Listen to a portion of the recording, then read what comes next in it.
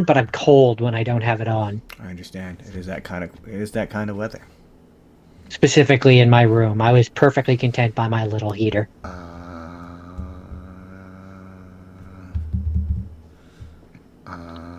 It starts with sorry, but it cannot just end there. Let's open the chat and get the link and share it on Facebook. Did I mention I made you co-host? You did. You did mention that. We're live. So you can change the image as much as you want. I will. Are we live? Because currently I just see a black screen. And then I'm gonna copy the link. You shouldn't. I'm gonna try reopening it. There we go. Perfectly content by my little heater. Yeah, there we go. Okay. I need the link. I need Instagram. Are we live? Because currently I Are just... we live? And I'm gonna copy the link. That's a hear us reference for both. like 5 people. I hear us both.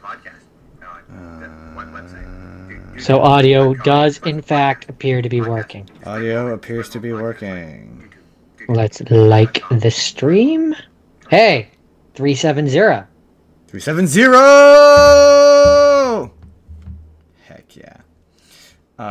Let's... We're like 30 people away from having to do whatever that thing that we promised for 400. That's true. We are.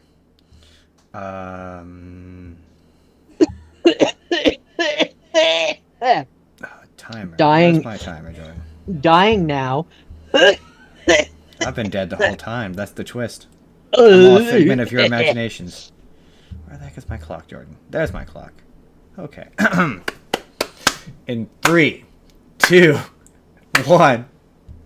This podcast is brought to you by the Arte Media Pantheon. Please head to artemedia.org to see all kinds of podcasts from our great friends. And if you would like to start your own podcast, they can provide you with the tools and resources to do so there. So please head to artemedia.org. That's ARETE media.org.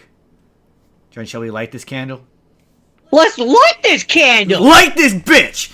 Welcome to the Spur of the Moment podcast, everybody. We're on time for once. We are in fact 3 minutes early. Thank you very much. Whoa! I think that's unprecedented for us. Unprecedented for us. I'm your host. I'm Justin Spurr, and I'm joined by Jordan. We don't have time, Jordan. We have to get this done. We have to get the news done by 11:30. I'm here. Jordan's here. I'm here. Jordan's here, and as usual, he's incomparable. Yep. Jordan, give him your classic move, the incomparable finisher. That's it. That's the incomparable finisher. Because on today's show, later in the show at 11:30, Jake is gonna come join us and hang out, and we're gonna talk about professional wrestling. We're gonna talk about some history of professional wrestling. I have questions about what you gonna wrestling. do when the spur of the moment rolls on over When runs you. wild over you, but we don't have time for a ton of time for comment response time today. But I did have to mention one comment we got on a TikTok, which was the best comment I've ever gotten, which is We got it on a tiki-talkie. when we were talking about Spider-Man having a mental block and losing his powers in the new Spider-Man. He corrected us. You said it was erectile dysfunction, Jordan. He corrected us. It's arachnile dysfunction.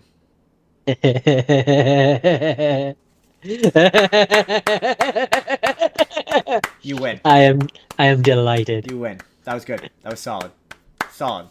Solid, everyone. I love it. That's That the was only comment very we have time for. We'll have more funny. comments maybe next week. In the meantime, let's just get on. Let's just barrel right through the news today. truck on through. Truck on through the news. To start with, Jordan, I meant to mention this weeks ago, and I completely forgot. And that's because it, for whatever reason, didn't pop up on my regular site. And that's they announced a new Life is Strange game, where Yes. big spoiler, I suppose. Avengers style twist. Chloe comes Yeah, back. Chloe comes back, and it looks like she's a playable character. It looks like she has her own powers now as a result of. Timey-wimey. Well, I to be fair, it's been a moment since I played Double Exposure, but I guess at the end of that one, Oh yeah, right. she The mashes friend the or timelines whatever. together or whatever. It mashes the timelines together, and the the friend from that one was going off to do a Magneto and start looking for other superheroes. Yeah, and So I'm sure that'll come back. Yeah, well, she's in the trailer. Oh yeah, right, She's in right. the trailer. But it looks like, yeah, now Chloe has powers, and it seems as though she might be playable, and that's kind of interesting. I know that they recast her, so she has a different voice, and obviously she now shares Max's new model. But I'm not gonna lie, I got kind of weirdly excited. You said it was like 3 years ago that came out. It feels like it just came out. Yeah, the last one, when I Googled it, it was like 2 or 3 years ago or something like that. And I'm wild. like, that's wild to me that's so long ago already. know. Double exposure. Hold on, let's look it up right now. You keep Like that talking. game just came out. See, I saw that the article I pulled up about it was really negative. And it was like, oh, they dredged up Max Caulfield because the other spin-off attempts weren't successful. And I was like, well, okay. I mean, kind of. Yeah, Double Exposure came out October 29th, 2024. I definitely get. I mean, I don't know that I would qualify this as nostalgia bait myself, but I could definitely see how some people might see it that way. I don't think this one is. I think the last one, Double Exposure, was, because Double Exposure was the one where it was like, oh my god, they brought back Max Caulfield after the other ones, right? But like, this is just a sequel to that. I know this is like for a sequel. Yeah, they exactly. set up for a sequel. This is not shocking for me. Yeah. The only shocking, not shocking, but the only part which could be construed as like, oh my god, is the fact that they brought back Chloe. The only way that this could further blow my mind is if they brought back the True Colors character. I really do need to play Life is Strange 2, so then I would care if the boy came back. I don't care if the boy comes back, but my mind would be blown if the girl from True Colors comes back. Everyone should play that game. That game's phenomenal. That game is really fun. The only way that the kid the from Life is Strange 2 being there would be cool is just in the general sense of like, cool. They're creating an expanded Avengers style Life is Strange universe. We're doing the Avengers, but it's Life is Strange. I mean, that's kind of what they felt like they were building towards, and then they couldn't decide. Like, it kind of seemed like they wanted to do a what's the word I'm looking for? Like an crossover, an anthology style kind of thing where every game is its own story and it only thematically ties together. And then they were like, no, we want this to literally tie together. And I was like, oh, all right, okay. Yeah, it felt anthological until they brought back Max, and then once you brought back Max, it's just like, okay, so these all exist in the same, like, what this, and it just makes it like, I think there's I'm not against it, but like, I just need more. I wish I could remember the character's name, but I'm pretty sure there's a direct reference to the girl from, or to the city, town, or the events of the True Color. I'm pretty sure in Double Exposure, there's some loose reference to it. But I maintain that game has the best story out of all the games, and that is said with a love of the original. But I just think it's the best told story, and I think the twist is way better. I mean, I love the original, but the original involves time travel, and as soon as you involve time travel, it makes things confusing. Even like how does she get her powers? Why does she have her powers? Where do they come from? Even compared to Double Exposure, I just think True Colors is the best Life is Strange game. Yeah, I mean, it has that section where you do LARPing, and it's I really like that part. Nothing in any of those games is. I would play an entire game of just you LARPing. Like, I would totally play that. It'd be super fun. Jordan, I don't know if you saw this. I didn't send it to you, but I wanted to talk about it on a conceptual level rather than talk about its content.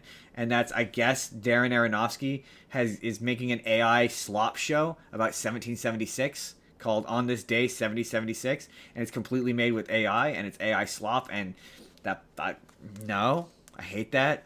Like, AI slop is fun when there's no profit and it's on the internet and it's stupid, but that gross. Don't like that. Yeah. So okay, I don't know what you're talking about, but just from a conceptual level, there's a lot of real world artists that you can just pay. Right. Don't be cheap. Don't be cheap. Don't be cheap. And like lazy. It's one thing if you're like I would never do it, but like a me or a you who's like, you have no budget, you can't afford to hire animators, and you're trying to make a creative venture out of your head, and you have no other alternative, then maybe I can see the I'm the argument. Making money off of it. Sure, but I'm talking like, just to just to make something, a creative process. Something. Yeah, exactly. I don't mind working with. And this is a controversial take. Look, I'm not I'm not like a doom and gloom, generative AI is the downfall of society kind of person. I mean, it kind of is, but I'm not.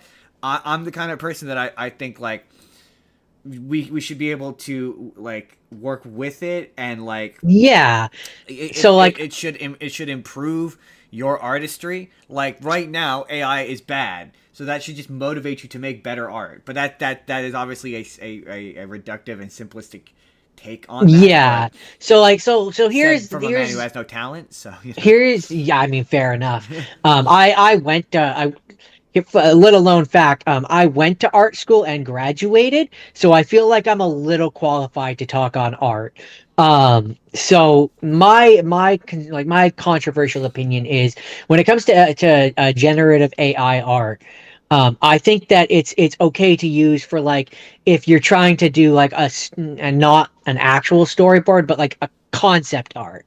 Yeah. Like you use it to generate what you're thinking in your head, and then you actually go and you take that concept art and you make the real thing with real people, and you change it Yeah. and you put the human Exactly. element into it, right? Like That's the one way that I think you can use it. I'm of the opinion I don't think there's anything ethically wrong with allowing AI to do administrative tasks. I think Yeah, there's been like plenty of documented cases of AI. Like that's why I hate blanket statements that all AI is evil, because there's been plenty documented cases of in the medical field and all sorts of different places where can just do things that humans just physically can't. And yeah, like menial shit that you don't want to do. That to me, I don't. Someone's gonna tell me, I'm gonna yell at me in the comments, I'm sure, but I don't think that's wrong. I think it's wrong to use it for I think jobs it's that a people want to do. yeah, well, so That's the thing. I think ultimately my summation before we move on is, for me, when it comes to just AI in general, it's a tool. Yeah, If you're using it like a exactly. tool, then it is fine. If you're using the axe to help you chop the wood, then it's fine. But if the axe has gained sentience and is chopping the wood just on its own and is replacing the person that is chopping the wood, this is a very bad metaphor. You But had it at first, then it started to fall apart. I then won't lie to you. I mean, It started to fall apart pretty immediately. okay, you don't have to make it. You don't have to point it out, Justin. People know. They knew. People know that it was a bad metaphor.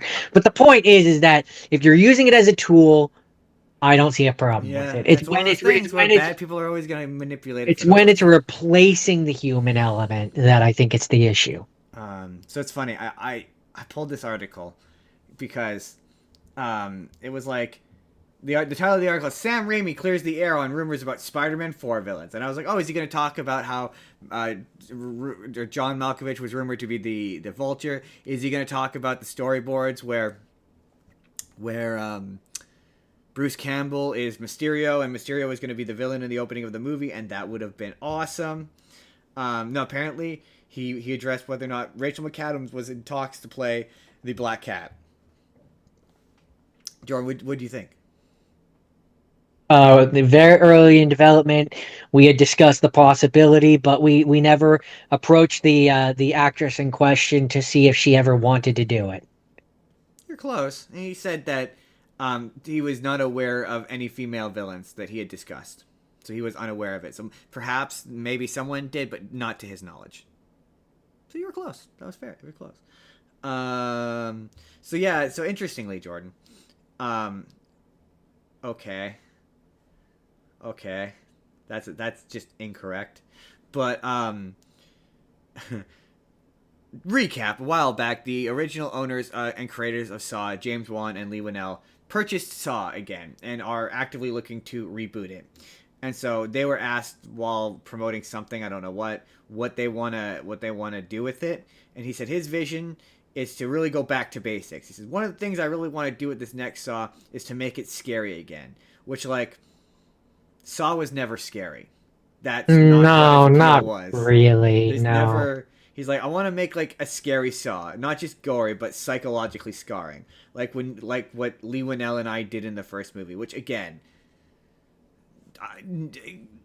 Maybe that was the intention in the first one, how but reads. it doesn't really. It's not. I don't know. It's hard for me to really, because I'm looking at it from my now sensibilities. Maybe back then it That wasn't. movie's tame. That first movie's tame, but the appeal to that first movie, in my opinion, is you have to say that now, Jordan. You have to preface everything with "in my opinion." But in my opinion, the appeal to that movie is that it's a locked room mystery, and it's about peeling back the layers of who these men are and how they arrived in this why they're location there. and why they are there. And the twist that the killer wasn't, spoiler alert, that the killer was in the room the whole time. That's the shit I remember. Like, I don't really remember the gore. There isn't really any gore in that first one. Like, you've got the Not really. I mean, I guess there's the cutting the foot off, but you don't see that. It cuts away. You don't actually see that. It isn't until Yeah. Saw X where you actually saw someone cut their foot off. That you just kind of, it's implied. Or like, I mean, what are the traps in that first one? You've got the candle where he's covered in gasoline. You've got the barbed wire, and again, it does a bunch of shaky camera. You never actually see it. So maybe that's what he's getting at. Like, they want to get back to making it more about the tension rather than the explicit the gore. subtlety of the gore, But, like the implied gore yeah, more than the I actual gore. The thing about I don't see a world in which you recreate what makes that first Saw movie. That's the first Saw movie. Legit is my favorite Saw movie. Like, hands down, my favorite Saw movie. Yeah, it's simple. Yeah, It's simple and it's easy, basic, and it doesn't. It's just, it works better as a result. No, I my think. second favorite isn't the second one. My second favorite is the third one. I really like the third one, although I like the second one a lot. God, we're gonna have to go back to the Saw movies again, Jordan. Have to talk about them again. I think we will have to one day. Jordan. That being Cavill. said, I do firmly think that they've been needing to reboot Saw for a while, because what are you gonna do with the next one? Have it take place in between an in between movie? Like, yeah, it's just, exactly. It's like, dude, you killed the character off too early. It's your own fault. Yeah. And So you didn't go so Supernatural. They should have gone Supernatural and made him ghost Jigsaw. I stand by. I mean, that would have worked. But so yeah, I definitely think rebooting is a smart thing to do. But like clean reboot, like recast Jigsaw. Oh, 100% reboot. Like, yeah, like no returning anybody. Because like don't do what you tried, because they've tried to reboot this franchise a few times. They tried to do Spiral, where it was like, okay, this is a different killer, but it takes place in the same universe. They tried to do No. It's a copy. 100% reboot. Clean reboot, like clean. It's Jigsaw again, but he's now played by a different guy. So or maybe so or even the same guy. It could be the same guy. We can have the same. Here's guy. No. If you're gonna do a clean reboot, I want it to be a different person. I do want And it so to be a different person. First thought that comes to mind: who would you choose to be the new Jigsaw? Don't think about it. First person that comes to mind. We don't have time for you to do a deep, long thought. I know. Here. I can't think of. I'm trying to think of someone with like a deep voice. Someone with a deep voice, like a really deep, gravelly. First person that comes to mind for me is Jason Statham. I mean, that's kind of a wild swing. I know. That's why it would be fun. I don't know. Yeah, I'll have to come back to that. Seth question. Rogen. Seth Rogen, definitely Seth Rogen. So again, to update everybody, Jordan. What's the funny chuckles? Seth Rogen. I'm just picturing it in my head as him doing doing that while doing the laugh. Jordan. Stupid. Quentin Tarantino. I don't remember the context of it, but in a recent interview, he said that Paul Dano was like the worst actor in Hollywood right now, and it was one of those. Paul Dano looked around and went, "What did I do?" How can I be the worst when there's Jared Leto out there? Jared Leto is out there. Ooh, that felt uncalled for.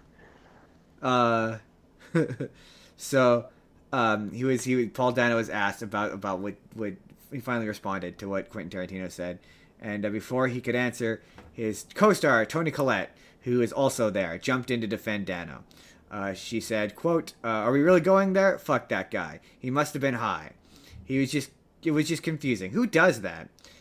Dano said that it was nice of Collette to do that, and it was also incredibly grateful that the world spoke up for me, so I didn't have to. Which is true. Everyone kind of at the same time went, "What the fuck? Why?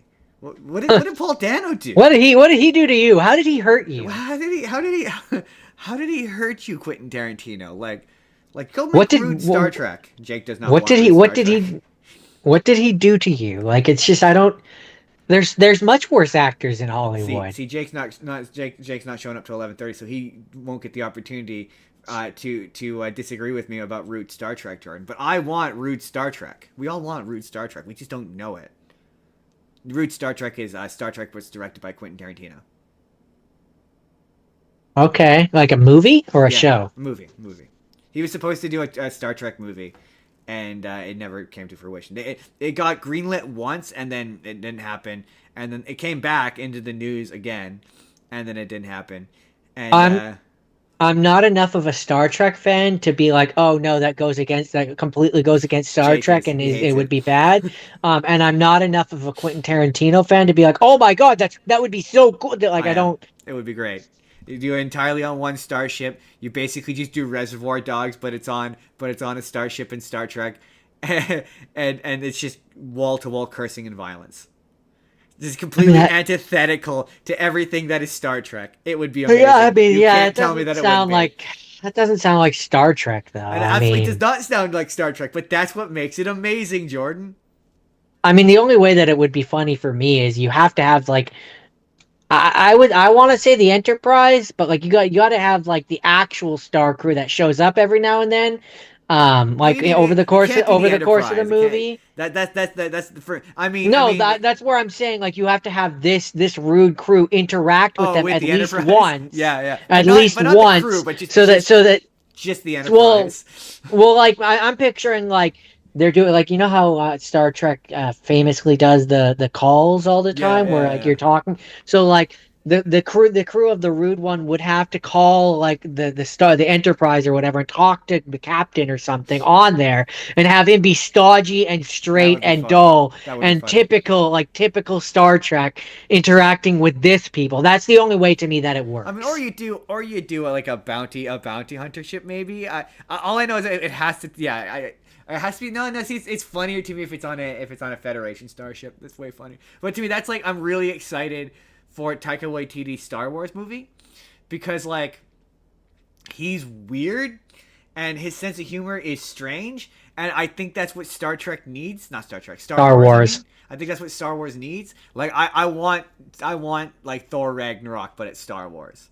Like. I don't want Love and Thunder, but it's Star Wars. But I want Ragnarok, but it's Star Wars. Like I want that kind of I want the Star Wars equivalent. Yeah. Like I want weird shit like that out of that franchise. It's just got a little too samey for me. I need something different. That's why I'm like, yeah, let Quentin I'm just trying to make a Star Trek movie. I'm just trying to think like if I was to let Taika I can't pronounce his name. Taika Waititi? Yeah, you got it. There we go. I'm just like, okay, so I'm letting him make any Star Wars movie.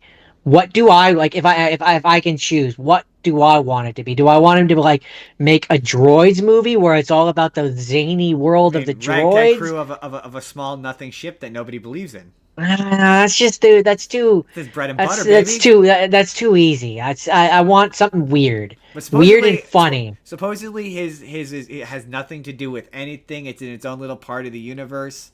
Like it's okay, well then I'm okay with that. Yeah, he's not directing like Star Wars Episode 10 or anything. I got it. I got what I want.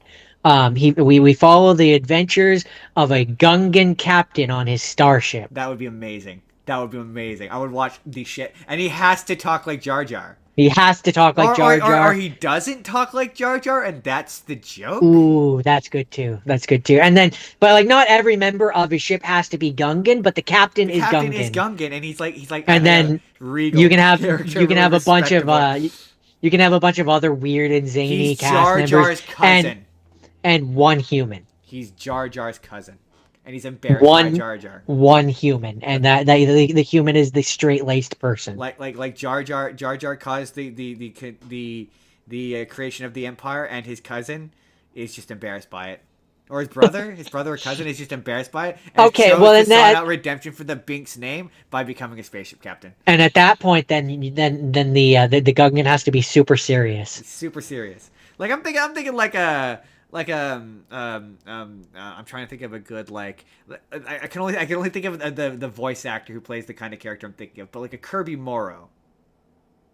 So like kind of not minus the lechery, but like from Inuyasha, the guy with the wind tunnel. Oh, okay. That voice actor plays a particular kind that kind of character, minus the lechery. That's kind of what I'm picturing. Whereas like he's not super serious, like he has a sense of humor, but like he's serious when it matters. I'm picturing a Krillin. Yeah, Krillin's a great example. Yeah. Not like a total joke of a character. He's like not like 100%. He's not a like it's not like a Yajirobe. Yajirobe, but He's not a Yajirobe or a Yamcha, but like he's not a TN. He's not a TN, exactly. Jordan. This made me laugh. This is one of those. The title made me laugh, and that's Gundam live action movie with Sydney Sweeney gets great update, and I'm like, okay, those are a series of words I never thought I'd say out loud. So what is she just gonna be like topless the whole time? Is that how this is gonna? is the poster gonna be like the Gundam in the background and then just her cleavage in the foreground? Is that how? Oh, I know. I mean, it's gonna be her. That feels disrespectful. It's gonna be her in the wingsuit, and it's gonna be zipped up to just under her boobs, and her boobs are gonna be like hanging out. Featured, See, right? what's funny? And maybe it's just the fact that this article leads with the fact that Sydney Sweeney is in it. The IP doesn't do enough. They didn't just go Gundam live action movie. They needed to mention the fact that Sydney Sweeney was in it. Anyway, sorry, go on. So what's funny is I have no idea who Sydney Sweeney is. Like, actually, I don't know what she's been in. Although, let me finish. I don't know what she's been in. I don't think I've ever watched her in anything. No, I can't imagine. No, you have. Actually, you have, because she was in Madam Web. I'd like to forget that I watched her in anything. I'm just saying, you have seen her in one thing, at least one thing. But like. It feels like every other day I'm seeing, whether it be on Facebook or whatever, Sydney Sweeney's parent or dad is upset or this or that, or she's been nude in this or that, and it's like what? The new Sydney Sweeney movie bombed. It's like, well, yeah, because it's a middling level independent film that wouldn't perform well anyway. Like, what are you talking about? I just see a lot of people complaining about her, and I don't really understand why. Like the Sydney Sweeney boxing movie failed, and you're like, well, yeah, because it was like an art house film about boxing, about a boxer that nobody really knows about. Why on earth would it perform exceptionally well? It's a weird standard to have. To be fair, she did do a racism. Part of Your World broadcast says she's in Euphoria. That's all I know her from. Yes, I've never seen an episode of Euphoria. I am familiar with it. I know she's very naked in it. Yeah. If you want to see her naked, that's the spot. So, anyway, what? Moving right along, Jordan. Jordan, I sent you the image of the Beatles, the guys who were playing the Beatles. I mean, they sure look like the Beatles. They sure look like if the lowest bar that you can ask for out of a biopic is that they look like the guy, man, they sure look like the guy. Well, they sure look like the guy. Haven't heard them talk yet, but I assume that they are also going to sound like the guys. I would assume. Yeah, apparently they're still making 4 movies. It's not just going to be one movie. But James Norton is Brian. But the one, I think it's the guy playing George. That's Joseph Quinn. That's the Human Torch, and Eddie from Stranger Things. Oh yeah. They sure look like the guys. I was impressed. I mean, the only one who doesn't really look like the guy is George. No, I think George looks like the guy. For me, it was Paul. I don't think Paul looks. I think it's his nose. He doesn't quite have. But like, I have to see it in motion to really. Yeah, it's just a still image that we saw, and to me, the still image looks pretty good. It looks great. They should, but it's weird because it seems to be capturing them, because you've got. It looks like one of them is long haired, so it looks like they've got them at different points. So perhaps each of these Beatles movies is going to be about a different point in the Beatles. That would make sense. Career. That would make 100% sense. Because it looked like John Lennon was like post Beatles. No, I think it was either John Lennon or George. He had the long beard and the long hair, and that's post Beatles. He didn't. Because when you're talking about the Beatles, they have like a wide different. What's funny about the Beatles is, as a band, they were only together for like 5 years, like 6 years. It wasn't a long time. I'm more talking about their entire history. Their entire. Oh yeah, I mean, obviously, yeah. There's it's funny because the post Beatles time, there's quite a bit of like gossip. Post Beatles time after they broke up, between that and when each of the ones who died. It's really quite interesting. All you need is love, though. Interesting. Yes. Maybe we'll we'll skip that. It's just they announced a bunch of God of War TV casting, and apparently the guy who plays Mimir, Mimir. is the same actor as the game. Oh, really? Oh, that's cool. That's fun. I've seen a lot of casting, and a lot of the guys, they sure as shit look like they do. Yeah, the one guy they've got playing. The problem with casting news when it's actors you don't know is like I could say the name, but people always give us shit in the comments for not saying the actor's name and just saying the character or not saying. But it's just like you wouldn't know who this actor is. You don't know what he looks like, and to take the time to Google each individual person, it wouldn't mean anything. You haven't seen him in anything. But the guy who they got playing Thor, they've announced Thor, so Thor is going to be in it. Looks like he's in the game, so that makes sense. He's in the second game. He's not in the first one though. For the modern one, yeah, I think he's in the second. I know he's in the second one. I thought he showed up in the first one. To my knowledge, he does not, but I have not beaten it, so I wouldn't know. But it's traditional. It's been too long since I played it. Yeah, that's like he is in the game. Yeah, he sure looks like the guy in the game. It's like, oh yeah, okay, that's great. So how do you talk about that beyond being like, hey, it looks like the guy from the game? That's what your benchmark is. That's what your standard are. I mean, if you're basing it on the video game, then yeah, it should look like he does in the game, and that's good that he does. So Jordan, good. The long delayed. So initially, Jordan, Fast and the Furious Part 10, Fast and the Furious X was going to be a 2-part movie called Fast and the Furious X, and then Fast and the Furious X Part 2. Are they still making those? Well, the final one is coming out, Jordan. Finally, the final one is coming out. The final one. Apparently, they're bringing back Brian somehow. I don't know how.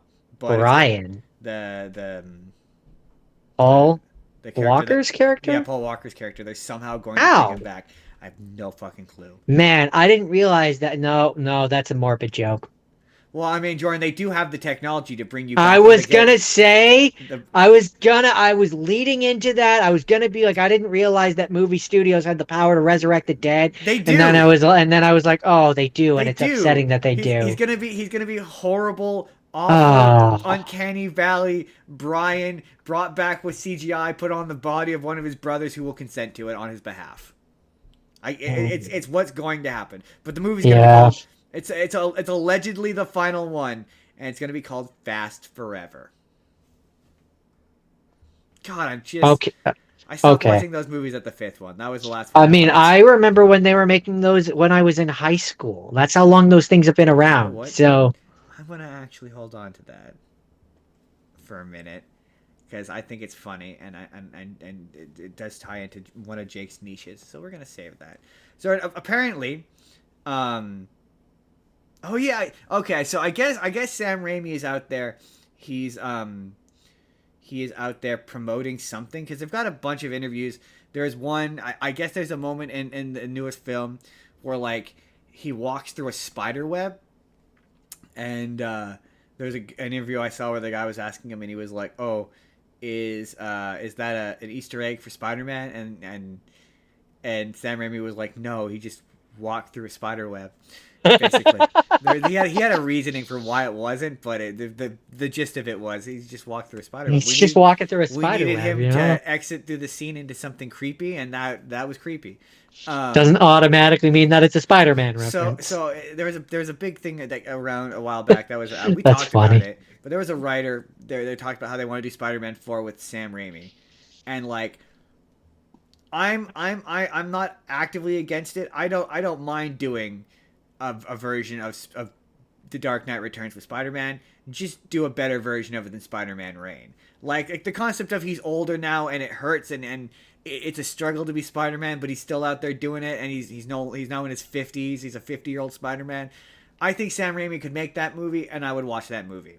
Especially, I think if you had him fight the Vulture, and you have it be about age, and you have the Vulture be an old man, very specifically an old man, and you don't do the bit of Spider-Man Reign where MJ died because of the radioactive sperm, and you don't do the bit where it ends with the Venom symbiote basically doing Web of Shadows. It's awful. I've read it once. It's terrible. To me, the way that you do a Dark Knight Returns or whatever with the Spider-Man is you have it be where he's. I mean, I would make him like old, like 50-year-old Peter Parker Yeah, 50, and bring 50, perfect age. and bring in Mayday. They're never Mayday gonna do Parker. that. They're never gonna do that. That's the reason why I didn't pitch it. They're never. They will. They would probably at most do. He's got. Well, I mean, again, we talked about this before. Sam Raimi did Spider-Man 4. MJ and Peter would be divorced, and he'd be sad Peter Parker. Yeah. That's why I don't want him to make a Spider-Man Right. It's 4. why I don't want him to make Spider-Man 4. Anyway, so yeah, what did he say about it? We were bearing the lead really hard here. But I was more saying, like, if I could do my version of an Dark Knight, whatever, Old Knight, that's what I would do. God, that's such a wishy-washy. And I would use it to launch a new series of movies with Mayday Parker. I mean, sure. I mean, yes. But also, that comic run was also not super popular. It didn't last very long. So, I don't care. I think it's the best way to do an old man Peter Parker. I don't disagree. It's better than he has cancer sperm and kills Mary Jane. Like, I mean, that is true. It is better than he has cancer sperm, but he gives it to Mary Jane. That is accurate. It's unobjection. It's you just. There's no way to deny that would be better. But so Sam Raimi, he gave a wishy-washy. I don't think this is a good time for Spider-Man right now. What with him in the MCU and whatnot, but maybe one day. That's his answer. So he gave a non-answer. He gave very much a non-answer, which tells me that they're definitely talking about it. That's what that tells me. Or it has been talked about. Definitely post No Way Home. They definitely talked about it. That's what that tells me. There was meetings with him and probably Tobey Maguire being like, "Do you wanna?" And they're probably in a position where they would. And I think they could do it. Like that's the thing that's frustrating about these properties. If we can exist in a world where we could have Spider-Man 4 and Spider-Man 4 for Tobey Maguire and do a brand new. I mean, yeah, they especially because they have already introduced the multiverse. There's no reason why you can't have. You could also have an Andrew Garfield one at the same time and bring a completely separate actor who has never been seen to be Spider-Man and have him exist in his own bubble too. It's all part of the multiverse. It's what I'm saying. Or Spider-Verse, whatever. Spider-Verse, as it were, Jordan, as it were. I have one more story, but I think I'm gonna wait till Jake jumps in. So while we wait for Jake to jump in, any word from him?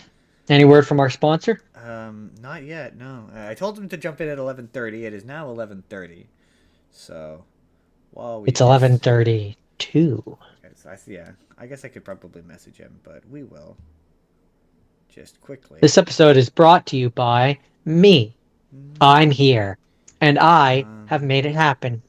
I figure while we wait, let's just pull open our comments and see if there's any new comments that are worth talking about.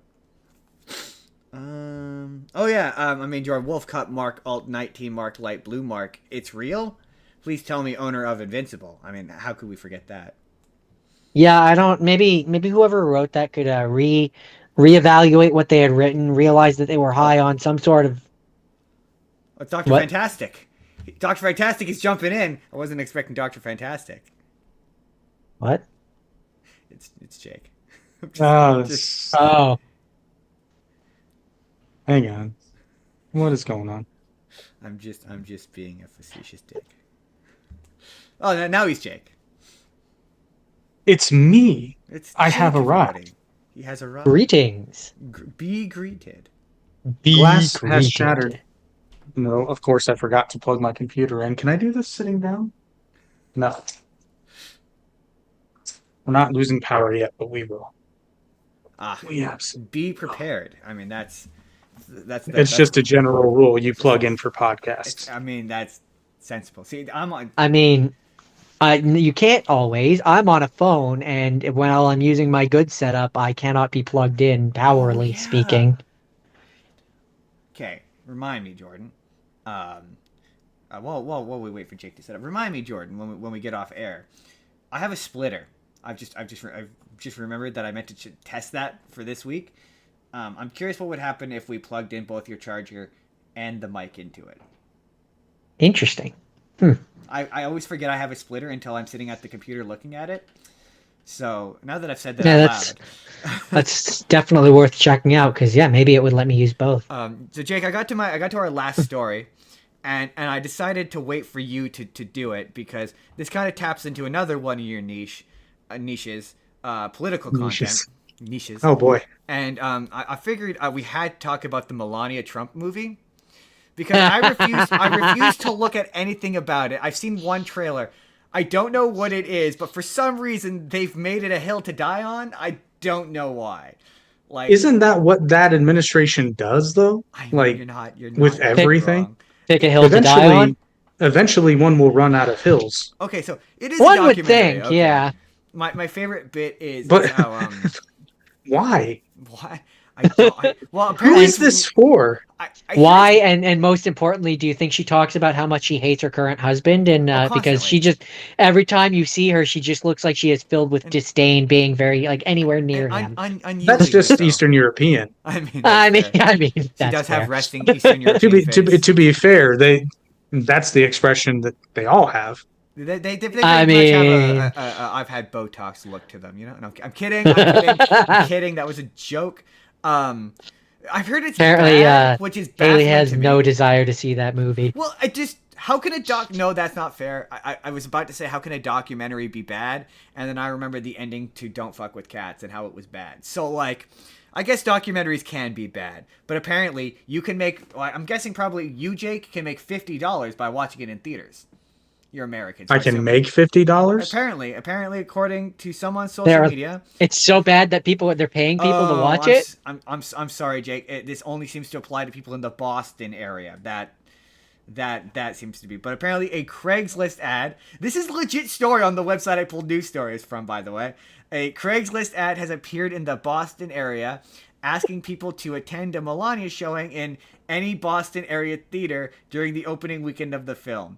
Those who do will receive a free ticket as well as $50 per seat occupied. The ad specifies that the people must remain in seats for the entirety of the movie, whether or not the ad is real or not, or some sort of attempt at trolling is unknown. So Stephen Miller posted that Craigslist ad. I guess. Because I can also see Stephen Miller still. Oh no, see Barron wouldn't use Craigslist. Oh, fair. But I can absolutely see Stephen Miller using Craigslist.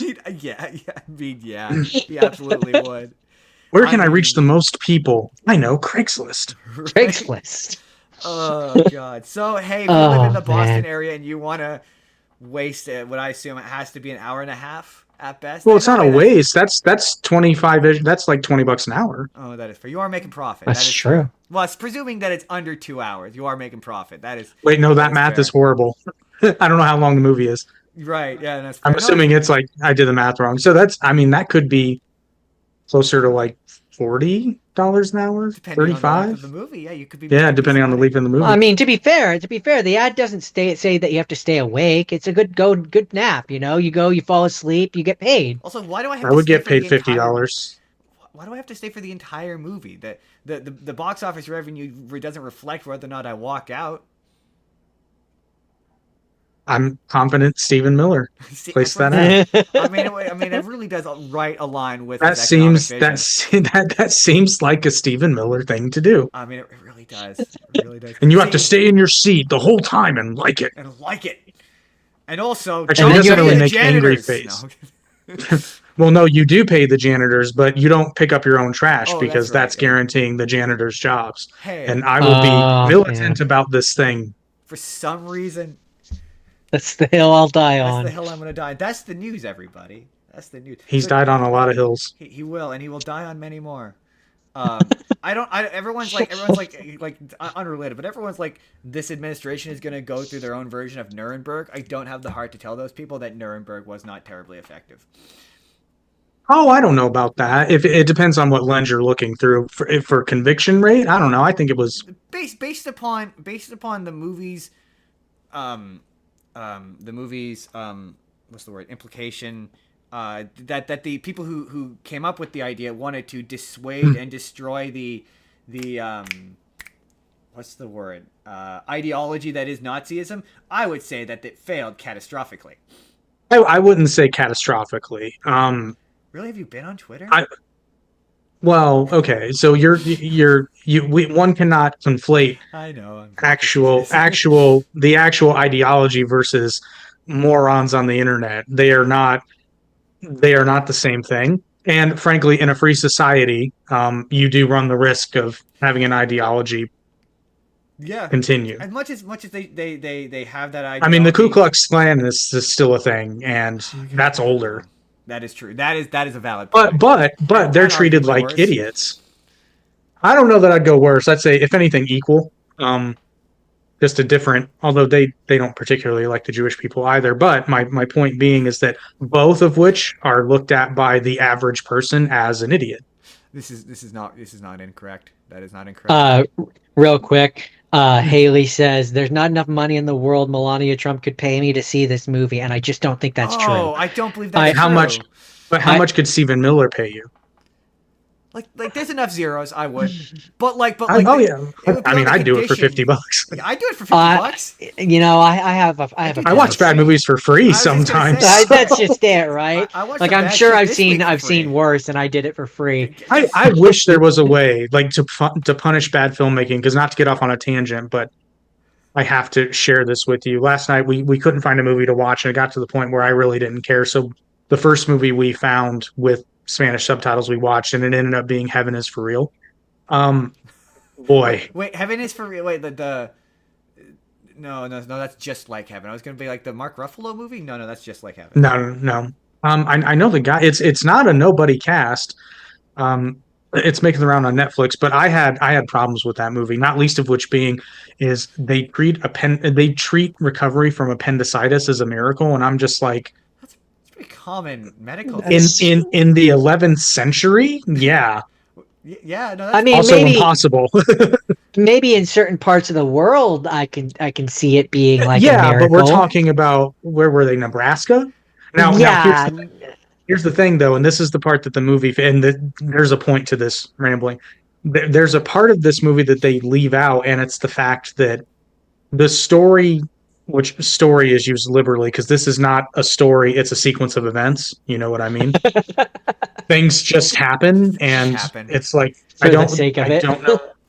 Like, I see him like break his leg during a softball game, and I'm like, why? This is doing nothing for the plot. But anyway, his both of his kids get sick on a road trip, and there's a scene where his wife, one is the daughter's overacting in the scene. She's puking in the bathtub, the boy's puking in the toilet, and she's on the phone with their doctor, and dialogue says like they have a fever of 105, and I'm like, whoa, you need to go to the hospital. I was gonna say that's like your dying territory. That's the plot of for a 4-year-old.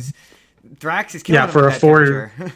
Yeah, a 4-year-old has a fever of 105. That's not. That's bad. You know, that's even worse. That's not call a doctor. That's go to the hospital now. Yeah. And then 4 days later in story, the boy's still sick and the daughter's fine. And they're like, and then the wife's finally like, we need to take him to the medical center now. I'm like, that should have been your reaction at 105 fever. Now he might die. But also, like, and it's your fault. Maybe they're not close to a hospital. I think 2 hours is a lot faster than 4 days. That is also unless they're walking carrying the child. No, I'd watch the condition would be I'd watch your Melania movie for $50, Stephen Miller. But like, I reserve the right to criticize at the end of it, and also for sure. But jokes. my system would be though is that bad filmmakers should compensate the viewers for their bad movies. So at least if you're sitting in a theater, you can be like, "Wow, I'm gonna make so much money from this piece of shit." It's because I watched I watched Georgia Rule for the show, and my mom's friend, she watched that in theaters, and she very much came out and demanded her money back after watching it. She was like, "I want my money back. Pay me." See, that I disagree with. That's not the theater's fault. Hey, that's what we said. Yeah, right. That was the argument for me, for the Melania thing, it's like, okay, I'd watch it for 50, but I like Justin, I retain the right to talk about it and say how bad it is. And if you want me to say nice things about it, you have to pay the nice guy tax, which is like, really expensive. Yeah, I'd say like what, $10 per word. Feels fair. Hey, inflation's real. Hey, and nice thing. let us remember that this administration is very supportive of the First Amendment so long as you say things that they like. Right, exactly. They're very supportive of the First Amendment in very specific situations. Just incredibly, That it could not be. is Other incredibly times, not so specific much. situations that benefit them. Yeah, Or that even sound good. that sound good. So with that, guys, Oh, Although today's speaking of the show- Trump administration, are we talking about wrestling now? Oh yeah, speaking of the Trump administration, speaking of Trump's best friend Vince McMahon Jr. Today's show, everybody, is brought to you by our Solid friend correction. Jake. For more than one reason. Number one, he is the podcast boss. He is the boss of the network. He's the reason we have a show. He saw an internet video I made and went, "Hey, I want to listen to you talk about stuff, anything really, for multiple hours." put it on a microphone. Put it on a microphone. And he That's essentially how it happened. that's pretty much how it happened. He's got several podcasts. He's got the Average Intelligence Too many podcast. podcasts. He's got the Arte Media podcast. He's got currently on hiatus, but Toon Talk 2.0 with our good friend Virus Fox. He's got Average Intelligence with our other good friend Eric. He's got Star Trek Final Frontier podcast with this guy. That's probably my favorite podcast that he does, narcissistically. It's become mine. Hey, I'll take it. And most relevantly today, he is the current seeking a host, a permanent co-host, or multiple co-hosts, as the case may be, of his wrestling podcast, Down the Middle. And because I like pro wrestling, Jordan insists I'm a fan. I think you're a You're fan. getting there. You're knocking on it. You're getting closer and closer. I'd like to You're see where more. I was in 2006. I would That was characterize like myself right before I became a fan. I would characterize myself as a casual observer of this. Although, man, I have questions. I watched some movies. I have some questions. We're gonna get to those questions as we get to those movies. And so, as such, we have been knocking around doing a professional wrestling episode for forever because there's For a while. there's professional wrestling stuff I want to watch and I want to talk about. And so, with that, we thought we'd ask Jake to come on, talk about some professional wrestling stuff. And because I am Agent of Chaos, I will periodically just throw out the format. And that's what we're going to do today. We're just going to throw out the format. And we're just going to tackle this in any order we see fit. But Jordan, I figured... Wrong, Justin. This is wrestling. We're gonna suplex We're going to this. suplex this. But Jordan, I Or figured... arm drag. Arm drag, it's less- We're going to give it the 5-knuckle shuffle, the people's elbow... The Iron Claw. The Iron Claw. Hey, there we go. So, but Jordan, I figured we'd start in the realistic part of this, and we will just transition into the cartoony stuff. And I figured a good place to start with that is the dark side of the ring. Ooh, what's the darkest one? I, Because they get pretty dark. Chris Benoit? Ah. But the dark side of the ring, for those of you who have not seen Dark, because I watched a few episodes of it as well, is a Vice produced. It's weird because Crave calls it a Crave original, but it's a Vice produced documentary series about wrestling that is really, really, really over the top and sensationalized in a way that I find amusing. But I will only offer one correction, and it's only because Jim Cornette contributes a lot to Dark Side of the Ring, and Jim Cornette's number one criticism of wrestling documentaries is that they are normally overly sensationalized. I enjoy his not takedowns, but his review of them when he's on them, because he does provide, like, he's like, okay, he's where I got the term talking head from. I love that term. And depending on who the talking head is, the perspective is different. And there's I watched the Moolah episode before we started doing this, and that was an example of one where That's dark. So I figured, because it's funny, Jordan, just so everyone knows, is he knows absolutely nothing. He's going Very little. He's going to this completely blank slated. So I figured what we did when we did Black Mirror is we went through this an episode at a time. Jordan giving a rough description, and I figured this time, if Jordan misses any details, as he is ought to do, Jake, feel free to just tag in like you just did and offer any additional corrections and any details that you may have. And also, I'll supply the comeback, brother. Throughout the episode, I had Jordan watch various, and I also watched 3 professional wrestling matches, and I'm going to throw to Jordan at any moment and tell him to name the related to the in the moment professional wrestling match that he watched, potentially, and then the other ones will fit in as it goes along. Jordan, first episode of Dark Side of the Ring that you watched. The first one that I watched was something. It was the Montreal Screwjob, which that one was fun. That's good. I'll have to be honest, I watched a lot of movies which had a lot of names, which I don't remember all of the names, so you'll have to forgive me for that. But basically, there's the one person who had the belt, who was wanting to transition out and go to the different, I think it was the WEW, WCW, and Bret Hart was the WCW. current. Bret Hart was the current WWF champion from. Where? Oh God, where are the Harts from? I know they're Canadian, but Edmonton, Montreal, I believe. Montreal. Yes, you're right. Montreal. Stampede was in Montreal.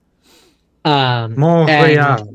And so the one guy wanted to leave, and they wanted the belt back from him, but he didn't want to give them back the belt, and it was the whole big thing, and they came up with this whole plot to essentially screw him. And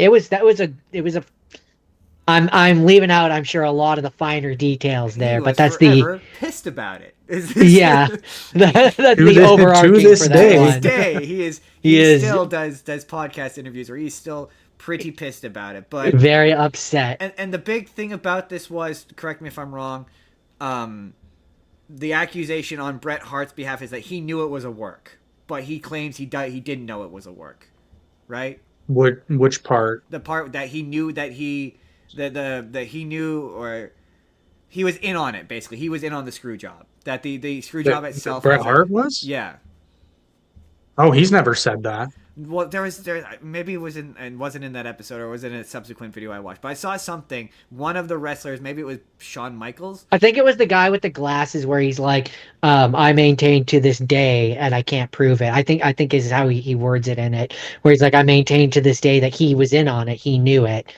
He fully knew what was going on and what was happening." Was that Vince Russo who says it? It might be. If Vince Russo said it, then it's bullshit. I believe it was him who said that. If Vince Russo said it, it is not true. So Jake, I need you to because Jordan, I keep saying the name Vince Russo with a tone, and he keeps basically going, "Why are you doing that?" I need you to explain, Jordan, just for your benefit. The name Vince Russo is going to come up a lot today. So it's important that you understand who Vince Russo is, and the audience. Okay. I keep forgetting our audience doesn't know the inside baseball of professional wrestling. So for the audience and Jordan's benefit, who is Vince Russo, Jake? So Vince Russo was a television writer for originally the WWF, but very quickly he moved to WCW and proceeded to produce some of the worst wrestling ever to be put on tape, film, whatever. Really terrible. Including giving himself the belt as well as David Arquette, among other just terrible things. And then he would go on to TNA later and do not quite as bad, but by that point they learned how to tell him no. But the real problem with Vince Russo is that he's full of crap the vast majority of the time, because he revises history. He says things that are blatantly not true, and then always just kind of comes back with the, you know what, bro? It's all about perspective. I'm like, most of the time, yes. Impression. Jake, once again, the solid impression. That's solid. It's like, yes, but I'm not going to take the testimony of a man who Jim Cornette read this out on his podcast. Vince Russo was shopping around a women's only wrestling league television show in the late 90s, early 2000s. I can't remember when. And I don't remember what the promotion's name was, but it included a character named Toxic Shock. Oh, no. Who coincidentally only wrestles 1 week out of the month. Oh, no. Vince Russo, why? Yeah, he's like your coworker with the worst ideas. That's awful. You know what? And actually, he put it in his own book. So this is in his book. Hold on, I'm going to see if I can find some more. Russo female wrestling. Terrible. Because I was going to say, a female wrestling thing, that doesn't sound so bad. That's been done. That's been done. They have the Diva Cup. They do. Hey man, I watched the because we're gonna get to it, but one of the things we're gonna talk about is Queen of the Ring, and yeah, man, women's wrestling does not get enough credit. It really doesn't. We're gonna talk about that though. We're gonna talk about women's wrestling later. While Jake Googles that, the Montreal Screwjob. Yeah, the big thing was you go out on your back, right? That was the whole thing, and then Bret Hart refused to. And you pass off the belt to the next person. Off the belt to the next guy when you go into a new promotion. It's your way of wrapping up and your way of paying respect to those who came before, and he didn't want to do that. He didn't want to do that, and I don't remember why. I think it was because, from what I remember, it was because the person that he was supposed to pass it off to, he had real world beef with. Right. It was and they were having like real world issues, and he didn't want to pass it off to him as a result. You got it? Oh God, I can't. But I've got actual shots of the book. So the promotion's name was Bitch Slap. Oh dear God. And these are some of the character bios. Toxic Shock. Many of the supporters of Bitch Slap wrestle with no strings attached. However, this is not the case with the very volatile Toxic Shock. But like also, Moolah would have been Toxic Shock. Oh, and then we got Homeless Heather. That's a joke for 3 people. Homeless Heather. Oh God, Vince Russo, what are you doing? Homeless Heather. But also, you gotta remember, this is the 90s, right? This is like peak attitude. I mean, wrestling. Yeah, okay, but still. Yeah, but we also have Kentucky Love with Papa Woody. Papa Woody. You can't do that. I can't. And the Ass Pirates, Blackbeard and Treasure Chest. Oh my God. Oh my God.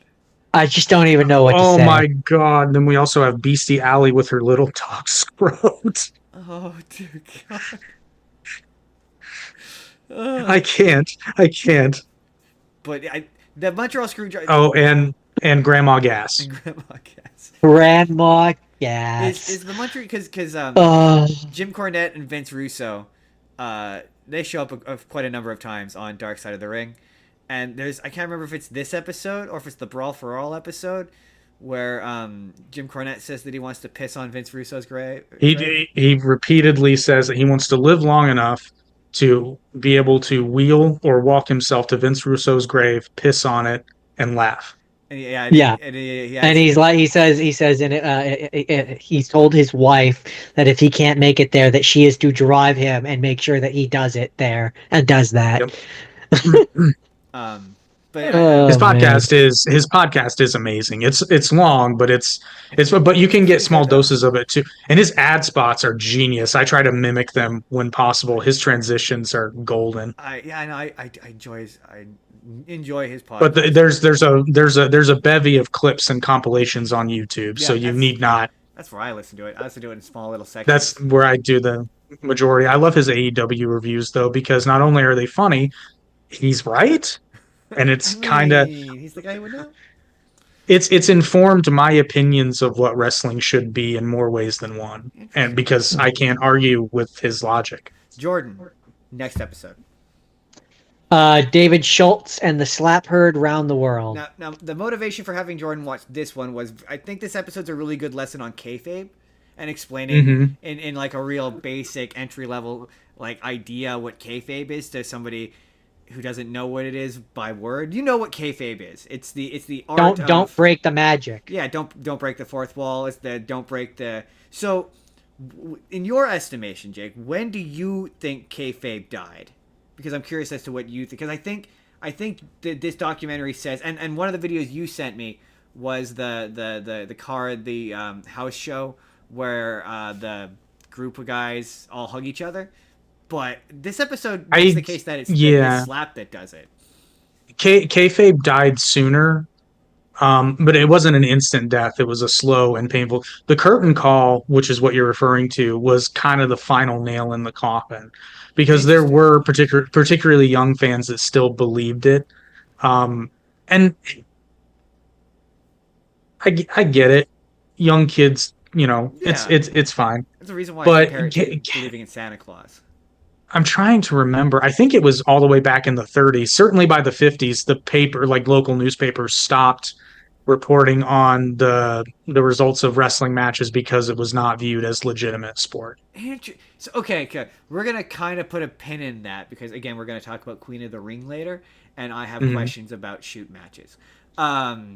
So we're gonna now those do occasionally happen, and okay, maybe we'll do it now.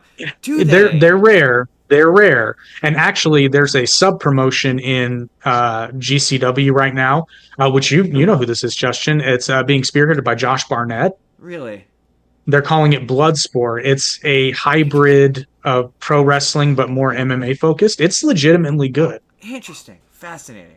So, so the Dave Schultz thing is Jordan. What did Dave Schultz do? There was the reporter guy, who came and was doing an interview, and he was like, he called it fake, and then got slapped for it.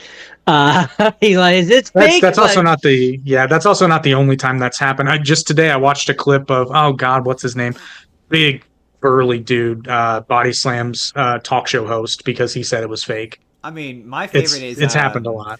Is on the Bill Maher show with Rowdy Piper, and this the aggressive way he's like this. I can't remember all the injuries he does, but he's just like, and then this, and it's just so hyper aggressive, and he sits back down and he's jovial again. It's great clip, great, and it's the way he puts Bill Maher in his place. I mean, anytime anyone puts Bill Maher in his place is great. And I think that's the right reaction because is it fake in the sense that it's scripted? Well, I shouldn't even say scripted, predetermined outcome, absolutely. But it's probably the least fake sport out there. Oh, yeah. Yeah, I would never use the word fake. If you want to use the word staged, it's even staged, to a point, but there's no way to. But like, there's no way to flip. There's no way to. There are ways you can protect yourself while doing a backflip onto another person, but there is no safety harness. Yeah, or like, and we're jumping the gun a little bit here, but like with the Mick Foley Hell in a Cell, you can't fake a 20-foot drop. No, you just can't. And so, no, it's not fake. That's not the right word at all.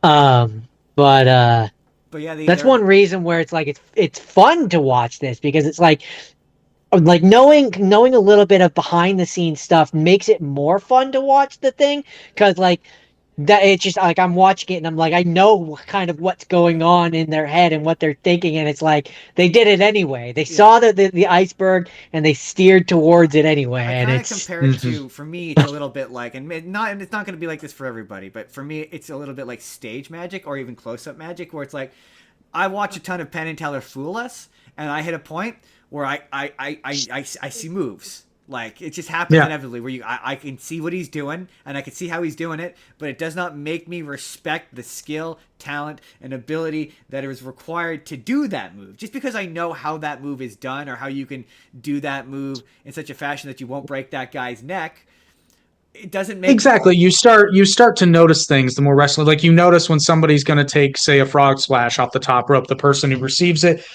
well, at what should be the last moment, it's usually not, but they'll bring their arms in to cushion the blow, so to speak. Yeah. Now, not always. I've seen some people take them raw back in like the ruthless aggression attitude eras. There were very unsafe things happening at that time. Or the tombstone or whatever that the Undertaker like supports your neck, so it doesn't really the way he's dropping it doesn't actually hurt. Your head doesn't actually touch the canvas. Yeah, he's so good at it. Or even just at the basic, like when they're doing the punches on the ground, it's like if you know anything, you know, like they're not really doing, but it's all about how the sounds coming from the sounds coming from their foot stomping. Yeah.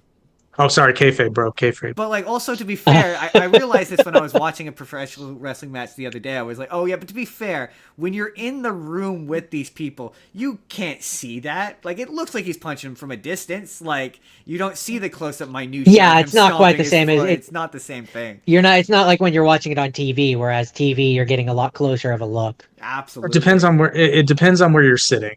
That's true. And it depends on the wrestler too, because some I'm just going to level with you. Sometimes it's a little bit more obvious in a live setting, but it could be the angle you're at. We're going to talk about Hulk Hogan, guys. We're going to talk about his wrestling. Just so everyone knows. Hey, before you say that, you should. I don't think you've looked it up yet. Watch Hogan's New Japan stuff. Oh no, I've heard he. Yeah, it's legitimately good. Hulk Hogan could wrestle. if just, evidence. you know. I guess the point being with Hogan and what I wish some wrestlers would take more to heart is like, yeah, okay, let's say that you can do a 360, backflip corkscrew and land on a guy, but don't do it every match. Yeah, it does take some of the majesty out of it. You're right. When you do, like, when you're doing like high flying stuff all the time, it does take a little bit of the. I do absolutely see what you mean there, Jordan. Next episode. Mick Foley, Hell in a Cell. Oh. Which favorite wrestling. I saw there's a comment. There's no dark side to that though. It's surprisingly. I mean, to be fair, that episode. Wait, have you seen that episode, Jake? It's one of the newer Yeah. ones. That episode to me. Oh, maybe not. It's more about Mick Foley and. Yeah, for sure. I mean, there's no dark side in the sense that like Mick Foley was not coerced in a way that I feel would be unethical. Oh, okay. I respect Mick Foley because he's like knowing what I know now about head trauma, would I have still done it? And he doesn't say yes, but he kind of implies it. He's like, yeah. He's like, am I going to say that the stuff I did wasn't incredibly dangerous? No. Am I going to sit here and deny that it gave me the success that I have? No. And I respect that about him. Like he knows that it fucked him up, but that's the catch-22 though, is somebody like Mick Foley this is kind of ironic because he wasn't a bad looking dude earlier in his career. Not to say he's ugly or anything, but like, you know what I mean? Yeah. Like he wasn't your typical built wrestler, which again is super ironic because if you look at the Cactus Jack years, it's not like he was ugly. No, but he wasn't an but he created style professional wrestler. He created a niche for himself. Okay. He really makes me think of like he's the Jack Black of wrestling a little bit. Whereas kind of like my favorite he's not wrestler. traditional, but like he still really made it work. And he was really. It's funny you say. But Mick Foley knew when to push past. I think that's the difference between him and some of the other hardcore people that would come later. Yeah. Is he understood when to do that. Yeah. And Mick Foley did it more than the average WWF wrestler, but they showed some of the shit he took. Miles, yeah, but miles less than what a lot of guys are doing on the indies and especially the garbage hardcore indies. True. I mean, that is true. He look as a child of the '90s. It's hard not to be like I love The Rock. I love Stone Cold. They're probably my two favorite wrestlers. But Mick Foley, he reminds me a lot of like, it's funny you say Jack Black because it reminds me of Tenacious D in the sense that like he's not your traditional wrestler. He's not. He's especially coming in off the back of the 80s and 90s where it's all like Hulk Hogan and jacked, like muscle on muscle on muscle. He's a guy who's like a bit stockier and he's doing the shit that the other people are doing, and it's what I love about him. This is you watch Cobra Kai. I always forget the actor's name. The guy who plays Stingray. Yeah, I always forget his name, but I know the actor you're talking Paul about. Something Hauser. He supposedly is going to make a Mick Foley movie, and I know, right? I went, you know what? Solid casting. I could see it, and this show makes me go, why aren't there more professional wrestling movies? Like their stories are insane. Like I would watch a movie about this match. Like there's this, like the to go back to the episode, like the fact that like Undertaker didn't want to throw him off the thing. Like, he did not. So Jordan asked this question. This was a question that we had. Is the announcing table gimmicked? Yes.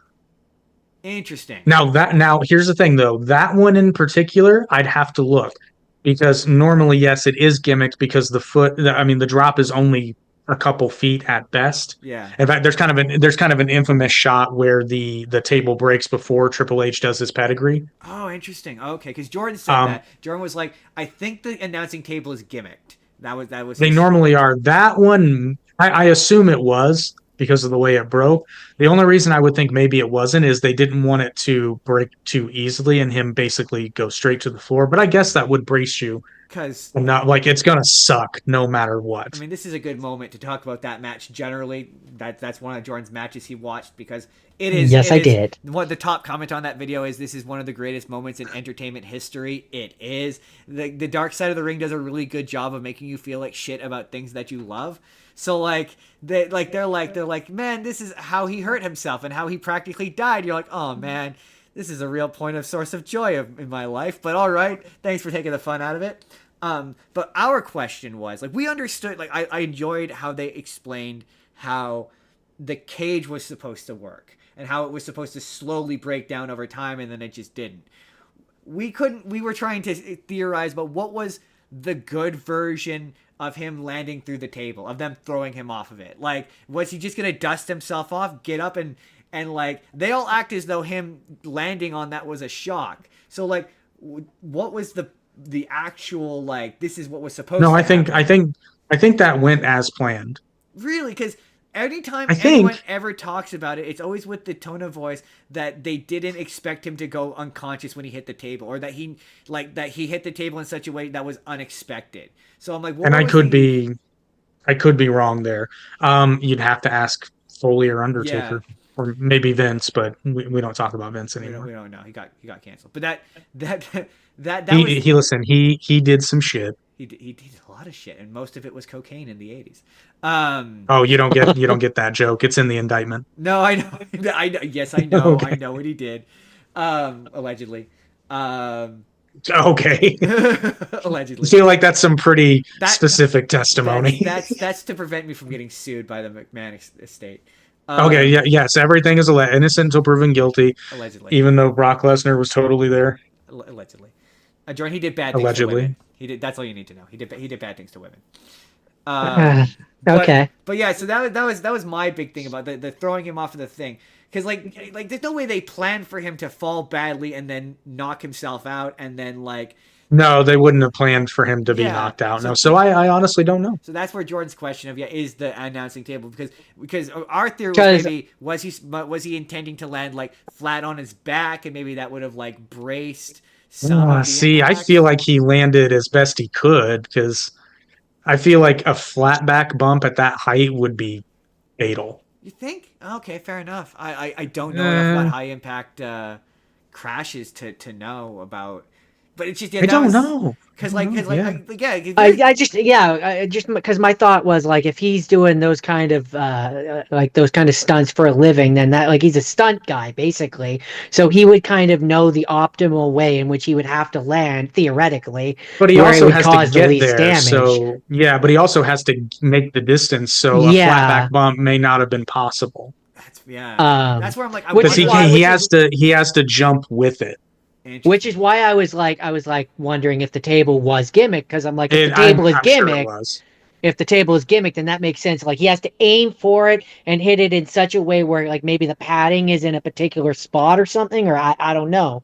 No, but there's to my knowledge, there's no padding in it. It just breaks in such a way that it collapses without any jagged edges. Interesting. Oh, interesting. Okay. So yeah, there's no padding. There's no padding in it. So to go to the actual match itself. So yeah, it's a miracle that he did not get if there is padding, I'll put it this way: if there is padding at 20 feet, it does nothing. Bubkiss. With each of these matches, Jake, I wanted to ask you, what was the first time you saw this spectacle of human insanity, as it were? Do you recall? I don't remember the first time I saw the match. I've seen that moment so many times, because I actually got interested in wrestling first because the guy who would become my roommate a year later was a massive wrestling fan. And they show that as a highlight. Like all the time. All the time. Like, it's even back when they released pay-per-views on DVD, they had this "Don't Try This at Home" segment. And that's like... Oh, interesting. So for it's in there. Wrestling isn't like a childhood thing? And when I was super duper young, I remember watching it with my dad, but I'll put it to you this way. And then I was like very badly, I liked Kane, but I got confused because another friend of mine was into wrestling, but he was watching WCW, and I'm like, where's Kane? And I'm like, Kane isn't in WCW. I'm like, but different I've seen promotion. him, not understanding that there were two. I thought wrestling was wrestling, So did we. Yeah, so did we. so did we. Those are just letters. What do which I those just mean? liked Kane because he was a big dude dressed in red wearing a mask, and I who thought that was didn't cool. love Mask Kane? Like, But I'm talking yeah, like red Mask 4-year-old me Kane. thought that was awesome. Like when he became half Mask Kane, he wasn't the same. That was lame. Yeah, my memory of wrestling, my experience with wrestling is, I remember basically the '90s. So like Stone Cold Steve Austin, The Rock, The Undertaker, Kane. Now that you've said that name, I recognize that one. Used to scare the shit out of me. Those are the big ones. Even like Mankind. I remember the cage match. Like I remember that match. I remember watching it, like, Even baby. watching like as a like 8-year-old or a whatever 7. But for me, it was as far as I knew as a kid, that shit was real. You know, Like, you know how they say don't try this at home? We did. we did. Everybody did. Yeah. Every pro wrestler today absolutely tried it at home. There's video footage of it Yeah. that they And put so put then- in their documentaries later.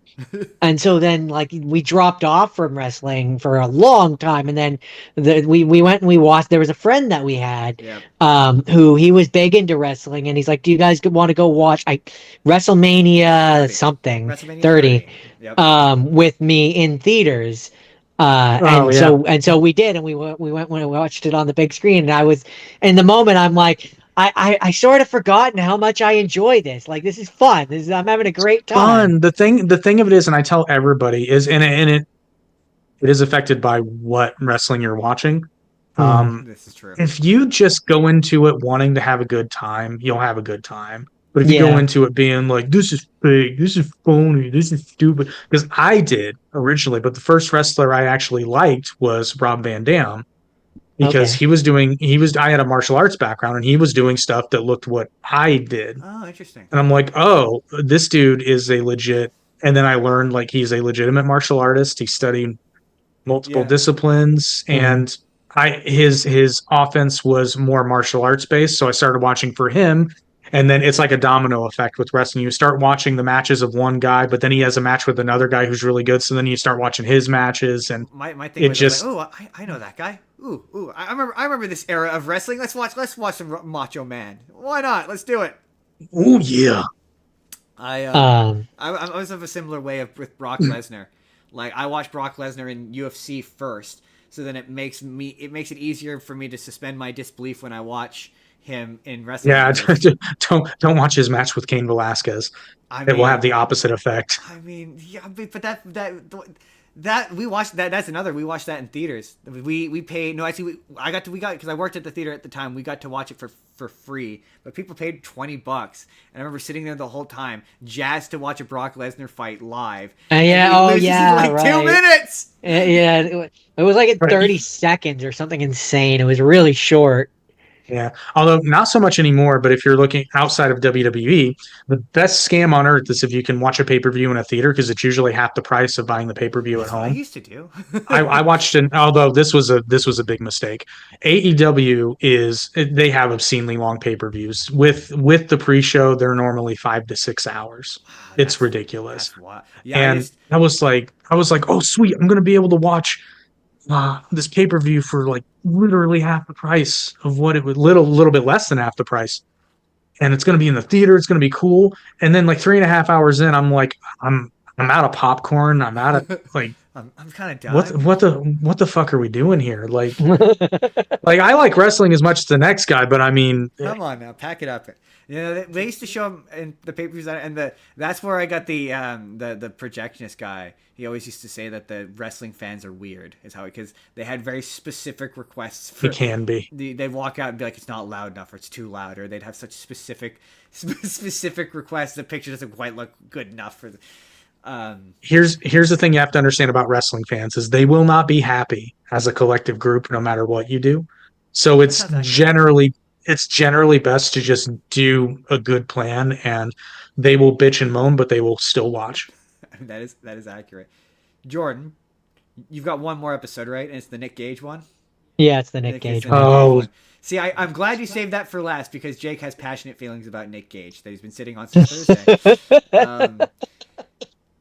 I mean, This is he this was day. he seemed insane. Is that an apt? Yes. He's an absolute psychopath. That episode is the funniest bit. Sorry, Jake, not to cut you off, but the funniest bit about that episode, that's what I'm talking about, where I'm like, when the person participates in the documentary, you get one side of things, and it has a narrative it's trying to push. The first thing Jordan said is his girlfriend definitely did drugs with him. Oh, for sure. I believe what I said was his girlfriend looks like she still does drugs with him. That, yes. Yeah, I don't think, believe for 1 second that he's sober. Absolutely not. I think that was the first thing I said, Well, but I you know. Googled him to see if he was still wrestling, and it said that he had left in 2024, he had just left the promotion that he was with in this documentary. I think he's back now, though. I think he's back in GCW. Back? Okay, sorry, He Jake. could be. I Yeah. cut you off pre-rant. Go ahead. Why don't you care for Nick? I would like to hear this rant. The only thing I was going to say is Jim Cornette refers to him as the bank addicted drug robber. My favorite bit about the episode is where I think it's his friend, where he's like, he's known for wearing a mask in the ring, and the one time he chose not to wear a bank robber mask is when he robbed a literal bank. What is wrong with you? Nick Gage is back in GCW. That's hilarious. Oh my god, how is he's the guy who I'm like, how is he not dead? Like the one, the thing that's the most baffling about his episode is all the footage they got of him nearly dying. Like the one match where he gets cut and one of his major arteries gets cut and he insists on going back in anyway. I'm like, and they're in a cornfield. Crime. And they're in a cornfield. Yeah, far away from. Yeah. Like, anything. Okay, don't get me wrong, and this people are going to disagree with me because this is a slightly controversial take on wrestling today. Deathmatch wrestling is garbage wrestling because it throws out all logic, and I'll use a Nick Gage match as an example. Okay, so Justin, you know about this. I'll also share an interesting detail for people who may not know. Nick Gage was on one episode of AEW Dynamite. He was a special surprise opponent against Chris Jericho. I can't believe this. Well, there's a moment in the match where Nick Gage has set up a glass table. And a logical person would think, oh, he's going to throw the guy into the glass table. Well, Nick Gage doesn't do that. He proceeds to throw both of them, himself included, into the glass table. And I'm like, okay, the whole premise of professional wrestling as entertainment and as an art form is that you are presenting this as though this is a real athletic contest and, or in the case of a death match, a real fight in which weapons are permitted. Your goal is to win, presumably with as little damage as possible. Yeah. Why the fuck would you throw yourself through the thing? I mean, throw the other guy through the thing. But that's the point, though. That's what I'm saying. The point of deathmatch wrestling is to look gnarly at the cost of sometimes being safe. And I will give a counterexample in a moment because some people are going like, but there are good death matches. Yes, but they're rare. And the good ones follow the example that I laid out, and I'll give you one. But Jordan, you'll find this funny. So Nick Gage does what's he calls his pizza cutter spot, where he takes a literal pizza cutter and cuts across the guy's forehead. Yeah, that was in the documentary. Which he proceeds to do to Chris Jericho. Unfortunately for him, and I don't fault Gage for this, I fault Tony Khan, who never should have had him on his television show to begin with.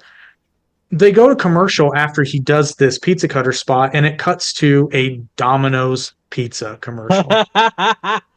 Yes, that's great. And Domino's pulled their sponsorship the next day. I watched this happen live, and I laughed. Oh, that's kind of amazing. That's kind of amazing. Me and Jordan got into this debate. So death match wrestling, it's still a work, right? Like it's the yes. wins are still predetermined. It's the end. The end is still for the not the end. The finish is still predetermined. It is, but in death, because of its nature, deathmatch wrestling has a more likely tendency for a changed outcome because accidents can happen. Interesting, because like I've seen this happen before. Because and to be fair, we're going to talk about the Von Erichs in a bit, but the Von Erich episode does a similar thing where Nick Gage acts as though that these fights aren't predetermined. Like he like because we're gonna talk about ridiculous. We're gonna talk about David Arquette, but like he acts as though he's getting into the ring and he's actually getting into a fight with David Arquette the whole episode. And it's like, but And that honestly is the biggest problem I have with Nick Gage, because the number one rule in wrestling is you protect your opponent. yeah. And Absolutely. okay, so here's the thing, and David Arquette gave his side of the story. For those of you who don't know, David Arquette did become an independent wrestler after Ready to Rumble. We're gonna talk about it. Many years after, and he's going over the match with Nick, and he's like, "Hey man, I know you do the pizza cutter spot, but can you do me a favor? Because I'm an actor. Don't cut my This is face." the money Not the maker, baby. face. What does Nick Gage proceed to do in the match? Yeah, he violates the entire. But egregiously. Yeah. As though to say, fuck you, Hollywood. This is my house. It's like, well, except Hollywood is bringing eyes to your product, you moron. And you are now going to alienate this person who is coming to. Yes, he's getting a paycheck, but David Arquette is mostly coming. David Arquette was hired to bring eyes to GCW. For sure. There's the clip of him from TMZ just absolutely pissed. He's like, it didn't go well. But also, like, David Arquette did also, well, maybe he didn't know what he signed up for, but he should have maybe known what he signed up for. He knew what he signed up for, but at the same time, he asked his opponent, like, there's a very easy way you can do this and protect the integrity, right? Because I don't remember who was supposed to win that match, but assuming Arquette is supposed to win that match, the easiest way to do it is Nick Gage goes for the pizza cutter spot, and Arquette is able to counter it. Totally, yeah. It's like, you know, he goes for it or something, and Nick Arquette kicks the pizza cutter out of his hand, and it goes flying out of the ring. Then Booby can't do it. Well, that would be dangerous. But that's another thing in that AEW match. That glass I was telling you about. Oh no, it was in the corner. He didn't lay it down, which made it even doubly stupid. Glass flew into the audience. Oh no! Now here's the thing: was it gimmicked glass? Probably. Still. But I mean, there are unprotected eyes, and it's not a good idea. It's just not a good idea. I can't believe they would do that on AEW. So I didn't. Until watching this episode, I didn't know that the whole deathmatch wrestling. I had never heard of that before. And this is maybe a no duh thing to say. So forgive me if it shows my ignorance. But it just seems unnecessarily gratuitous, That's the point, which is the point, I guess. But like, I don't know. For me, it's just I question the mental stability of people that are like diehard deathmatch wrestling fans, because, like, okay, that, especially deathmatch wrestling today, that's not wanting to see a show or an athletic contest. That's wanting to see blood. That's wanting to see injury. And I'm concerned. Like, I think for me, there's a big difference between, like, you have a heel who is going underneath the stage and, like, he's breaking the rules. He's doing a thing that's not allowed, and he's the bad guy, and it's well known for the kids that he's a bad guy, and you should not do that. There's a difference between that and they're both doing a fight in a thing which is designed to hurt them. Just pretty much. Now the example of a good match I'll give you, which technically it wasn't a death match, it was a barbed wire match, but it's the same basic philosophy. This one was obscenely good though, and I watched it recently. It was Sabu versus Terry Funk. I believe it was in '93. Oh yeah, okay. Yeah, and here's the thing that makes the match magical. They behave as though that barbed wire is going to hurt. They avoid it, or they try to avoid it. And when they hit it, we don't know if you've ever fallen on barbed wire. No, I don't. It's not specifically. It's very painful. Yeah, I would imagine it is designed to be so. It's very painful. Now they do doctor their barbed wire a bit, but it's still a piece of metal. Going into. And that's another example of the match going awry. In that match, Sabu accidentally slices his bicep open and then tapes it shut. But they both get to a point where they're tangled in the barbed wire and they stop the match and they have to both be cut out of it. Oh, that's gnarly. But the match is good in the sense that They're behaving as though two people in a fight would behave if they were surrounded by barbed wire. Yeah, you don't want to get hit by the It's barbed wire. believable. Yeah. See, deathmatch wrestling to me exists purely for the people who can't handle the reality of what professional wrestling is. Oh, you think That's professional probably wrestling is true. fake? Well, we'll prove to you it's not fake by doing ridiculously over-the-top violent things to prove its realness. And it's like, well, it doesn't. Its inherent existence is unnecessary, in my opinion. I think my problem with the deathmatch wrestling is it's like if you need it to be that violent, I'm just gonna say, you should just go watch UFC. Go watch. I was just gonna say that. Well, but they don't allow They don't allow baseball bats and light tubes and barbed wire. Yeah, it just comes across like they have a Although- bloodlust. The fans have a bloodlust that needs to be Hey, satiated. they have a medieval MMA league that's quite good. It is actually quite good. I've seen clips from that. Yeah, I've seen a few matches. It's actually really good. It gets rid of some myths. Actually, it's very fascinating to watch. But I had a thought and I completely lost it. It's gone. Lazy Susan. It'll come back around. Yep. It came back around.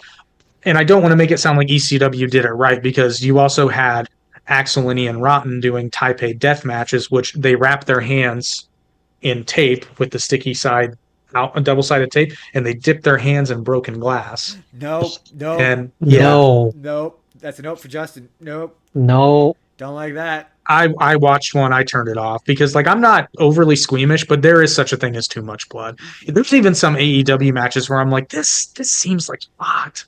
Yeah. This seems more than what's necessary to prove this point. Matches where I'm like, oh, this is gruesome. Sometimes it's appropriate.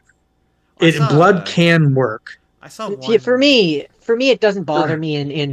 Ironically enough, it doesn't bother me when I see blood in UFC because I know it's real. So I know that an actual ref will step in and stop it before it goes too far.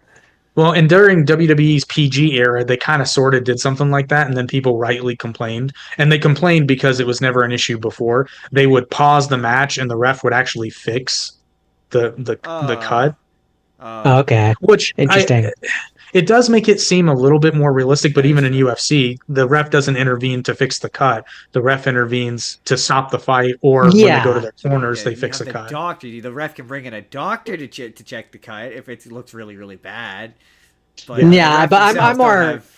I more meant like the ref will stop it if it gets too far. Like they'll if the person is unconscious and the other guy's standing over top of him wailing on him, he's gonna at a certain point stop you from murdering that man. Whereas there reaches a point where in a legitimate fight, it reaches a point where the other person is not going to be able to fight back. Yeah, exactly. So like there's in one of my wrestling ones, I don't remember which one it was specifically, but one of my matches, there's a point where the ref like goes unconscious and is just laying outside the ring, and I'm like, I love ref spots that last too long. It's like, yeah, no, if he was actually unconscious, I feel like there'd be someone checking him out. Someone checked on him a little bit. Well, you'll find that a replacement referee is often on hand when it's convenient for the story they're telling. But when the referee needs to be out of commission for a while, there's none to be found. It's the strangest thing. It's so odd, you know? So the David Arquette thing is an excellent way to transition. And Jordan, unless you have anything further on Dark Side of the Ring. Those are all my Dark Sides of the Rings. So you mentioned David Arquette and him being champion. So this movie, You Can't Kill David Arquette. This is my question. Was it really that big a deal? Him winning the championship? In the scheme of things, no. But in the sense that a purist wrestling fan would be offended by that. And David Arquette was too, by the way. Or he says he was. After the fact, he says he was. I doubt he was at the time. Otherwise, he wouldn't have done it. He wouldn't have done it. But to be fair, the studio may have made him, because you got to remember this was part of Turner at the time, so he may have been contractually obligated to do it. I don't know, but interesting. To a wrestling fan, having someone who is not a wrestler Something similar happened in WWE, not quite to the same degree, but Kevin Federline laid John Cena out once, Really? Oh, and okay. people were also rightfully, because first of all, John Cena would break him like a toothpick. I mean, this is true. I mean, it's impressive that he was able to do that when he couldn't see him. Joke never gets old. It doesn't. It's like one of the only wrestling jokes I ever know. It's very good, but it also showed a complete disrespect for the entire wrestling roster, which Russo was notorious for. Because Russo didn't want to write wrestling. Russo wanted to write Crash TV or Shock TV. When they said in this movie, when they said that it was, I think they interviewed Vince Russo for it, and they say it was his idea. I almost texted you and I went, "Of course, the David Arquette thing was Vince Russo's idea. Of course, it fucking was. It reeks of him. Of course, it was his fucking idea. It reeks of him. Oh no, like there's no mistaking that. Like, if it sounds colossally stupid, it was probably Vince Russo. My perspective on this is from the person who's not a super duper wrestling fan. They're all actors. So what's the difference? The difference is David Arquette did not go through the training and the grind and it was worse back then. A journeyman wrestler before making it to the bigger companies like WCW or WWE likely had been in the business for at least 15 years before getting that spot. Interesting. Okay. So especially the guys that had been to Japan for multiple tours, the guys who had been to Mexico for multiple tours. So it kind of sounds like, and what it makes me think of is it would be the equivalent of in the Screen Actors Guild, if you had one of the lower ranking members jump the line and all of a sudden get to be in a really high end project and have his name be above all the other stars. Well, except that might be the case based upon merit. And I was going to say probably a closer example, but still not the same, would be how hardcore UFC fans felt about CM Punk getting his fights. Okay, I can see the comparison there. Okay, interesting. In UFC. Now the difference being Trunk sideshow basically is what you're kind of getting at. But even more so disrespectful in the wrestling business, because it's a case where Punk's opponent could theoretically leave every fight he has unscathed if he's that good. Yeah, that is a possibility. There is no such thing as a pro wrestling match where you do not hit the ground or are hit by some. Well, I shouldn't say that. Some wrestlers notoriously refuse to bump Andre the Giant, but Andre didn't have to. He was 7 feet tall, but that's rare. Yeah, interesting. But there's a lot of pain in coming up, and you have to put over the top guys when you're on the bottom. You got to do the shit matches. A lot of times you have to help put up and tear down the ring. Do they see the a championship belt? Because movies and television don't really, even when they include the behind the curtain stuff. Do they see it as the same way as like a legit sport? No, legit sport feels so degrading, but like a UFC or a boxing boxer would. No, they have to. Well, I can't speak for everybody, but the vast majority, because I've heard them talk about, and there are some wrestlers who never, like Tommy Dreamer, never ever wanted to win the ECW title. He did eventually, but he never wanted to win a heavyweight belt. Because he wanted to be the workhorse journeyman of that company, who oftentimes get more respect from the boys than your top of the marquee guys. They also tend to have longer careers. You know, that's what Brooklyn Brawler wrestled for the WWF for what, like 30 years. Interesting. Okay. One of my movies. Sorry to cut you off, Jordan. But to answer the question, it's seen as the company is endorsing me as a face to put the machine behind. Oh, okay, gotcha. So it's like kind of like employee of the month almost. Yeah, kind of. But there is such a thing as a transitional champion, and that's typically where a heel steps in. But it's still an attaboy because you're the guy the top babyface has to beat, and normally heels keep championships longer than babyfaces do. That generally is how it works. John Cena aside. Oh, interesting.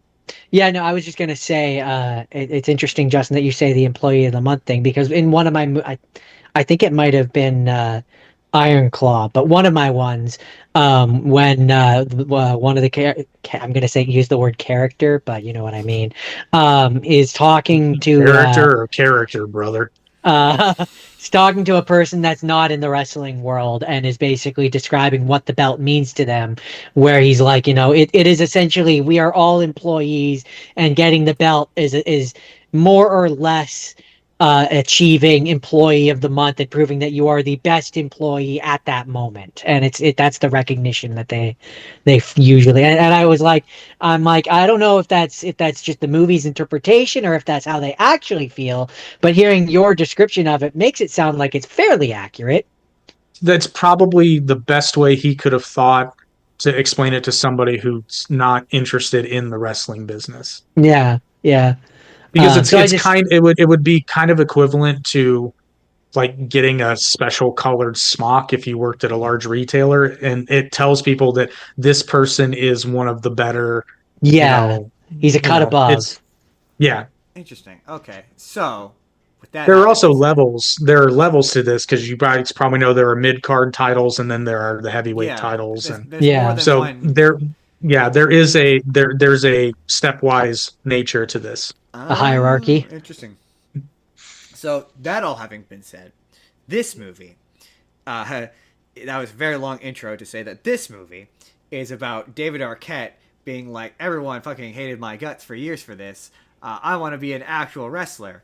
And the Nick Gage fight is actually part of this movie. I'd seen that Nick Gage. I've seen the clip from that movie. Yeah. It's pretty. It's okay. It does do that. Like it really. Have you seen You Can't Kill David Arquette? Not the whole movie, but I've seen the Nick Gage part. Oh, okay. It kind of sort of blends kayfabe, real life, like he like there's a review I saw of it where it's like he pretends like he's this down and out actor from his big house with his big family. So like like he's pretending he's this down and out guy where he's had a very successul producing career just because he hasn't been. Yeah, like something that Macaulay Culkin would never do. Yeah, exactly. And it's like I said, it was an interesting presentation. I enjoyed it. Because Macaulay Culkin's like, I'm still making Home Alone money, and I married Brenda Song. So I mean, hey, he's winning. That's all I'm saying. I mean, he's really winning. He's winning. I mean, he did that interview where he interviewed the Cloud of Bees for My Girl. The Cloud of Bees. They're very bitter about their place in Hollywood. But yes, if you're interested at all in the follow up to that David Arquette thing, which was apparently back in the 90s a very big deal, this is definitely a good way to enter that. Jordan, what is your next thing? My next thing is I watched Iron Claw, the Iron Claw, which Zac Efron, Zac Efron is Kevin Von Erich. It's about his family, the family curse. Kevin Von Erich. Nope. He was Kevin Von. It's Kevin Von Erich. It's the Von Erichs. You said Elric. Oh, sorry. I'm thinking of Full Metal Alchemist. Yeah. I can say they're very similar. Not a completely different story, just a different. It's truly a tragic story about two brothers. It is a tragic story of brotherhood. It is tragic. And you think that's why they named him Elric? Probably. Hey man, Japan and wrestling. Yeah, I could believe it. I could see it. If somebody told me that, I would not be surprised. Yeah, I mean, also because I think they're German. Yeah, that's also way more common in anime than you would think. Yeah. In Full Metal Alchemist, they very much are. They're that world's version of German. And see almost the entire cast save one of Attack on Titan. Yeah, that's true. That is also true.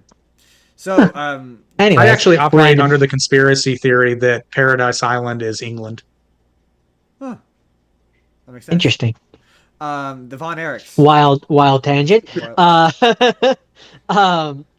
Efron and a bunch of other people. Jeremy Allen White, and that's where the people I know end.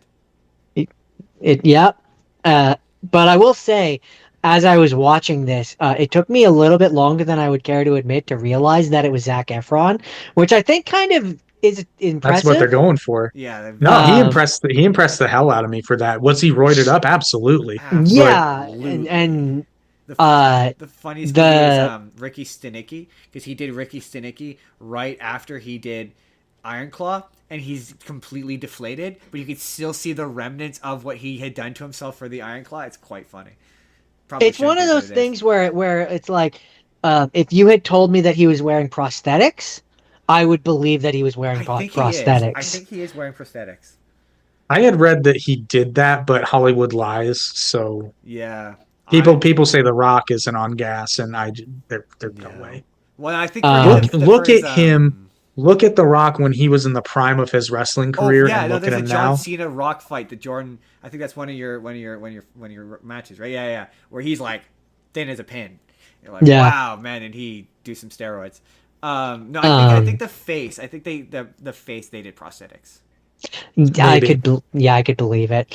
But I feel like I've googled this before. so this was an interesting example of I had never heard of these people before watching this. So going into this, I at a certain point I had to look up and see if this was an example of this is a fake family, a fictional movie, or if these were real people because their curse was so. Fun fact: it was actually worse in Oh, real yeah. life. That Justin was telling me that, yeah. This movie tones down the like they cut out a brother because quote they felt it would be too sad. Which is Which it's already says something. it's already Hey man, really sad. I'm just gonna say, man, the line at the end, or the moment, not the line that Zac Efron has with Kevin Von Erich has with his sons at the end, when he says, I don't have no more, I don't have brothers no I more," and then his lost, kids say, yeah. "We'll be your brother," dude. Fucking, The one that and they gets are. That's the me- thing. They are like this apparently. Like they're very, which I can understand why, Yeah, but yeah. that just Um, gutted me, man. That's the one where I'm like, this is a masterpiece of art. He used to be. A lot of He people used to be won't a get brother, it, and but no, I'm not. Like, I don't. I'm not a oof. brother. Like I'm not a brother anymore. I've lost my brothers, and I'm like, oh, the one that I gets have a me is brother. It hurts me. the I moment don't even have a brother. the moment that gets me is when he imagines the four of the brothers meeting each other in heaven. And they all move away, and then there's the little Jack. Oh, that's the moment that gets me every time. I'm like, Yeah. right, my soul. So I mean, yeah, I ultimately, okay. I'm gonna be a little honest here. The first parts of it, like a Professional little wrestling movie, it's slow, slow. little, yeah. And so like, there's a point where like, I we have what's referred to as the phone test, where like if I end up looking at my phone, it's failed the phone test. This one, the first part of it did fail the phone test. So like I look up at a certain point and they're all at a funeral and I'm like, wait a minute, who died? Wait, what? What happened? Uh, That's yeah. You're right. It very much like it has that because I also rewatched this, and the beginning of it is very much like it telegraphs how sad it's gonna be because things are disproportionately happy. All of the characters right. are like there's like 3 or 4 scenes in a row of the characters being overly jovial, of them like dancing at a wedding or hugging each other and being like Things are "We're going gonna-" too well. Yeah, you're like Someone is going to die. Yeah, pretty much. Like things are gonna be like this forever, and then the next scene, I think it's David Von Erich, who was the first. See, one. that's why you have to live your life with a healthy dose of pessimism to Yeah. avoid that trap. Yeah, pretty much. Yeah. I mean, I the wedding Like, scenes are all dancing. that's happened to me, not to the point of relatives dying, thank God, but it's like things are going a little too Oh, smooth. for sure. Yeah, you're like, Oh, yeah, definitely. Should be on the lookout for something, Yeah. and then that's when you get sick for 2 weeks. Yeah, you're like something's going down somewhere. I can feel it. I It's always going too well. I've started going with the phrase that which doesn't kill you hasn't tried hard enough. That is Or that's when the check engine light in your car comes on. absolutely. And it's not just a faulty sensor, because No. it's never a faulty sensor when you need it to be. When I have $3,000 in the bank for a radiator repair, we're all it's all good. It's just a computer glitch. But But when you don't, I mean, that's when it's like your engine is done. my body's check engine light is always on, so I just never know when things go wrong. I run red hot. It's been on for a while. The big thing with Maybe you just wanted to be included. the big thing with this movie, and I also watched the Dark Side of the Ring episode about the Von Erichs. Kevin was involved in consulting for this movie, and Kevin very definitely has a vested interest in making sure his brothers come across all right. So there's in my opinion, and it especially comes across in that Dark Side of the Ring episode where, which whoa, hey, for a second to interrupt you, fair. Fair, no, totally fair. Totally fair. I would do the fair. same thing. I would absolutely lie up and down to protect my family. Like I'm not judging, not lie, but like exaggerate, embellish, embellish the good-hearted nature of like they apparently soften. A lot of them were on drugs. Were very much on drugs. I mean, it was the 80s. Like it hints show at that it to a point, yeah. It hints at it with Kerry Von Erich. Like there's a moment where he flips out at the dad, but like for not firing the gun. Apparently, it was like way worse. Apparently, some of those guys got downright mean when they were on, and the movie absolutely cuts it out. Just glazed right over that. You don't really see. Well, it is from the perspective of the family too. So not saying it's okay, but the point of that movie is it's a love letter from the Von Erichs to the Von Erichs. Yeah, that's on a a way to put surface level analysis. But like what I found interesting about Kevin Von Erich is he still seems to have this idea of keeping up, unless back when he wrestled, kayfabe wasn't as much of a thing. Because even when they're interviewing him as a talking head, he's like, "Oh yeah, we thought we could really beat them." And Kerry thought that he could really beat, because I also watched the Ric Flair Kerry Von Erich fight. Phenomenal. The match that they did where he won the championship. Phenomenal. It's on YouTube. So good. That's before he got the prosthetic leg, which is another thing about Kerry Von Erich that's insane. He wrestled with a prosthetic leg. So many people didn't know that until much later. They hit it. They absolutely hit it. Did a phenomenal job hiding it because you would never know. He's a very talented wrestler. You wouldn't.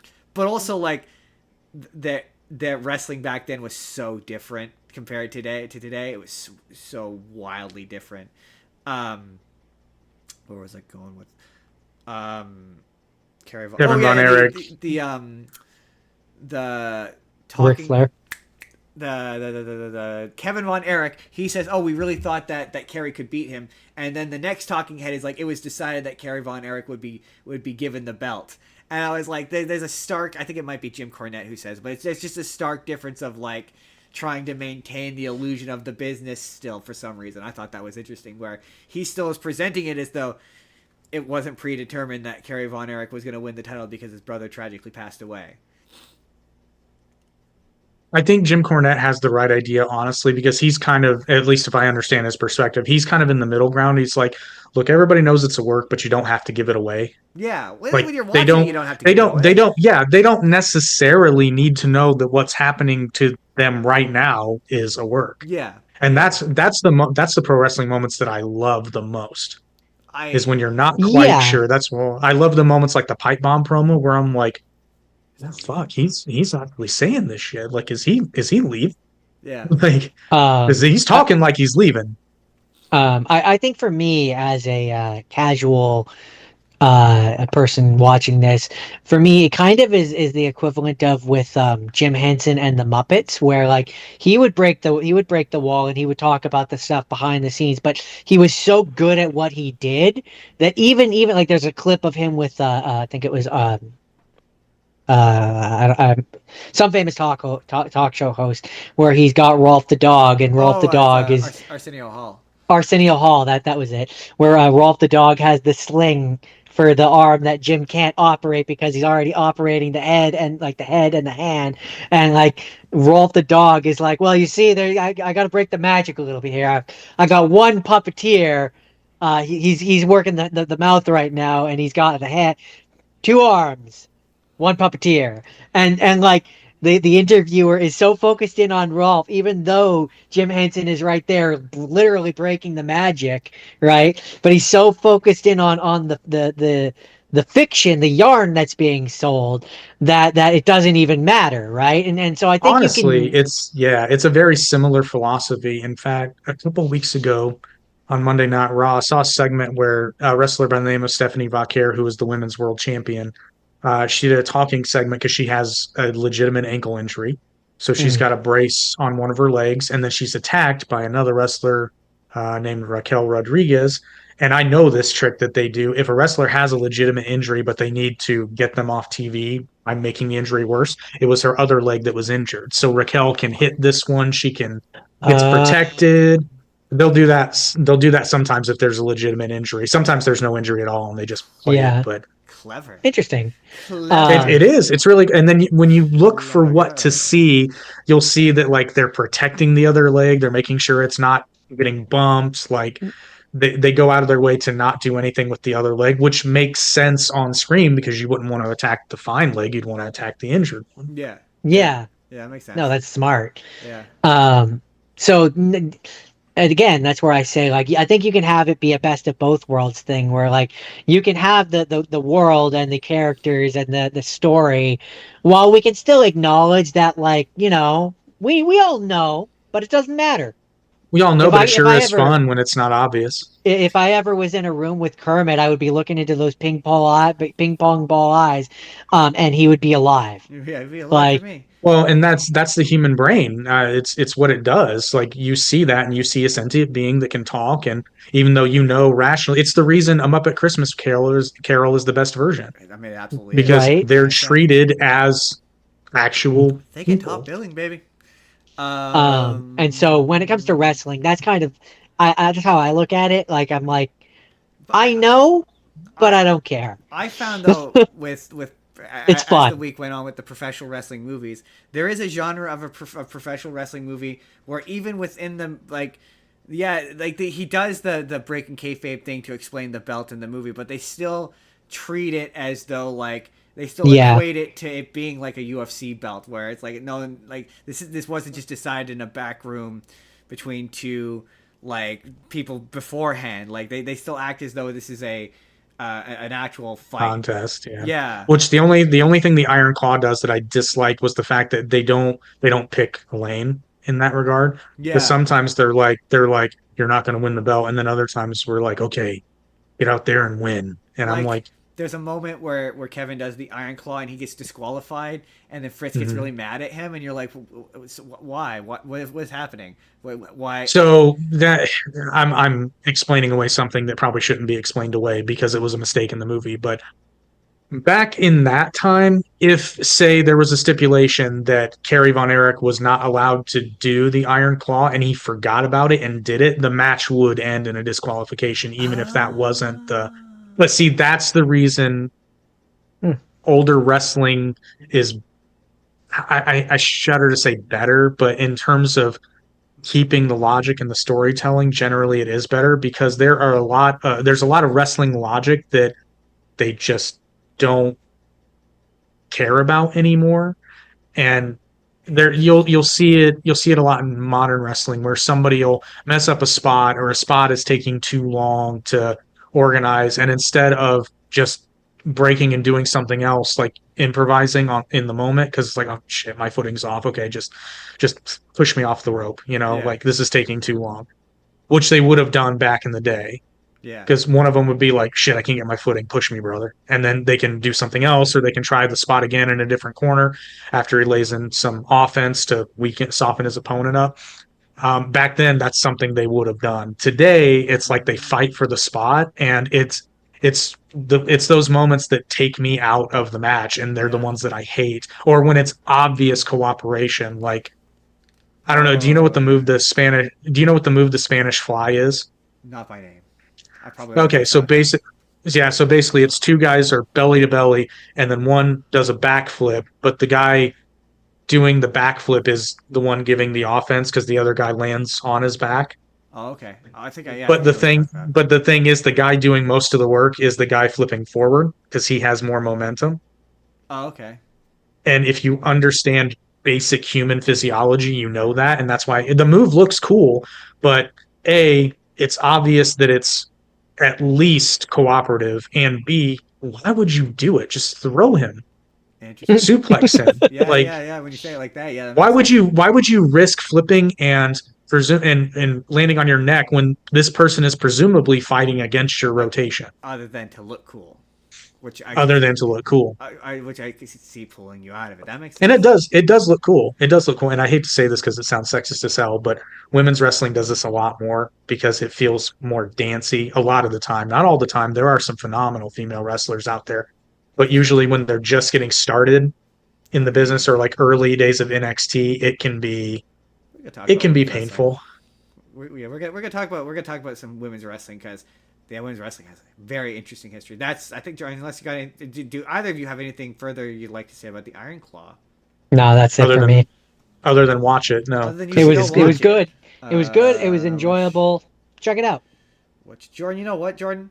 Throw me one of your wrestling matches. Okay. Well, I mean, we kind of already touched on The Undertaker versus Mankind Hell in a Cell. So let's do The Rock versus Stone Cold Steve Austin WWE title match, WrestleMania X7. Which that was I growing up was big, in particular Stone Cold Steve Austin was my favorite. He was the anti-hero. He was the good bad guy. Austin 3G16 just said that Stone Cold kicked your ass. Stone Cold kick your ass. That is a great promo. But yeah, I agree with Steve Austin until he made the worst decision of his career and turned heel. Hey man, even he would agree with that.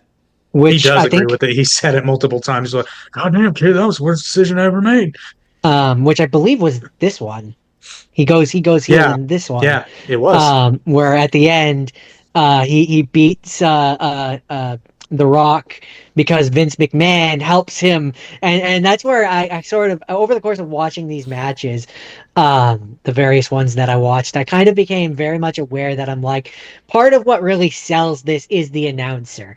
Like the end where when they're like, Stone Cold, how could you sell out to the devil? Like, he won the belt, but he did it by selling out to the devil himself. I'm just like, it's ridiculous in the best way. Like, I'm having a great time. Well, this will make you feel better about it. Jim Ross is known for not knowing the outcomes of the matches. Oh, really? So his reactions are often genuine, including the Hell in a Cell moment. Yeah, he did not know that was going to happen. Yeah, that I knew, but interesting. So, in your opinion, Jake, who's the best commentator? Is it JR? Is it Mean Gene? So I have a controversial take. There's a few for me. I'm actually a really big fan of Mauro Ranallo. Is that recent, newer one? No, he does more in MMA, I think, but he was NXT commentator for a while. He's been bounced around. He just has like that older, like deep sportscaster voice, and his analysis is really good. Like, he treats it like an actual sport. Is he commentating UFC? Not UFC, but I think he's doing MMA somewhere, I believe. He does New Japan commentary, or at least he did. Interesting. But I mean, you gotta love JR. Jim Ross is one in a million. JR? I mean, really? Well, you don't love him so much now, no. Which he's been through it. So now it's just respect. But even back in the day, I mean, Jerry the King Lawler is funny, but Jerry Lawler. I always forget about Jerry Lawler. He's also. I like those two together. Are really him good. And JR together, they have some of the best commentary. But like, I was also a Joey Styles fan. The ones who are currently in the WWE, I quite like them. Oh, they're all terrible. Really? I didn't hate them. I didn't hate them so much. Michael Cole sucks. Corey Graves sucks. Everybody else who doesn't have a name sucks. I hate them all. Corey Graves can't help but be tongue in cheek, and that's what I can't stand about him as a commentator. My favorite, because he's full of shit. Actually, Pat McAfee's good.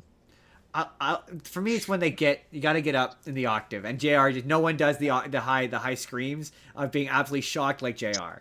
Like JR. Oh no, that's Jerry. That's Jerry the King. Oh, that Jerry. Oh, okay, fair enough then. No, oh my God! But again, real classic in Mean Gene.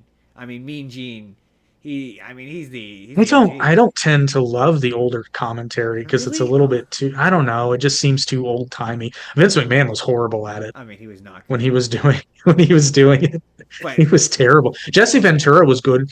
If I were in there, I'd take him into an elbow and I'd work it into the corner. Because I don't know if you know this about me, Jim. I was a frogman in Vietnam. That's a solid Jesse Ventura impression. I like Jesse Ventura. That's not disrespectful. That's I think for me it's a 2-man thing. I think it definitely depends on who they're with. I think. Yeah. that's fair. That is fair because God, and this is not Jim Ross's fault. His early stuff in AEW, if you listen to it, he's basically passing judgment on the product in real time, and the other commentators have no idea what he's doing. That's He's funny. like, he'd be like, oh, I waited too long. Don't know why you would do that for a championship match. And he's like giving him notes. That's funny. That is Because so funny. Excalibur, the guy in AEW who wears a mask, he is the drizzling shits. I cannot stand him. Like he's like a knight. That's his gimmick. No, he's a luchador, but he's a Okay. white luchador. Named Who, Excalibur. yeah, That is Huh. because confusing contradiction he of had thoughts.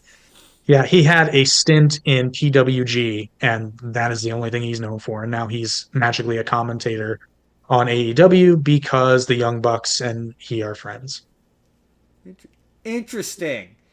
and he is the head commentator on AEW Of course he television, is. Of course he and is. he is The, awesome. on, the only luchador that comes to mind when you say it, and I don't even know if he is one, is Mysterion. Mysterio? Rey Mysterio. Mysterion. Rey Mysterio. Yeah, him. Who does- Um, he- he's always my favorite character to play in video games because he's super fast.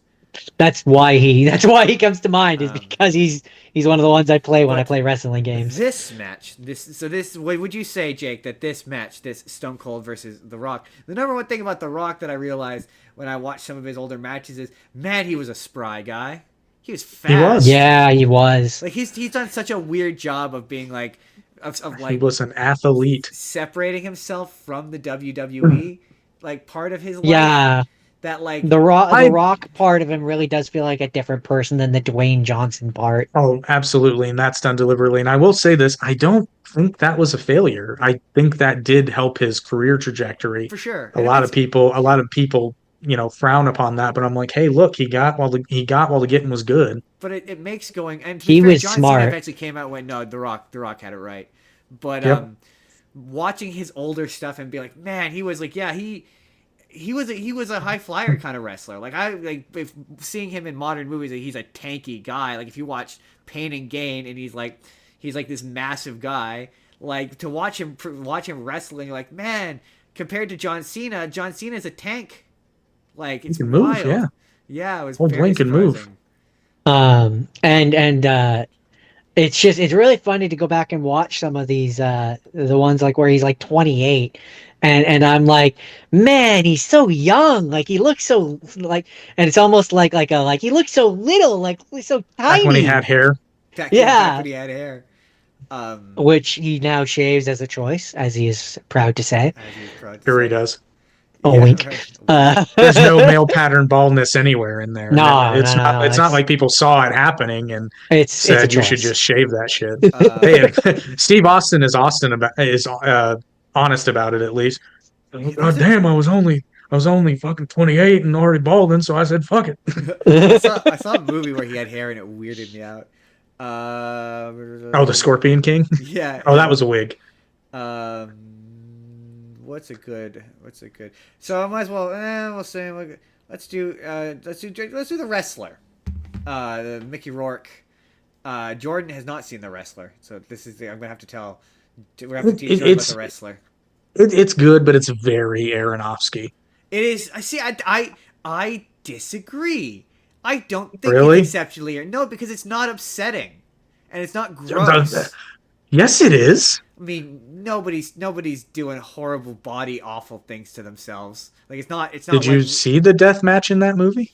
Yeah, I mean, I guess it's unpleasant, but like I guess my like. Did you not see where he was getting staples into his forehead? What I'm getting from this is Justin is very I guess desensitized to violence. Well, no, because to me, my like when I think Darren Aronofsky, I think of like Requiem for a Dream and wanting to have a cold shower and like that. Okay, that's Feeling it is a dirty. downer. It is a It downer is an though, in the sense that like absolute downer, and yes, it is unpleasant at moments. Something controversial. I'm going to add the Ram Jam is actually a decent finishing move. It honestly is. Somebody should do it. Like that's a thing that you should do. Like it makes sense. It's a double elbow drop. it looks good. I mean, Mickey Rourke looks great in this. He looks very believable. To be fair, this was like a comeback movie for him, though. He was on the absolute downs. And just a fun fact, the wrestling promotion that they have the events at is a very much older Ring of Honor. You can recognize the old logo and color scheme. The funniest because that was in 2004, right?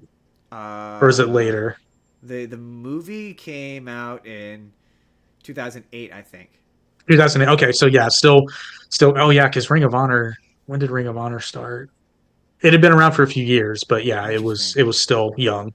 So I guess Jordan has no idea what the wrestler is. So for Jordan's benefit and for the audience's benefit, the plot of the wrestler. I assume it has to do with a wrestler of some sort. I mean, yes, Mickey Rourke. Joke's on you. No, it's not. It's absolutely not. No, he's a drug addict. Well, yes, he is a drug addict. He loves his steroids. But he can't take steroids. It looks like he likes his other drugs too. I mean, he does. He does. Yes. No. He's a down and out 80s style like Hulk Hogan, Randy Macho Man. I guess he's more amalgamous to Macho Man, I would say probably. Yeah, Randy the Ram. Yeah, I'd say more Macho Man, but they're going for a Hulk Hogan-esque. Yeah, because his big main arch nemesis is a guy named the Ayatollah, who is just the Iron Sheik. He's just the Iron Sheik. That's who that is. Yeah. He's wearing the Muslim headdress, and very much peak 1980s. His whole thing is the 90s sucked. That's his catchphrase. And the movie's basically he's down and out and sad about how sad his life has become. He's wrestling on the weekends, but working at a supermarket during the week, and his daughter hates him. So it's about him trying to reconnect with his daughter, and then he does a bunch of cocaine and fucks a girl in a bathroom, and ruins. It is integral to the plot, actually. It is absolutely integral to a plot. That I know you don't think it is when you're watching it, but it is. Darren Aronofsky. He needed to have Mickey Rourke have sex with that woman in that bathroom. It was integral. It needed to happen. That's another example. I mean, as long as it's integral, then it's okay. Okay, all right. I wouldn't say it's gratuitous either. No. I mean, it's definitely dingy, but it's not gratuitous. No, yeah, it's not overly so. But it does come kind of out of nowhere. That like it's a moment I'll never forget because I don't know if Jake, just so you know, Jake, I have a friend who I've told this story on the podcast before, but she used to take me to art house films, and they get mad at me when nudie ones. Yeah, and then get mad at me when I didn't get it. So like, because your script sucks, bro. It's like, okay. The best example of that. Take the criticism. I'm gonna have to watch it again one time, but she made me go watch We Need to Talk About Kevin, and then proceeded to get mad at me. What about Kevin? For not being cultured enough to understand that movie, but she made me go and watch. The stamp collection is this existential reason for being. It's his raison d'être. I'm going to use French because I'm an artsy film director who never had the discipline to take French. So I use words like raison d'être and garçon and in media res. Je ne sais quoi. The dénouement. So I didn't know until this time that it was a Darren Aronofsky movie. This is the first time I learned it was a Darren Aronofsky movie. So she made me watch this. I'm guessing based off of the fact that it was a Darren Aronofsky movie, and that gave it some sort of air of prestige to it. But I will never forget. It's mostly a tame movie until he's doing the woman in the bathroom, and then we both looked at each other because she's a woman who is now married.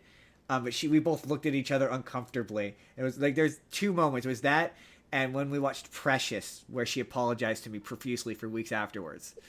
Well, you see, it's art. It's artful and tasteful until Mickey Rourke is involved. Right?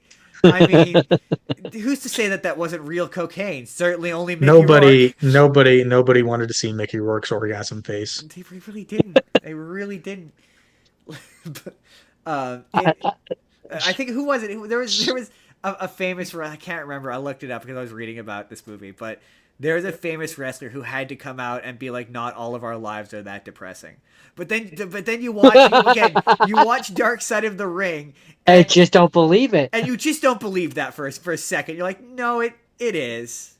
To be completely fair, it is not universally true. It's actually the same story with a lot of professional athletes.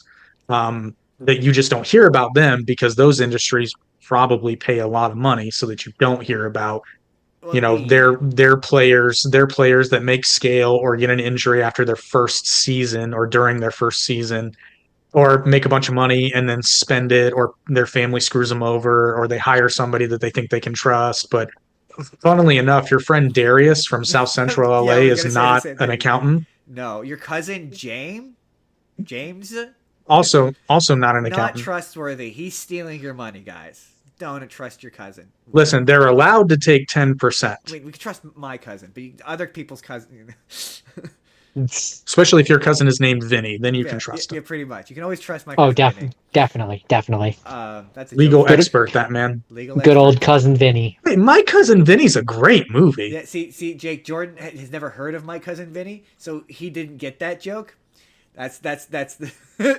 So he just. Hey, Ralph Macchio's in it, so it's a twofer. Is he actually? That's funny. Yeah, he's one of the guys that's on trial. I haven't actually seen it. I have to. I just thought you were talking about our legitimate cousin Vinny. You know, the one that definitely exists. I mean him as well.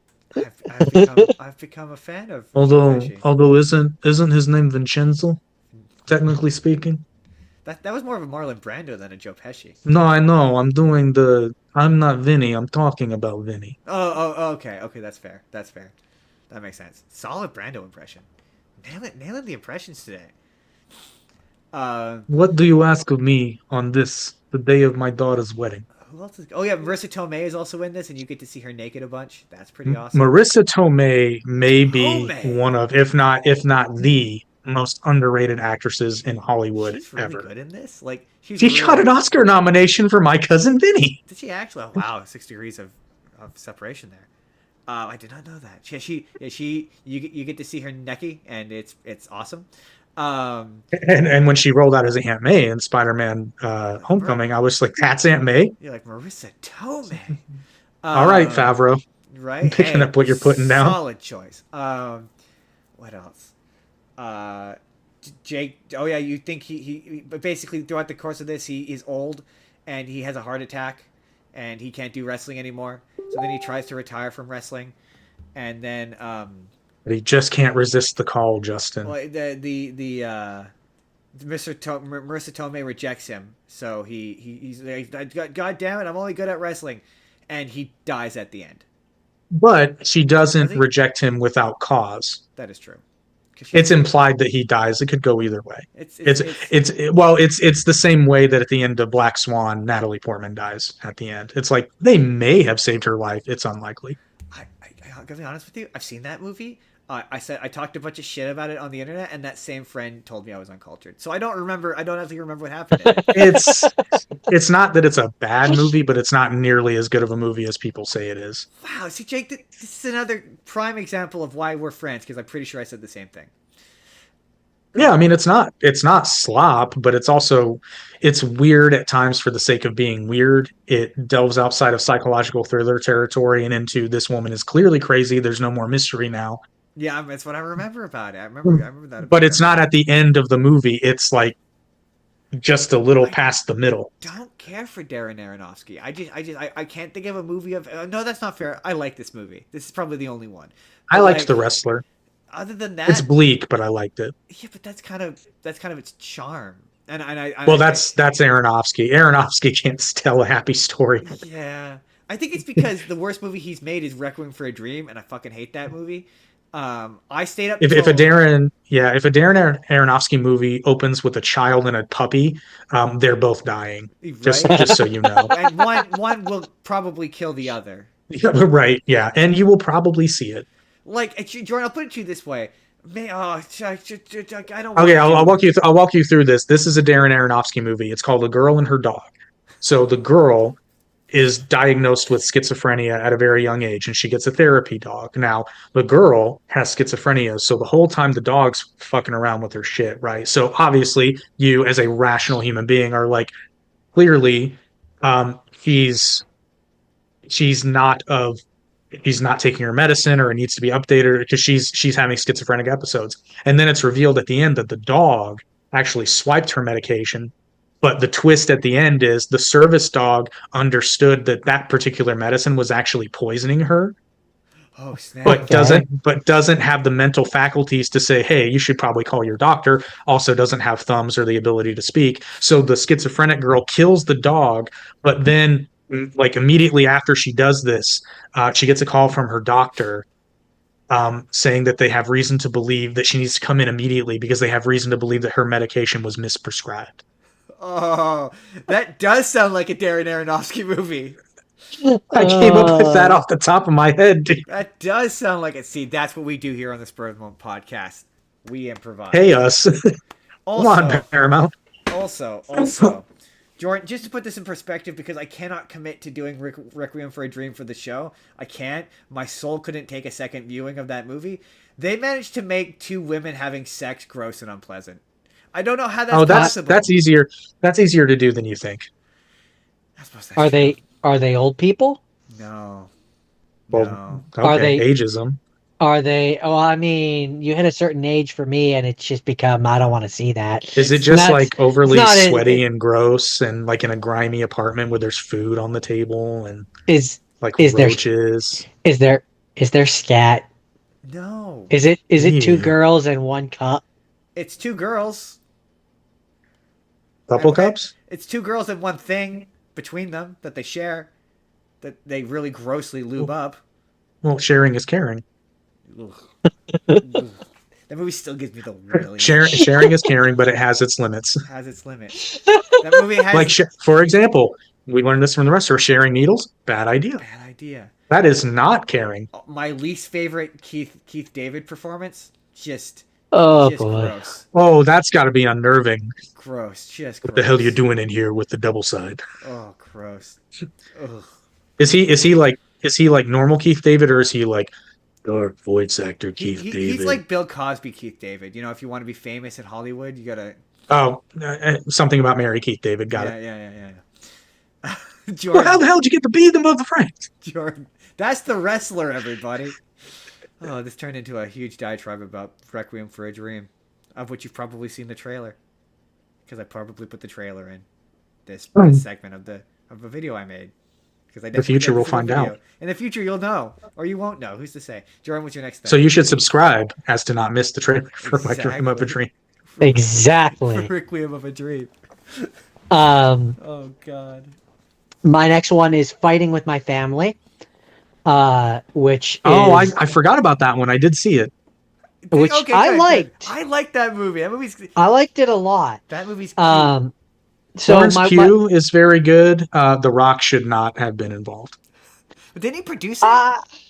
Yes. Yes, he He did. produced it, and he's in it very briefly. He's in it. Not very. I mean, I guess it depends on what you define as very promo. Yeah, his promo bit is pretty funny. But The Rock was not in WWE at the time that Paige had her ascent. No, Yeah. The story is true in that regard, but he was not. the scene involved in the where company. he meets her and her brother. I've seen a clip of Paige being like, "Yeah, that never happened." Yeah, no, that never happened. So- They, if I remember correctly, neither one of them is. Maybe Zach is her brother, but I don't think Paige is a huge fan of The Rock, Interesting.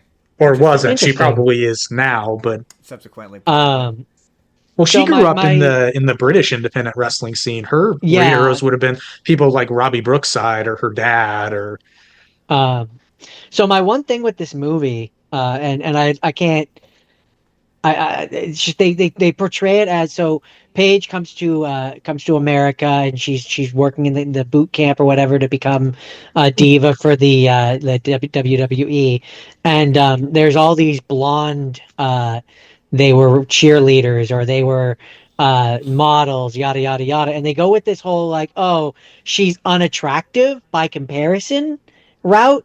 Like she That's comes real. out on that's real to an extent, especially at that time. Paige was very different. But my issue though, and maybe this is just a me thing, I looked up because I got curious when they did that in the movie. I got curious and I looked up the actual person Paige, right? And I'm like, she's hot. Like Yeah. she's Well, but hot in that's- the movie. She's hot in real life. I just don't This see is- how. Yeah, this is still the Vince McMahon era of talent selection and John Laurinaitis, and they had a very specific look for gals and guys that they were looking for. not realizing that if everyone looks the same, they all become boring.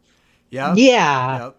Yep. Just for me, it's not even just the because I get like the divas, like when the one is like, oh, blah blah blah, England, like teeth, and like she's leaning into the making fun of her thing, like that's wrestling, that makes sense to me, right? And for me, it's the audience part where the audience are like, oh yeah, like go home, you're ugly, and I'm like, Well, they do no, that, but she's not, but there's a great moment where Io Sky was in NXT and someone from the audience shouts, "Go back to China." She just looks back and goes, "I'm Japanese, bitch."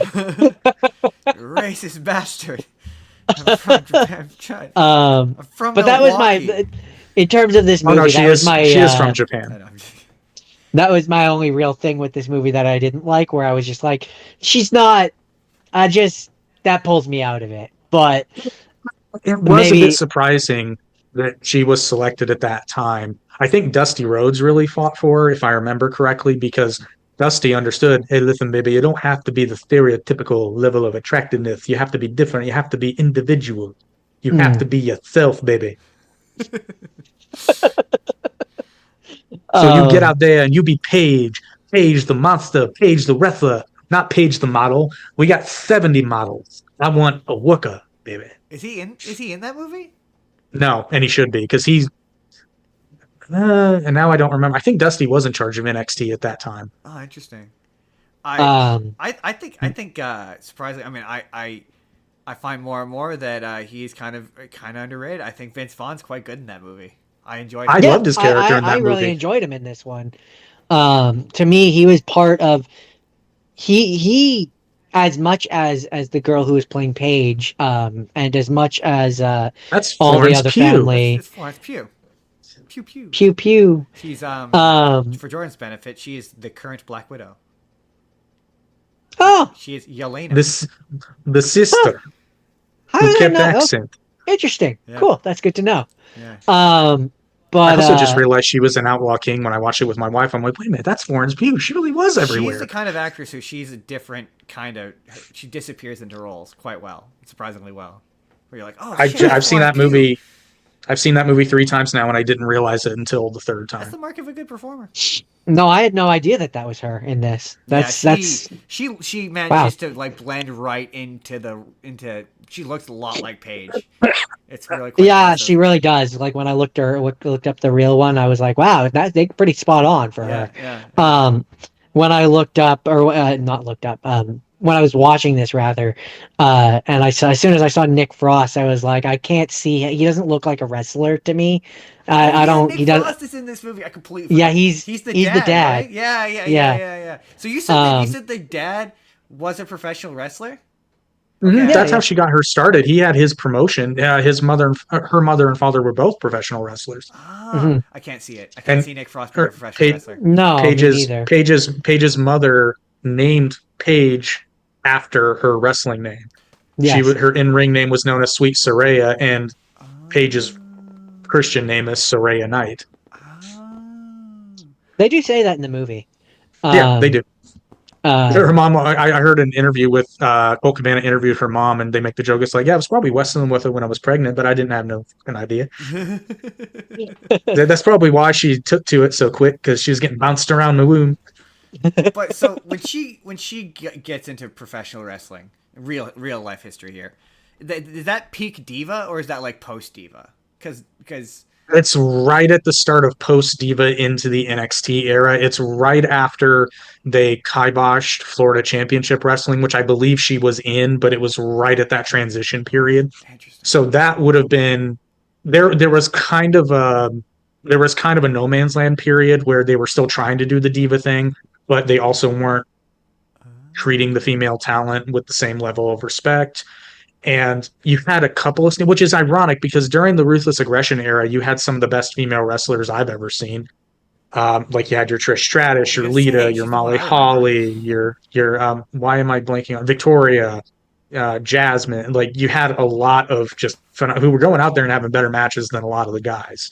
But then this period, which really kind of began in NXT, because NXT was the exception. You had a lot of really good and talented female wrestlers in NXT, and they were just as popular, if not more, at times than some of their male superstars. And there was a social media moment where basically they kept saying hashtag give divas a chance, and I think it was Stephanie McMahon who just tweeted, "We hear you," hashtag give divas a chance. But Paige, I think by that point was already on the main roster. Yeah, she was already on the main roster. Oh, interesting. See, Interesting. So growing she up, was kind of the early development of that movement. growing up as a young boy in the wrestling scene back in the 90s, um, for me, it was always like, okay, and this is again, remember, young child, awful Teenagers have mentality. bad opinions. Teenager kids have bad opinions too. Um, but it was always like, okay, you have the real wrestlers, which are, The Rock and the guys and all of them, and then there's the hot chicks. Yeah, That's the bra and that's panties matches. Yeah, the Raw. you know That's what Vince McMahon wanted it to be, though. That's how he wanted it. That's And Vince Russo. and Vince So Russo. like I have to be honest, when it comes to female wrestlers, the only way, if you ask me to give you the name of a female wrestler, the only one that would ever come to mind is Trish Stratus. And that's Oh, because you know what? she was I'm hot. I'm wrong. This was more so during the Total Divas era because it was still the Divas Championship. Interesting. Because yeah, the thing that people She was young. need to understand about the diva Paige. era is not like female. It's not. No, the female title belt wrestling. was a butterfly. They were trying, to be fair, and you had girls on the roster like Natalia Neidhart, who they were all trying scraping. The Bellas, to be fair, as their career progressed, they did try to go out there and have good matches. Like your Alicia Foxes, they really probably should have had more training, but they wanted them out there. Summer Rae's and other like well, I'm not going to say Eva Marie tried very hard, but um, the point being is that a lot of the girls were going out there trying to have good matches, but they weren't given the opportunity because they go out there and be like, do 2 minutes, and this trios team is going over a 2 minute trios match, which is insulting no matter who you are. Interesting. But yeah, no, Paige is young. Like she's like 30 now. She's younger than me.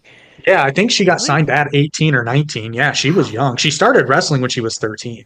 Wow, I didn't know that. I didn't know that she was young. Yeah, no, in this movie, I believe when they sign her, she's supposed to be like 18 or 19. Yeah, I think she was 19 maybe. She's young. She's young. She's young. She's younger than me, which is like, wow. Isn't she retired though? Probably at this Officially, point. but she's teased about being ring ready. I think you'll see her in WWE on a limited last run. You think? That's just my prediction. Interesting. Yeah, she's said some things that are not like she's not purposely planting a seed, but I can tell how she feels, or at least I think I've I can. seen clips of her implying that she might come back. So I can't say that I've seen some clips of her. I imagine it will depend on, and this is just me talking out my butt, but I imagine it will depend on how successful her Marvel career continues to be. If she's making enough money doing that, then, she'll probably stick with that. But if that starts tapering off, it's nice to have a backup. Indeed. One more go. She's only 30. She's only 30. That's 30 right. some odd. I'm just, Yeah. There's guys who have wrestled way beyond the age they probably. Hey, Mae Young wrestled into her 80s. This is a good wrestled. place. Unless Jordan, you have more about fighting with my family. No, it's a good one. I enjoyed it. I had a lot of fun with this one. It's a small honestly, sports movie, but it's still a fun one. Of the movies that I watched this week, which I only watched a few, but I think this was my favorite. Interesting. I like how much they actually focused on her brother. I was not expecting that. Yeah, that was an interesting angle as well. Probably upon. I mean, yeah, it's not bad. Because I found not enough of these wrestling movies have wrestling in them. Like that's fair. Well, a lot of them hire wrestlers to do the wrestling. Yeah, you could tell. Like MJF is in the Iron Claw. Is he? Oh, interesting. Oh yeah, there's a few more, but anyway, yeah. That transitions nicely into my next one, which is connected. Continuing to talk about female wrestlers, this is Queen of the Ring, which was better than I expected it was going to be. Look, okay, Queen of the Ring, for Jordan's benefit, is about the female wrestler.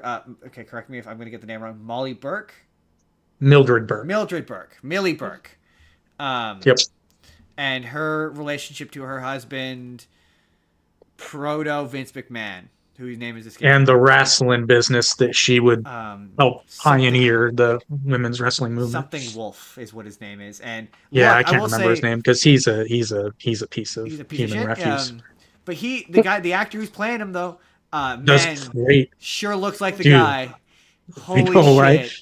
Wow. That parking lot scene too, by the way, when he Yeah, she's right in the kisser. so she's played by for Jordan's benefit. You know Felicity Smoke, Jordan. Felicity Smoke show. Yes, yeah, from Arrow. from Archer, Yeah, yeah. Arrow rather. From Yeah, Arrow, yeah. She is Mildred Burke, and she is really good in this. That's her. I didn't even look that. Right? Wow, good for her. Is- I know. is she, jacked in this? Is she a babe in this one as well? Yeah, a little bit.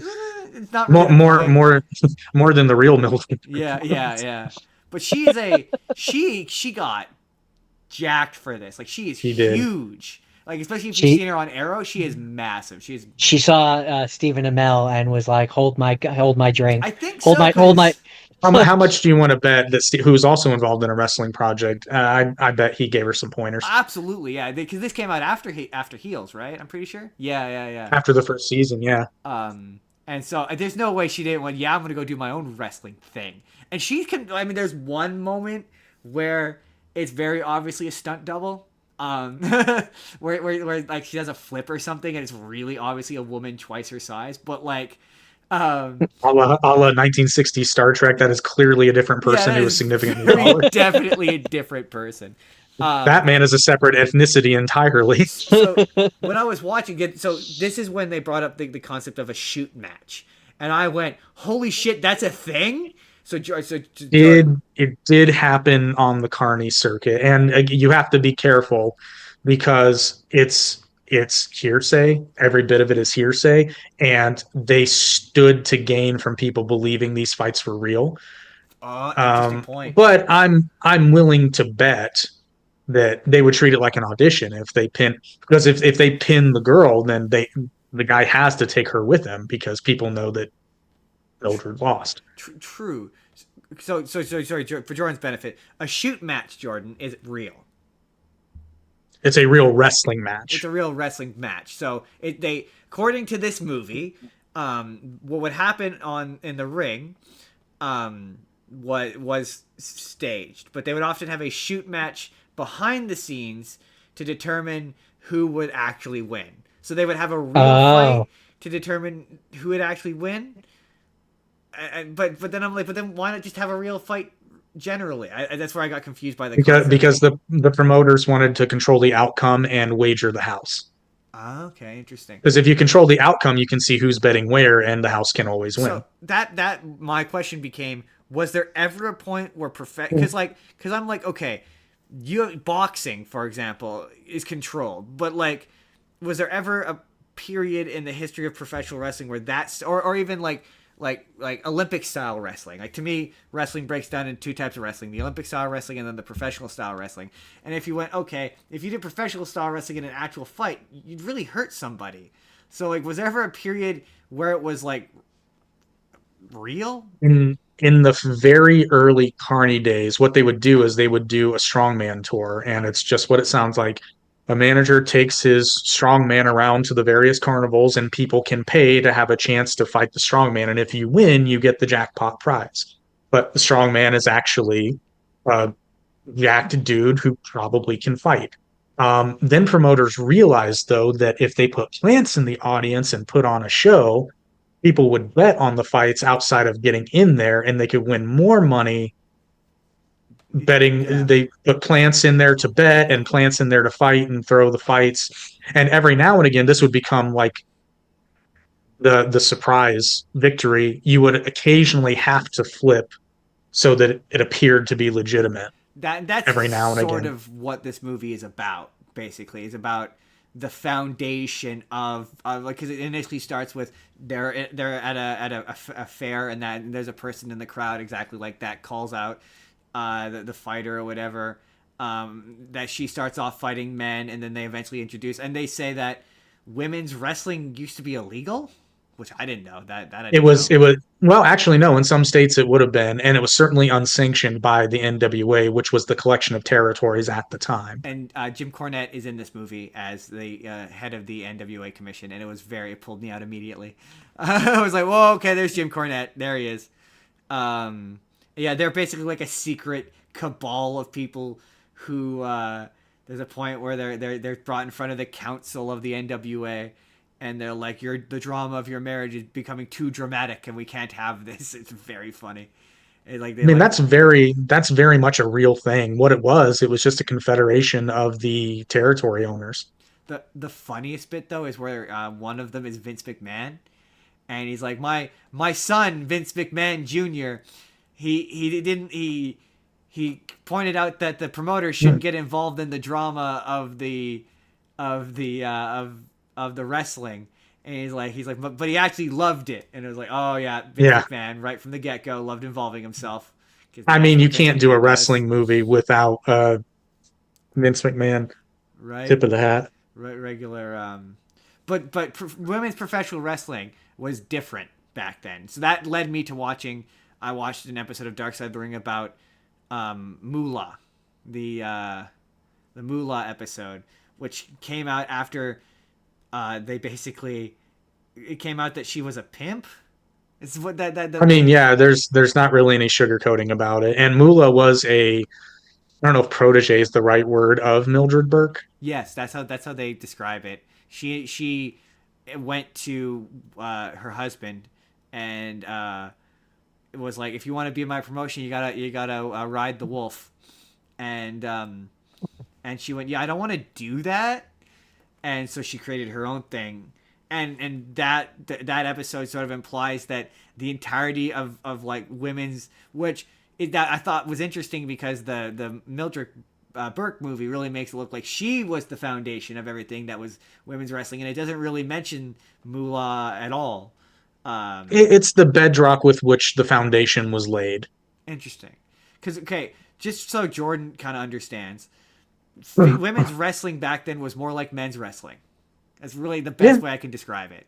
It was more straightforward. Well, to be fair, they tended to look a little bit more like men. But that is absolutely true. But it wasn't what it was, and then it wasn't Trish Stratus. It wasn't bra and panty matches. It was very no. And the famous Moolah, yeah. Well then, what's the point in that? But it's weird because, well, I mean, a lot of people said that exact thing. But also, like the Queen of the Ring movie implies that sex appeal was very much a part of it still. So like even though the Dark Side of the Ring insisted it wasn't, but so the fabulous Moolah, it was. She was a woman who wouldn't stop wrestling. She wrestled until her like 80s. Her and I can't remember who Mae else. Young. Yeah, Mae Young. Yeah, they wrestled. Mae Young eventually, she gets put through a table by Bubba Ray Dudley. Yeah, they show the clip in that episode. It's or there was one where they show someone hitting Moolah over the head with like a 2x4 or something, and it was like, oh my god. And Mae Young also goes on to give birth to a hand on live television. Of course she does. But there's a moment in the episode where one of the talking heads is one of the people who used to work for Moolah, a native woman, and she describes an incident in which Moolah told, after she destroyed her ankle, Moolah told her to go see this guy, and then got mad at her when she went sleep with him. And the end of the episode is like, if you say that Moolah was a pimp, that implies that I was a prostitute. She says it all indignantly, but it's like, but you very much described earlier in the episode. You described a very quid pro quo business prostitution arrangement situation where you accused her of being a pimp. What? I would classify that more as a sexual harassment case, but I think in the scheme of things, pimp would be. I mean, the implication, or I guess no. Listen, Saul Goodman would argue that Moolah had no idea. She was a madam. The doctor. She was a madam, not a. Was a madam. She was a madam. That is a distinction that Saul Goodman would make in court. Yeah, very, very decisive. She didn't say that she should have sex with him for money, but she definitely implied. Now, if the implication was there, then my defendant did not mean it in any way, and it is not her fault that was what was read there. Right. I sent her for massage therapy. Right. If she took money for whatever, For- then you know For what I other whatever may have happened there instead, that was not what was intended. but yeah, Frankly, Your Honor, any sexual relationship was simply a thank you for a job well done. Could she walk after? Well, no. But also, like, yeah, a lot of modern Oh, you mean her ankle? wink. Oh, wink.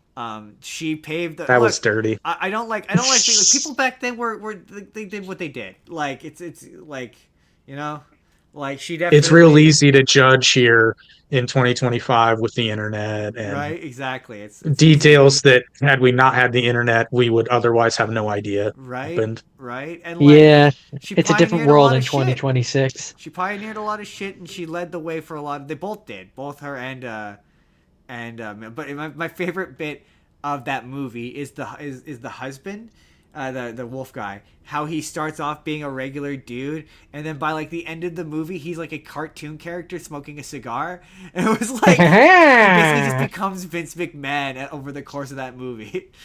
Well, to be fair, what do you think is going to happen to a man who starts out with very little and then is constantly surrounded by women making money and not having to lift a finger on his own? that movie very. I mean, much that's a cartoon villain origin story if I ever heard one. Absolutely, it's really fascinating when you read. Number one, when he met her, he was trading female wrestlers, which you definitely get in this movie. But yeah, he got rich off of her work, and that's awful. That's terrible. That's it. That's the lady wrestler. That's our brief dip history into lady wrestling, as they very specifically put it. That is, to be fair, that is a very brief dip. It goes a lot deeper. Much like everything else, women's wrestling goes through phases. Yeah. The interesting bit to me was the peak and valley of diva, like traditional female lady wrestling, which is completely different from diva wrestling. Completely Which different. you can partially thank Vince Russo for. Absolutely. So It doesn't surprise me that he was responsible. But then I think Vince McMahon led the charge on that only because he and Vince Russo kind of agreed that, like, oh yeah, bro, you know what would be awesome is if we had a match where the goal of it is for them to strip them down to their bra and panties. You could picture them having like wouldn't it be great if they were eventually down in their underwear on television? And I see. They get down to their underwear. Do you think pudding would be too much? Absolutely not. That's good shit. Yeah, you know at one point Chocolate. Vince Russo pitched mud wrestling. You know he did. I think to be fair, I think it existed before. Yeah, but he pitched it on for the WWE, which I think they did. I wouldn't. They certainly did pudding wrestling. That doesn't surprise me. But like, yeah, doesn't surprise me at all. Do you agree with the because they what's his face what's his face whose name we've already said, not Vince Russo, the other guy, Jim Cornette kind of implies that Ronda Rousey made female wrestling respectable. No, very much the opposite. That's what I think. That's what I felt. She absolutely no. He does not believe that. Oh, see, that's how they, because he says that or he says in that there was a time, but I'm sure I've heard his opinion has changed. There may have been a time, like when she first came in and she was white hot, but then she was out in public. Well, she was out there saying that she doesn't care about the business and that it's stupid and that it's fake and she's only there to get a paycheck. And she's saying this in interviews. And yeah, I can see Jim Cornette really turning on you for that. That is a cardinal sin to him. See, I don't like saying this anymore. She broke Kayfabe. Yeah, a little bit, yeah. I don't like saying this anymore because I respect professional wrestling too much to say this anymore. But back in the day, I used to say she got kicked in the head so hard she ran to fake fighting. Hey, you know what, though? Let's real talk here, though. That relationship could actually be really good for both parties because the WWE is a hype machine, whether you like it or not, that I think, well, actually, I think the UFC is losing money. Oh, yeah. But more importantly for the boys, let's say you have a fighter who just has one too many close calls in the octagon. He can still be physical, but it's no longer safe for him to be taking shots to the head like that. Mm. The move over to pro wrestling is Yeah. Well, I mean, I think it's legit. I saw Floyd Mayweather did some professional wrestling, and I was like, hey, he's got the kind of personality I could see him in the ring. It's believable. Well, Logan Paul didn't do it because of an injury, but Logan Paul is I cannot speak highly enough about how much I like Logan Paul in WWE. I just can't help it. I can't help how much I like. well, and kind of the unsung hero of MMA to pro wrestling, who she's not in WWE anymore. I can't fathom why. Was Shayna Baszler. She took to that like a duck to water. She was good. Interesting. So I have I have a pitch for a potential wrestling league or idea here where Bitch slap. It's been done. No, but I like where your head's at. Where you have all the people who can no longer do like the super dangerous things anymore, and instead you put like a bubble, like a inflatable helmet on them, and they have sock and bottoms like the inflatable things on their hands, and they just boop boop boop boop boop. This sounds like amateur boxing. I'm sure it exists in Japan. I'm sure it does. If you could think of it, That it show exists in Japan. That show exists in Japan. Except the winner also, to move on to the final round, the winner also has to catch a live fish. I mean, that would be. Well, I was gonna say the winner has to get knocked in the groin because it's Japan. I mean, after catching the live fish With their sock and boppers. No one will win the championship. It is impossible. I'd watch it. I'd watch it.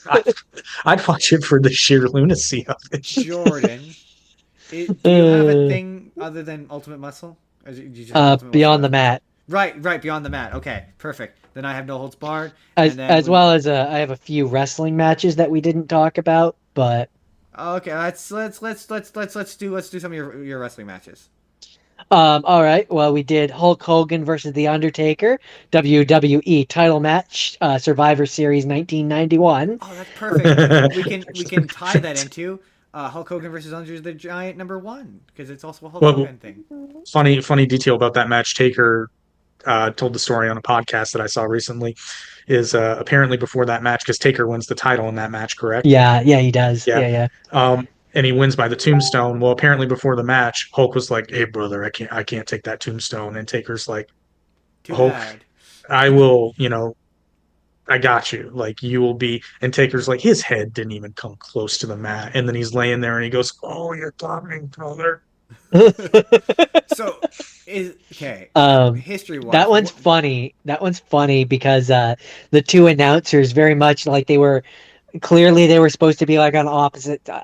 Pardon the pun, opposite sides of the table for that one.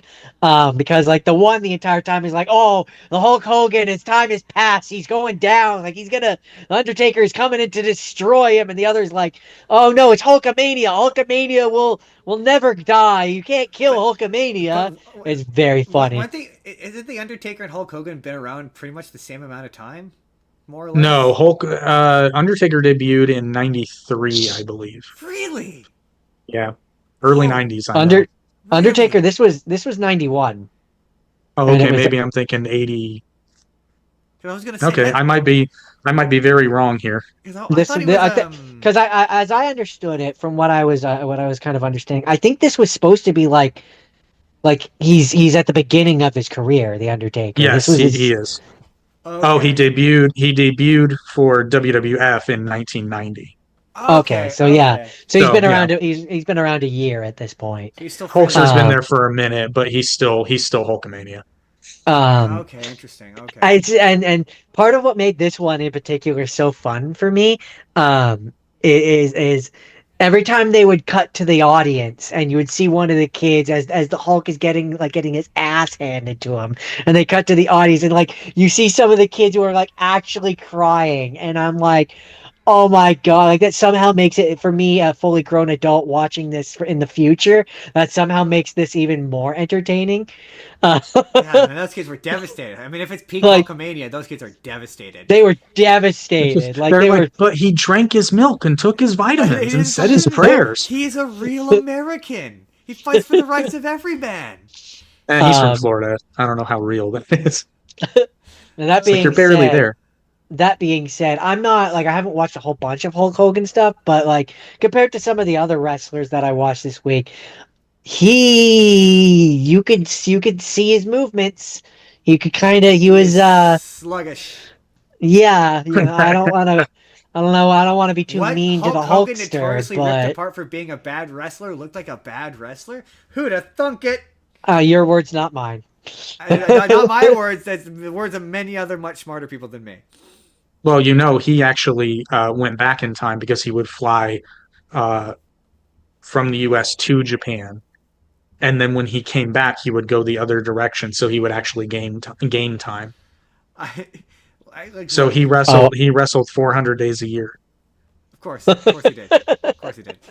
But It may have felt like um, it this is for pre sure. see, NWO Hogan, right? Yes. Yeah. Okay. Yep. yeah, and I think this was also when he was kind of in the peak of his Hollywood phase, because near the end of it, the announcer who was disparaging towards Hulk Hogan was like, "Oh, like I guess maybe you should just go back to making your movies. You don't deserve to be in the ring anymore." Ah, rah, rah, rah. And I'm like, this is so peak '90s. Like I'm So here for is this. this leading into the NWO thing? Because this seems to be like the end of Hulkamania by the sounds of it, or is it still like mid Hulkamania? I think by coincidence, because I don't think Hollywood Hulk Hogan and the heel turn happened until what, 97?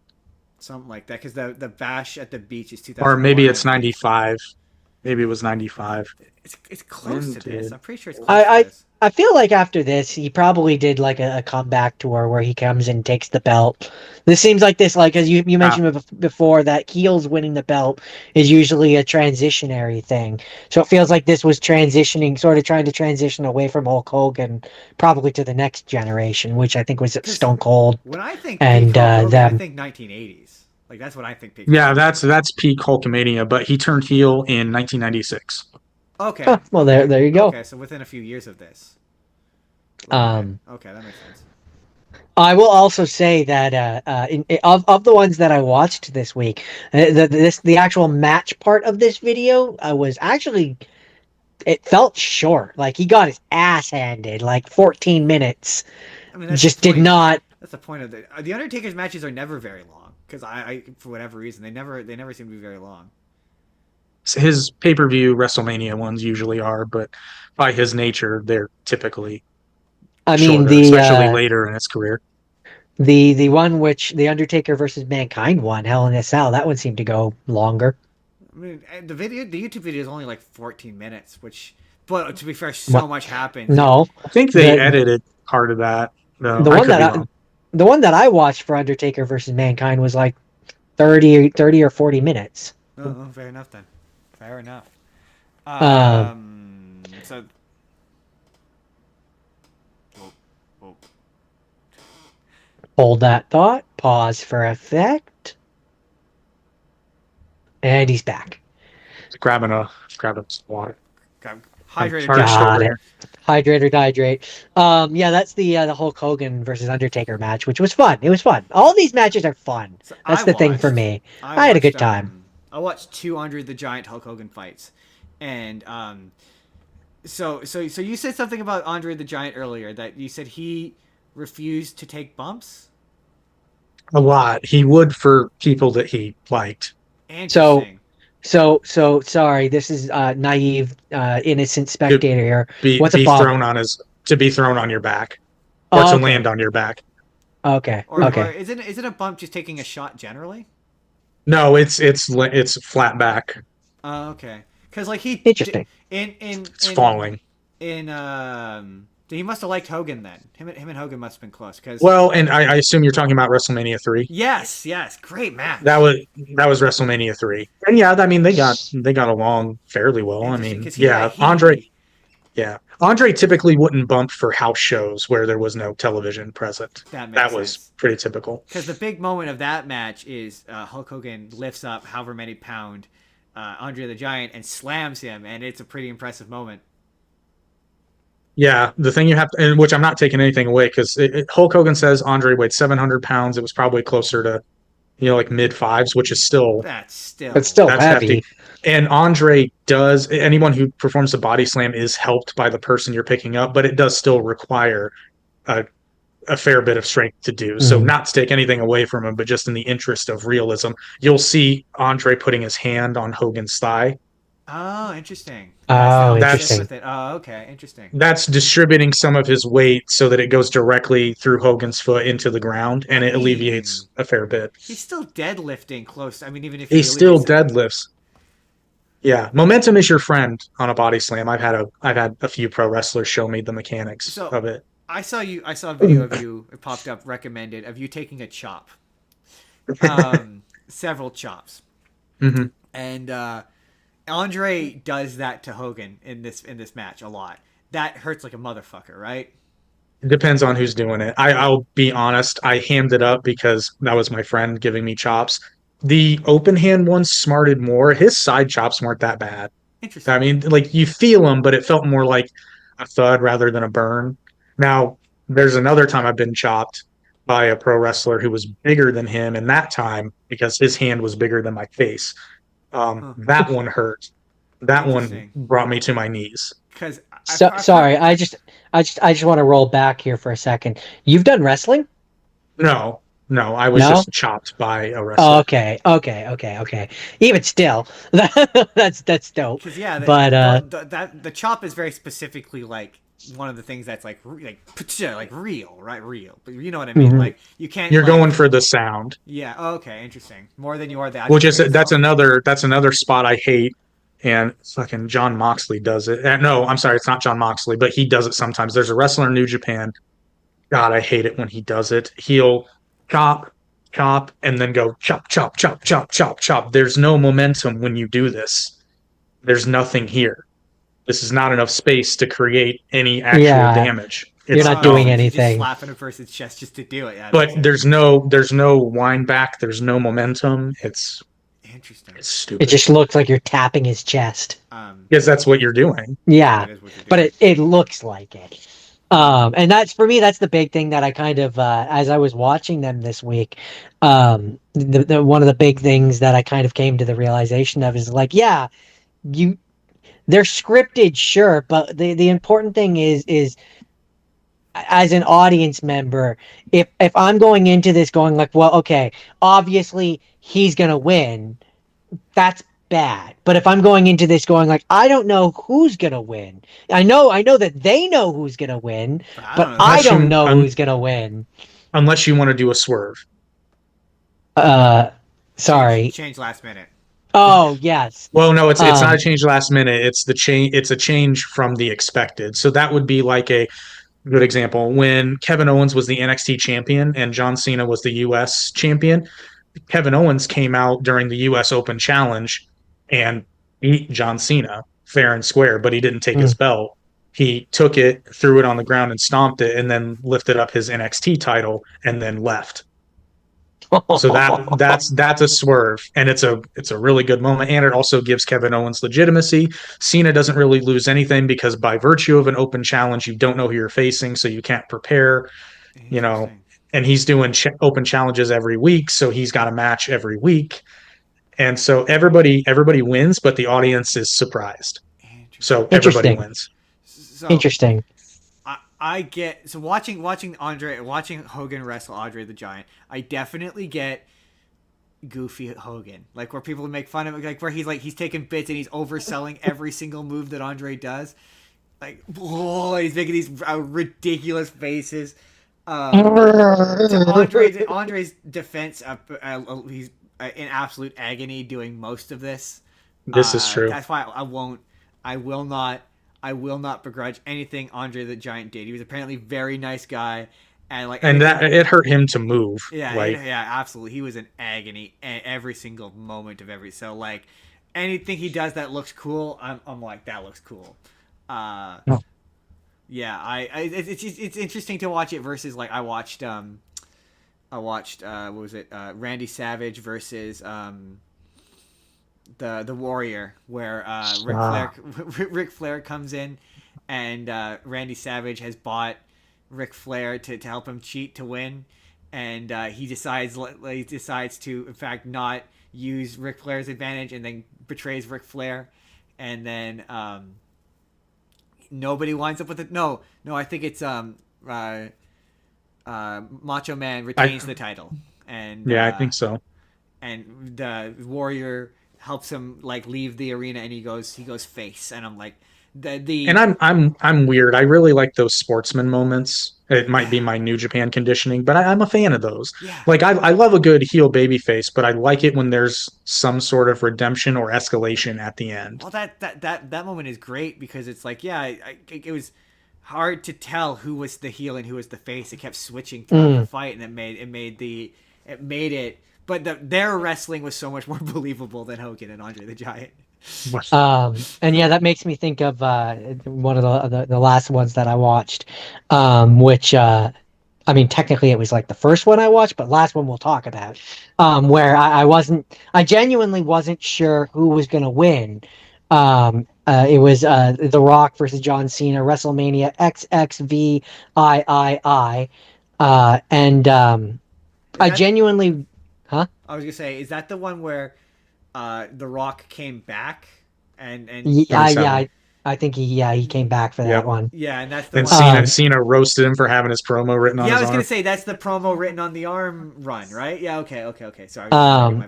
And so like I'm like, oh, are they gonna go the route of The Rock is coming back, he has to win because he's coming back and he's a big deal, or are they gonna go the route of John Cena is the hero can't lose, like, and so I was like, I could see it swinging either way on who would actually pull the victory, right?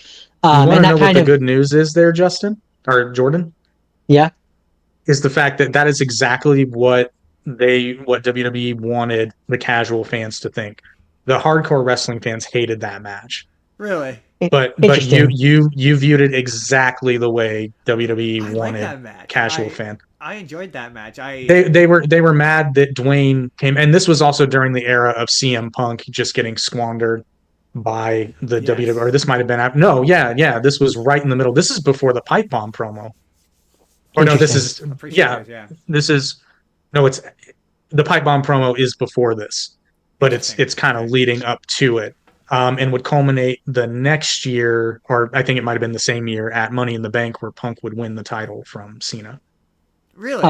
Interesting. So, ironically, my one issue with it is kind of the fact that The Rock won. I think that the storyline of it would have been better if he had come in and lost, and that turned him into a heel because he's like, now I'll do whatever it takes to win to get back what I lost. But wasn't he really part-time at that point? So like, I don't think he was coming back. Not for an extended run, which is, I mean, to be fair, that's why John Cena's retirement tour sucked, is because he wasn't working a full schedule. He was on almost weekly, but to Cena's credit, I don't see him doing this, but The Rock, and this was one of those moments where anytime people stopped liking The Rock, his go-to move was to go back to wrestling. That was he did it to remind people what they liked, thinking he'd get the rub. And I mean, to be fair, he's good. I get excited when he comes back. When he overstays his welcome, I'm like, okay, like that. We got the pop. We got the if you smell pop, and now we're done. Like that's kind of what happened with Hollywood Rock. Is he was getting canceled over something, and he thought, I could come back and ruin John Cena's retirement. I'll come back to wrestling, where this industry has a bang up job for treating women with dignity and respect. Right. Yeah. Seems like a fantastic idea. We talked about that. They definitely have. So yeah, I think this was one of those moments where he had come back in order to rebuild his popularity, and then like this, to my I remember this run, and to my recollection, it went poorly for him. It did, but like it went poorly for everyone. Cena though have had some epic runs though. Like there's one of his where it was quite good, from what I recall. What I will say about this fight though, that I do think they kind of did successfully. I think it went a little long, but like they really wanted this match to feel like two like people at the height of, or two people that are really impressive that one can't manage to beat the other, and and then he finally manages to snatch the victory, and I like that narrative. I just So a think that John Cena match. I, I mean, I guess, Yes, yeah. I like that narrative for this one. I just think the wrong person won. It Personally, it arguably would have been a perfect time for it to be Cena CM Punk, although that would follow shortly after. But have Uh, CM Punk come in and team up with Cena, and then they beat The Rock. either that then or both be faces, and that doesn't work. Punk was a heel at the um, time. Oh, I think what if I could have had it end anyway, and The Rock had to win, I think the way that I would have done it, if in the make believe world of I can make any magical thing happen, I would have had Stone Cold Steve Austin come out and help him take down John Cena, and that's how he manages to bring in the victory, push him over the edge. I think I would have Stone gone Cold full was retired at nostalgia. that point, wasn't he? That's What's what that? would have made it a big deal. Hey, Stone Cold came back later and did a match with Kevin Owens, but that's called fantasy booking, Justin. Jordan. I mean, fair I'm enough. sorry, I'm just saying. you are the same person. We are. We are. Bro is talking to himself. We are. Bro is talking to himself. Yeah, no, we did have a comment that was, "Are you two brothers?" And we always answer that question every time we get it the exact same way. Let's talk about No Holds Barred. I want to talk about that. Can we not? Speaking about Hogan. While you jump into that, I gotta switch over because my phone's dying. Timing. What we can't talk about Hogan and not talk about No Holds Barred. Okay, that is I mean, we could. Number one, produced by Hogan and Vince McMahon.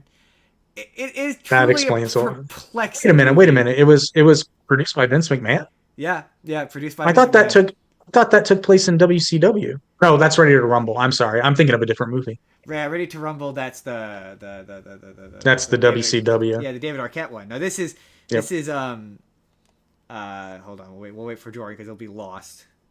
There we go. This Perfect. is Hulk Hogan play. Okay, Jory, No Hold Barred.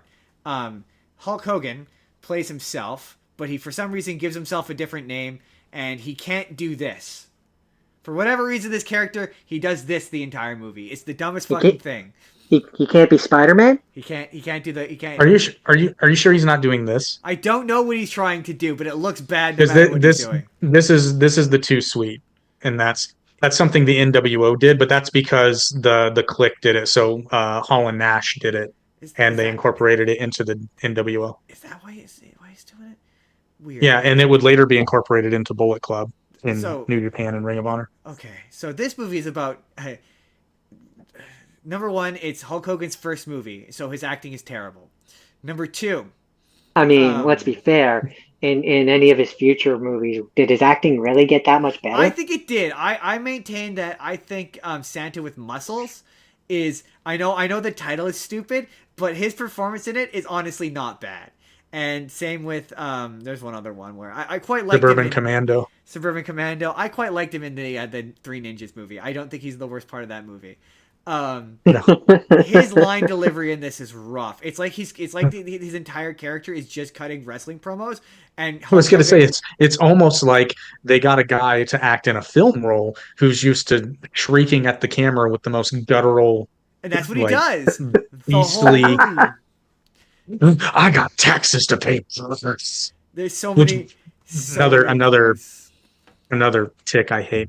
God, I hate it when wrestlers are giving promos and they go. Okay.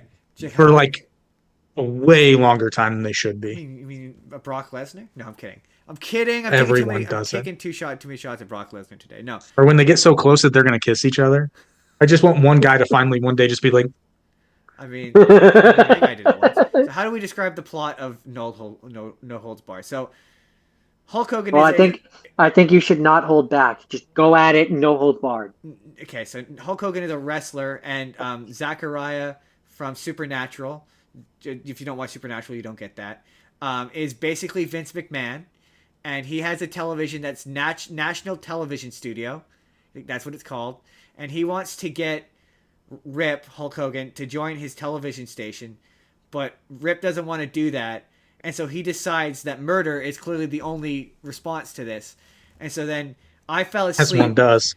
and then all I of a mean, sudden, what other response is there? I got no don't other know. course, Hulkamaniacs. He wants me to work at his TV station. Never mind the fact that we live in a capitalist nation, brother, and nobody can make me do anything without a signed contract, brother. And even then, I have legal protections.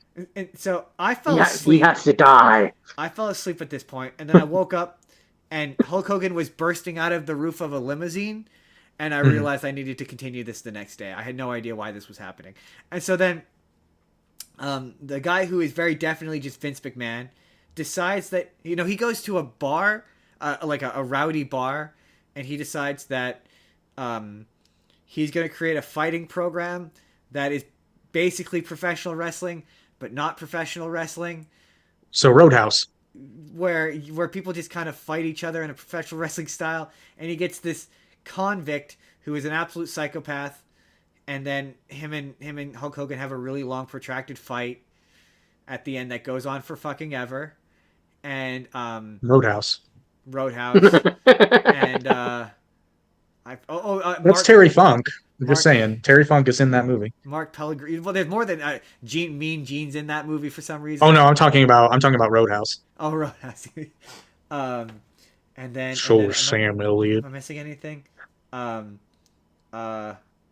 Nothing of substantive value. It's the movie that everyone said it's the movie where they pretend that wrestling is real. I would not characterize that as what this movie is at all. What they're doing is not. He does professional wrestling at the beginning of the movie, and then the rest of the movie is not professional wrestling. And that was the other thing. There's several long extended shots of Hulk Hogan's ass. Like, I mean, they multiple really shots. You needed to see it, Justin. No, but they're framed as though he's like a sexy woman. Like, I don't know how else to, like, there's so many. There's one scene where it's him and the lead female actor, and they're in a hotel room together, and she refuses to share a bed with him. So the only way they'll share a bed is if they split the bed down the middle and there's a drape up the middle, and he's wearing a bright pink thong, and there is multiple shots of his ass as though he were a beautiful woman, like Tanner thong, brother. And then there's a bit where she's sleeping, and you hear this sound of him grunting, and she's like, "What's going on?" And she opens up the thing, and I guess the gag is you're supposed to think that he's whacking it, but she opens the thing, and he's just doing push-ups for some reason, for no reason. And the shot is of his ass in this tight pink thong. It's the weirdest fucking thing ever. I don't understand what's happening. Are we sure that it wasn't an ass double? I mean, he looks over his shoulder, like he gives you the over the look shoulder, and it shows his face. And he's wearing the bandana, right? Because he doesn't want to show his bald spot. So that was my question. This came out in 1989, which we already have determined that this is peak Hulkamania. And it's when the thing about Hulk Hogan is he was very famously self-conscious about his hairline. Like, it's a thing everyone knows about Hulk Hogan. It's why he wore the bandana. See, even Jordan knows this about Hulk Hogan. Even I know that about him. It's a well-known fact. He doesn't wear the bandana in this movie. You see his bald spot in full display the entire time. It was legit surprising. I know, it's the most shocking thing in this thing. Like, what? This is peak Hulkamania. No, Justin, second most shocking. The first thing was Hulk Hogan's thong. The reveal. Oh, that's true. Yeah. His luscious ass. That is true. I mean, yeah. That had to be number one. That is number one. This movie's bad, but, like, also, I don't know. It felt really peak 1980s professional wrestling for some reason. Like, it's just like everything 1980s professional wrestling put into a movie. I just don't know how else to. I would never recommend this to a living soul, but, like, if you must, it's definitely Hulk Hogan's worst movie. Which is shocking. And that's saying something. Right? Which is shocking that both him and also, there was a pay-per-view event where he, in character, professional wrestled, did a tag team match against the guy who's playing the villain in character as Rip. which I'm guessing you've seen, and it must be bad. If you're shaking your No, head, I have not, but I can only assume. I can only assume it was terrible. That's From the mind that brought you the gobbledygooker, everyone. the Cooker. The gobbledygooker. Terrible, terrible movie. 11%, 11% on Rotten Tomatoes. Absolutely terrible, terrible. 11? It broke double digits? It broke double digits. Yeah, remarkably. Yeah, it's the movie everyone makes fun of when it comes to whenever. And I went, oh, he did this, by the way, a year after he did Rocky 3. Ooh. Yeah. That's no holds barred. Jordan, what's you've got the My last thing other than Ultimate Muscle is Beyond the Mat. Beyond the Mat. This is a famous document. I told Jordan to watch this because this is very famously the documentary. They talk about it in the Schultz episode, right? The one that very famously like destroyed kayfabe and like everyone in professional wrestling hated and everyone involved in it got. I think kayfabe was pretty well dead by this point. That's But what yeah, I would agree with, but. Well, not to be confused with the limited ironic WWE DVD series behind the mat. Interesting. Okay, interesting. So Jordan, What's funny? So two things. I have a few things to say about this one. So number one, which was funny, is when I was looking to sail the seven seas and gain access to this one. If you know, you know. When I typed in Are you Beyond the Mat, referring to a Bay of Pirates? I might in fact be talking about a bay which is just full of pirates.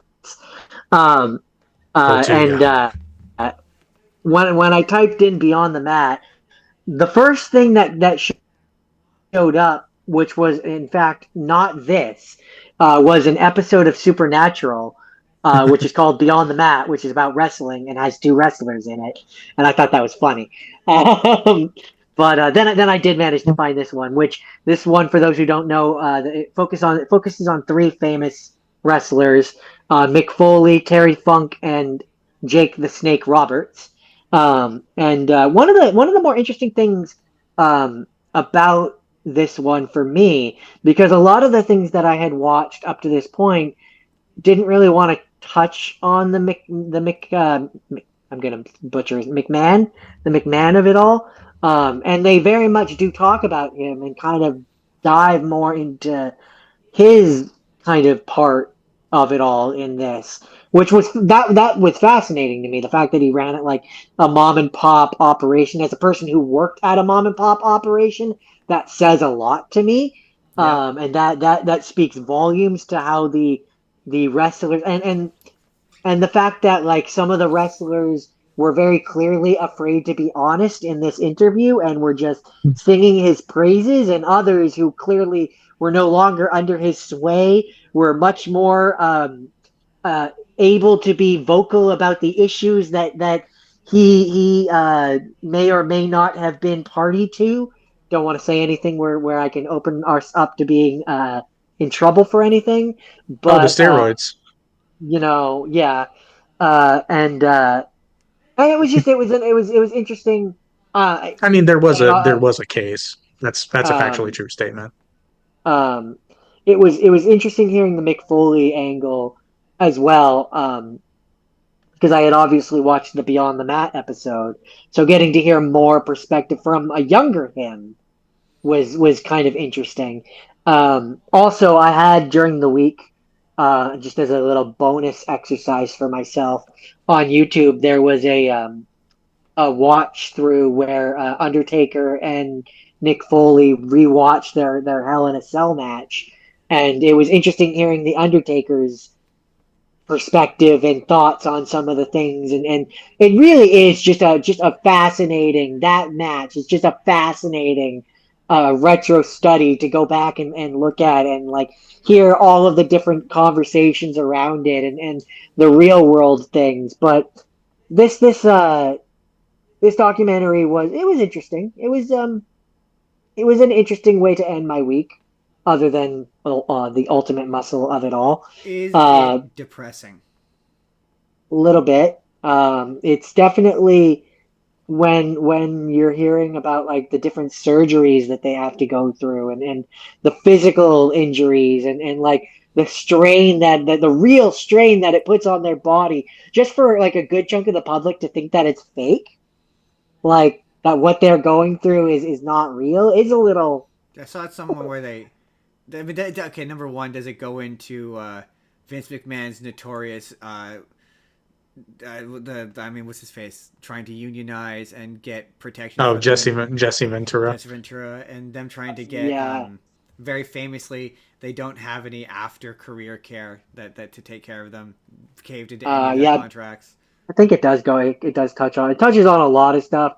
Like I said at the beginning of the podcast, I watched a lot of documentaries, which fed me a lot of information about a lot of different people. So you'll have to forgive me if my brain did not sponge every detail up. Jake the Snake in particular, yeah, man, he. But the Jake the Snake, yeah, his trying to reconnect with his daughter, his whole drugs, it was, yeah, he was going through, at this point in particular, he was going through a real low slump, where things were hard for him, very hard, and Yeah. he was not given the support that I think should have been offered. Now, if you do want to see a documentary with a happy ending, watch The Resurrection of Jake the Snake Roberts.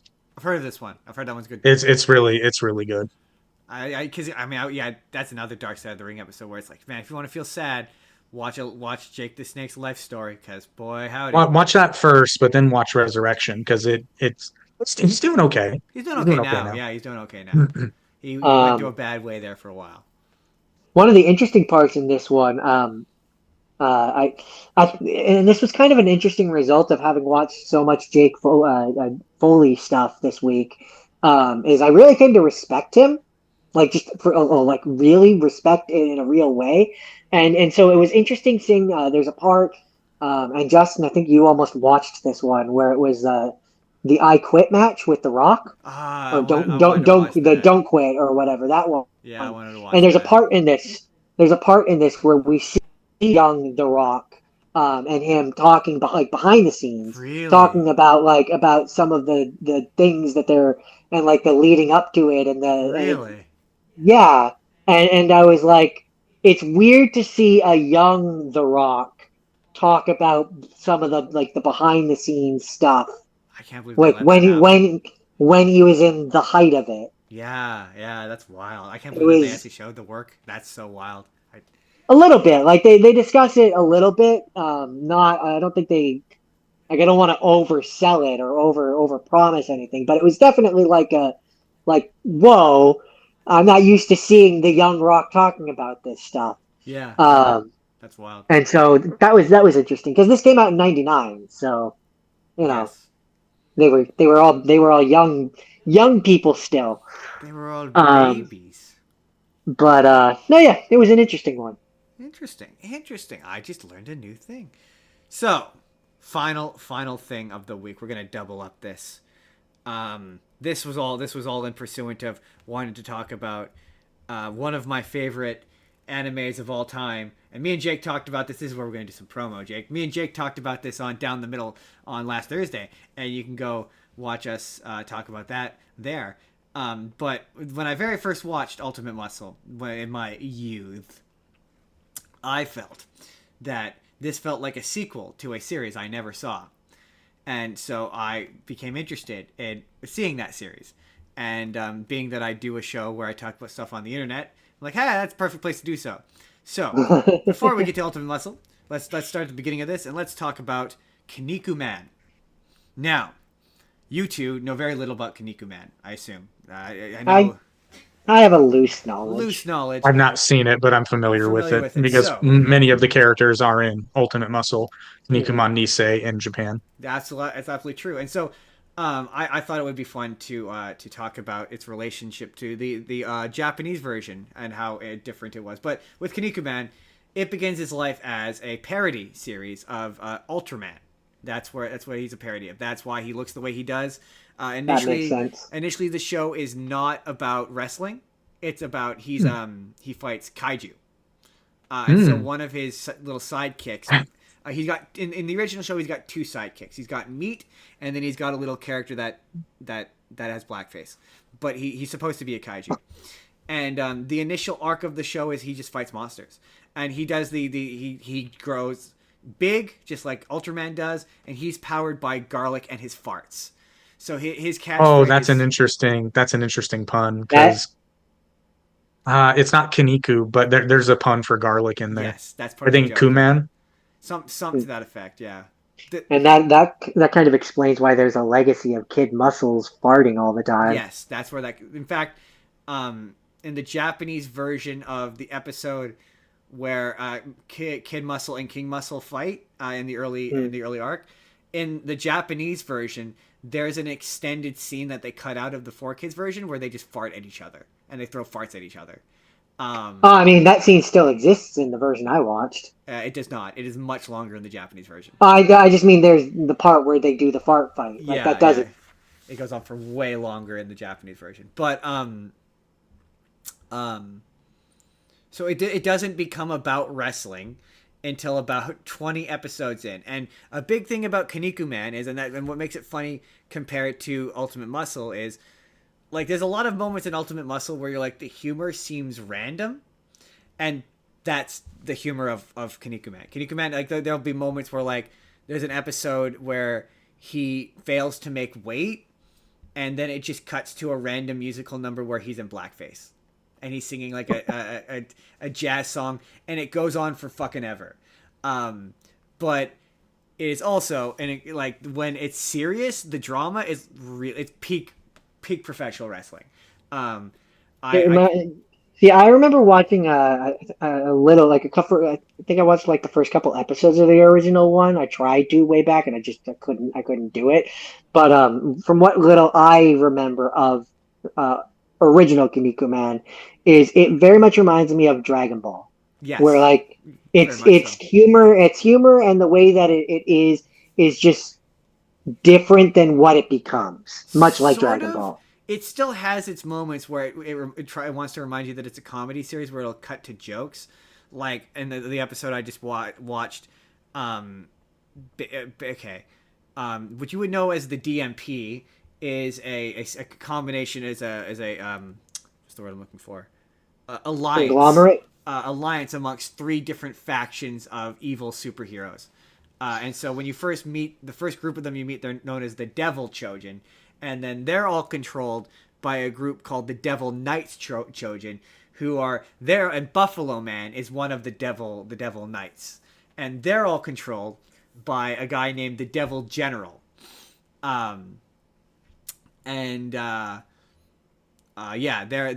the evil, and the DMP is a combination of them. So when they're fighting them, it's very serious, it's very good. So like I told you about the Robin mask, and he comes back as a heel, and then he turns to face. Buffalo Man, when he initially shows up, he's a villain, straight villain.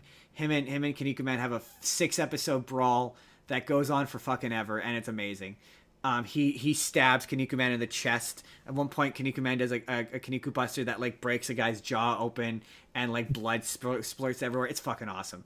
But he dies, basically. The evil devil general takes his life, and he winds up dead. And he comes back to life, and he shows up, and he's now evil again, because prior to him dying, he had turned good. Now he's come back, and now he's evil again, and he's siding with the devil general. And then it's revealed that, oh no, he wasn't actually evil. He was actually just pretending to be evil the whole time, and he was actually a babyface the whole time, and he was a good guy the whole time. And it's just peak professional wrestling. Like, if you like professional wrestling style storytelling, I think Kinnikuman is just a little bit better at it than Ultimate Muscle is. Like, Ultimate Muscle is good, and there are moments where like characters will just stop to cut a promo in the middle of a fight. It's hilarious. Really funny. It's very funny, and that happens in Kinnikuman too. But so much of the humor is like, the thing that impresses me about Ultimate Muscle is how much of it retains from the Japanese version. I said this to Jake on his show, but it's like for example, the fact that they call it the Kinniku Buster. Like, it would be very easy for them to just call it the Muscle Buster. like, and change that, especially for kids. See, I remember it being called the Butt Buster. It was early on. Well, only for one episode though. I distinctly Really? remember. Oh, I thought yeah. it was more. I remember it being in like a lot of episodes. Yeah, like in being, but yeah, it was only in that first episode, and I was like, really? Yeah, but there's certain like for example, like there's certain relationships that what's it called? Jaeger and Brocken Jr. are Red Rain of Pain. Red Rain of Pain. They are not related in the original version. In the English version, Brocken Jr. is his dad. That's not the case in the original Japanese. In the original Japanese, they are not related. Oh yeah, how could I not mention Brocken Jr.? Brocken Jr. begins his life as a Nazi, very deliberately a Nazi. Like oh, that's him. Interesting. That's Brocken Jr. Brocken Jr. when he first shows up in the original show, he is he's deliberately Justin created, showed me this. Yeah, he's deliberately created to be a good Nazi. Like by design. Isn't he basically Randall? He's trying to take it back for the Fourth Reich. I think maybe that's the intention, but his origin story is Brocken Senior fights Ramen Man, and Ramen Man kills him by decapitating him, and Ramen Man is the bad guy, and it's funny because when you remember that this is Japan. Of course, they would think the Chinese guy is the villain and the German is the hero. Like, it just culturally just kind of makes sense. But his final finisher is called the gas chamber, and it's bad. It's bad. So he dies, and Brocken Jr. shows up to avenge his father's death. The whole bit is he's acting like a villain the whole fight, and he realizes that Ramen Man is actually a good guy. And that he's wise and full of wisdom, whatever. And he becomes Ramen Man's protege. And that causes him to become a good guy. So there's so many shots in the early show where, like, he's saying heroic speeches. Or, like, they're having a heroic moment. And there's just Brocken Jr. in the background with a swastika on his chest. And you're like, this is probably why this didn't make it to America. This is certainly one of the reasons. Although that's easy enough. That's easy enough to edit out. That's what I said. You could easily... Because there's so many... You just make put an eagle on there.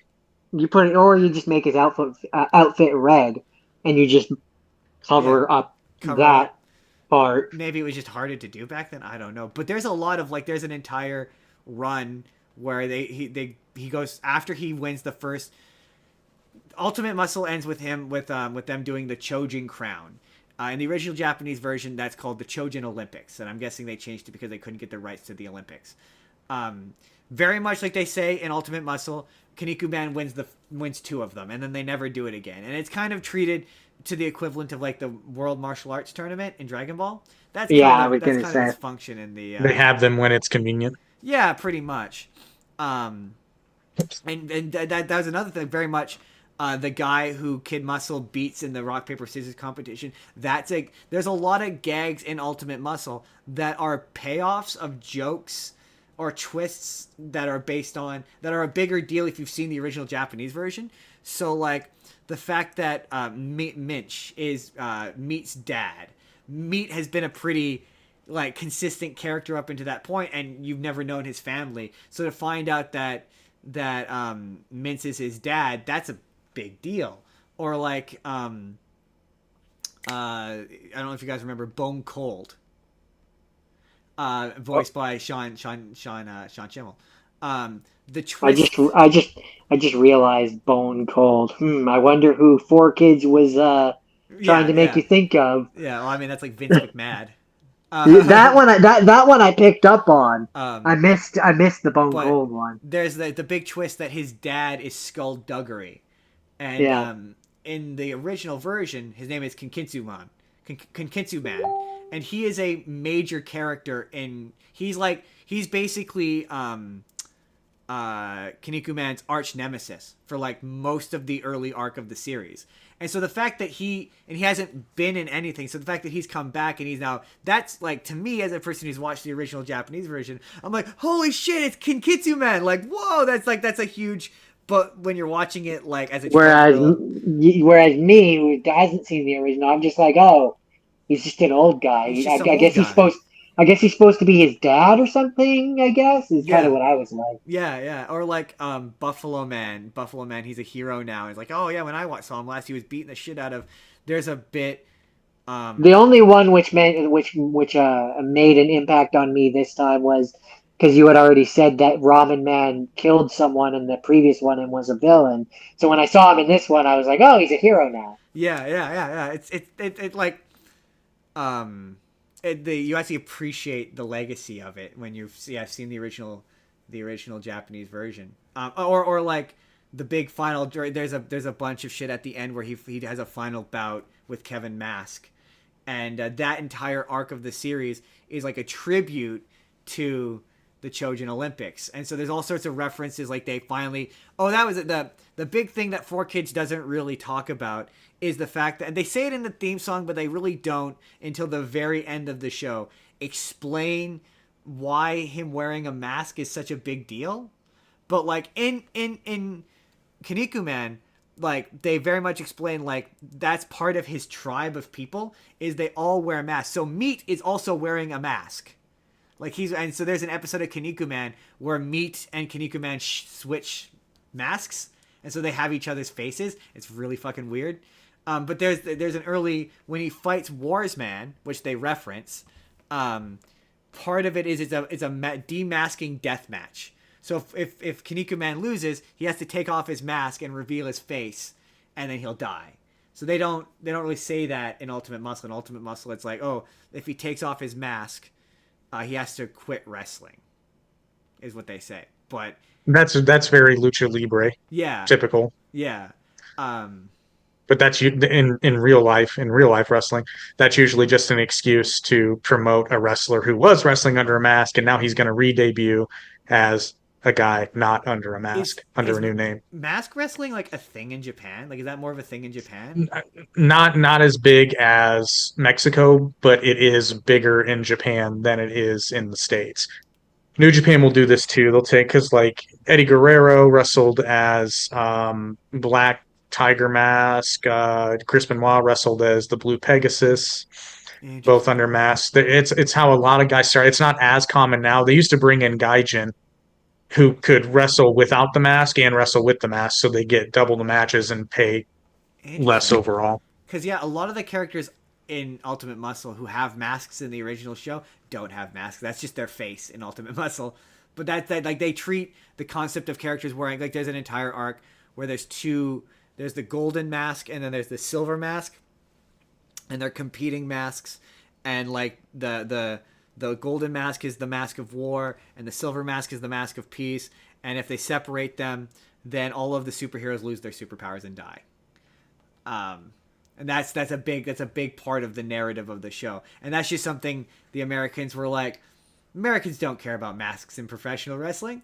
No, that certainly resonated more with the Japanese. But isn't the gag that they're actually just strikingly handsome under those masks? That's the whole joke, is that both Kinnikuman and Kid Muscle are unbelievably handsome underneath the mask. That they're supposed to be really, the whole point of him wearing a mask is to make him look like a pig. Like that's why he looks like a pig. He's supposed to make him look like a pig. Another thing that I didn't appreciate is the character of Roxanne, the adopted mother. She is Kinnikuman's original love interest from the show, from the original show. So she's a major character for most of the arc. Who apparently Meat had a crush on. That is, well, okay, the big thing with Meat is a kid. Like, that's the big thing. Meat is a child. So Meat and Kinnikuman's relationship is not that of trainer. It's more of a older brother, little brother scenario. So yeah, there's a couple of cracks about how Meat is 35 in the 4Kids version because he's voiced by Mike Pollock and he sounds like he's a 35-year-old man. He's not. He's very much a kid. He's generously by that point a teenager, but he has a child's voice. So yeah, there's a lot of gags. I mean, to be fair, that's kind of a trope in anime in general. Is like a character will look older, or he'll look young and he'll be voiced older, or he'll look older when he's actually supposed to be young. Like, I didn't know until this time when I discovered it. I never realized that Kid Muscle in the beginning of the show is supposed to be like, what did I say when I looked it up? 14? 14, He's yeah. supposed to be 14, and it's like, does not look 14, does not sound 14. And then by the end of the show, the season 3, which I didn't get to finish, but he's supposed to be like 16 by that point. Yeah. And it's like, he doesn't look 16, he doesn't act 16. So No. when it comes to anime in general, it's fluid. I would love to talk to anybody involved in the making of Ultimate Muscle. Like, I would love to know, like, did 4Kids just let you guys do whatever you wanted? Like, Certainly seems that way. it certainly seems like they were like, you just go ham, have fun, do what you want, like, do I'm whatever you I'm want. I'm kind of surprised during the height of the Team 4 Star, everybody was doing a parody, abridged version of different animes. I'm kind of surprised there was never an Ultimate Muscle one. Because it's already an It's abridged already a series. parody.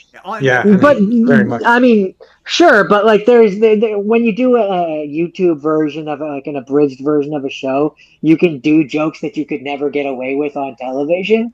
I mean, to be fair, they did a few jokes they couldn't get away with on yeah, there's a lot of television. jokes I on that show that mean, they do that you're not wrong. There are definitely jokes that I'm like, wow, I can't believe they got away with the that. pacing- But They knew the parents weren't watching. The other thing, Jordan, is compared to the it is an abridged version because the pacing of Ultimate Muscle is way faster than Kinnikuman Nisei, which is what it's based on.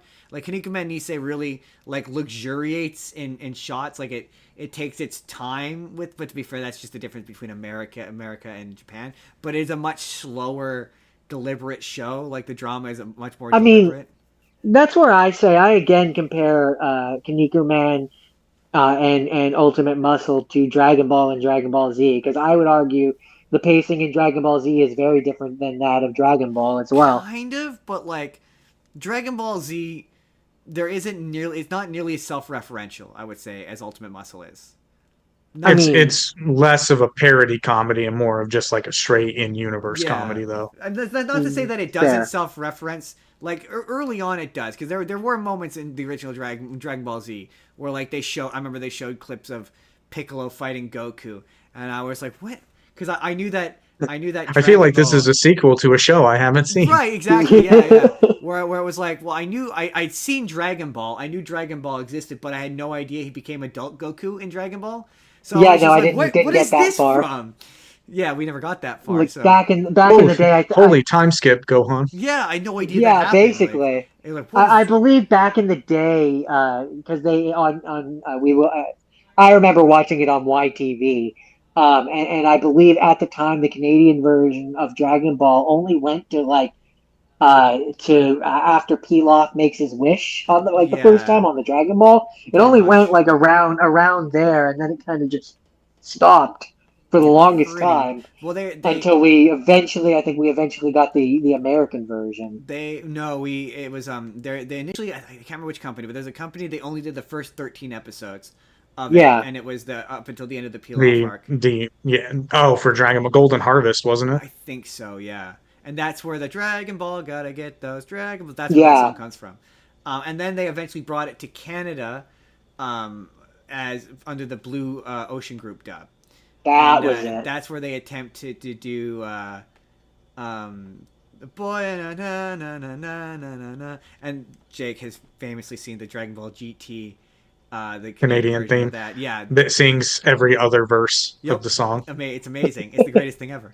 But that their version of Dragon Ball eventually came, and I don't think they did the whole series. I think they only got to like the Red Ribbon Army, and then Dragon Ball just wasn't nearly as popular as Dragon Ball Z was, and then they didn't do anything with it. All I know is that as a kid, I never watched it all. I certainly didn't get to the point where Goku suddenly is an adult and is way older, and it's just my thing is, like, 23rd martial art tournament stuff didn't. The thing that made me want to watch Kinnikuman was like watching Ultimate Muscle. Even at its most silly, you're still like, you watch the first few episodes of it, and he's fighting like he literally, his arch nemesis is Ultraman. Like one of the hero characters is Subidaman, and he's a spider who's a man. One of them is Captain America.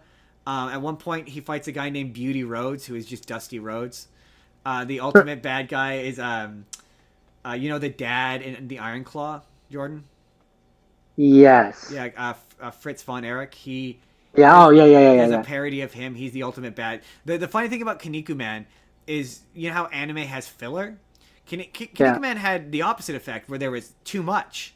So they didn't adapt at all. Like that arc, the America tour arc, they told them to just skip right to the Chojin Olympics. So they cut half of that arc. So half of that arc they didn't do in the anime. It's the same thing with. See, and that's where it's With interesting with Muscle. Ultimate Muscle, because that was one where I very much remember reading the manga version of Ultimate Muscle, Yes. and I legitimately can't remember what I saw or what I came into contact with first, whether it was the manga or the anime. It was definitely, for me, it's definitely the anime. I remember watching it Saturday mornings, getting up with my toaster waffles and sitting there watching. I can vividly remember. Well, I just I kind of the don't know reason about why you guys. It was on pretty early here. Yeah, it was reasonably early, like in the morning for a. I think it was at like 7:30, which is Oh yes, I know. I was like, yeah, that makes sense because you're 3 hours ahead. Yeah, that would have been 9 o'clock for us. 9:30, 10 o'clock, I Yeah, think, is yeah, when it that sounds came about on. right. That sounds about right. But no, the only reason why I'm not sure which I did first, manga or show, is because I very much remember you and I, we liked to frequent the library where Yes.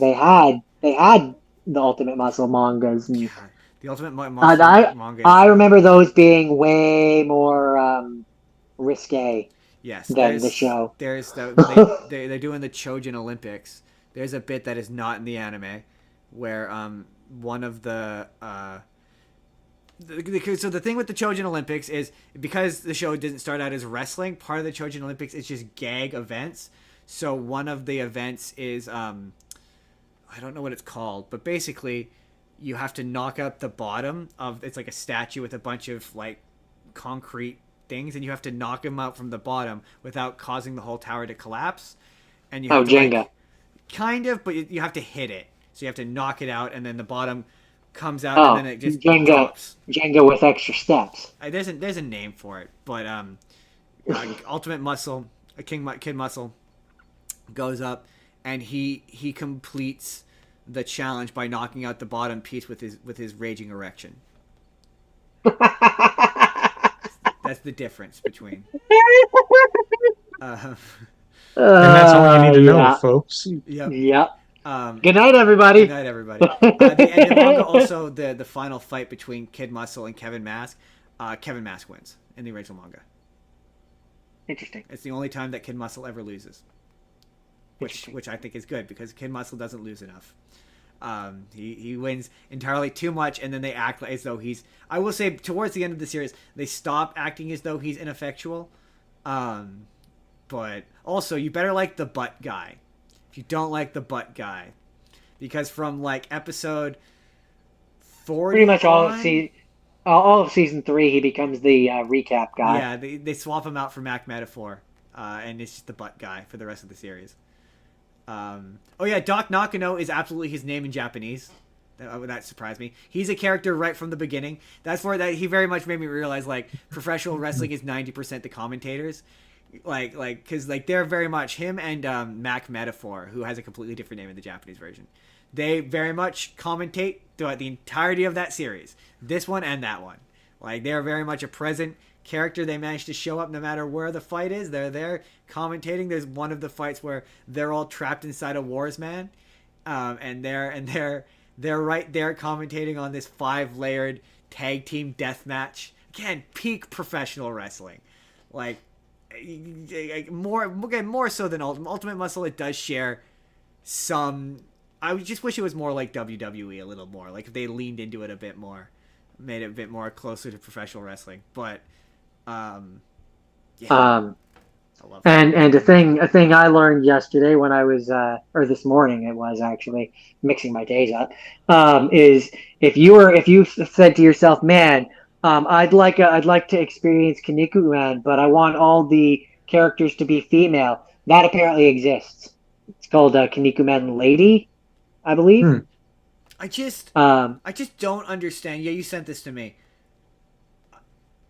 Okay, Kinnikuman, just for your guys' benefit, him and Kid Muscle are pretty much the same character, more or less. He does all the same bits.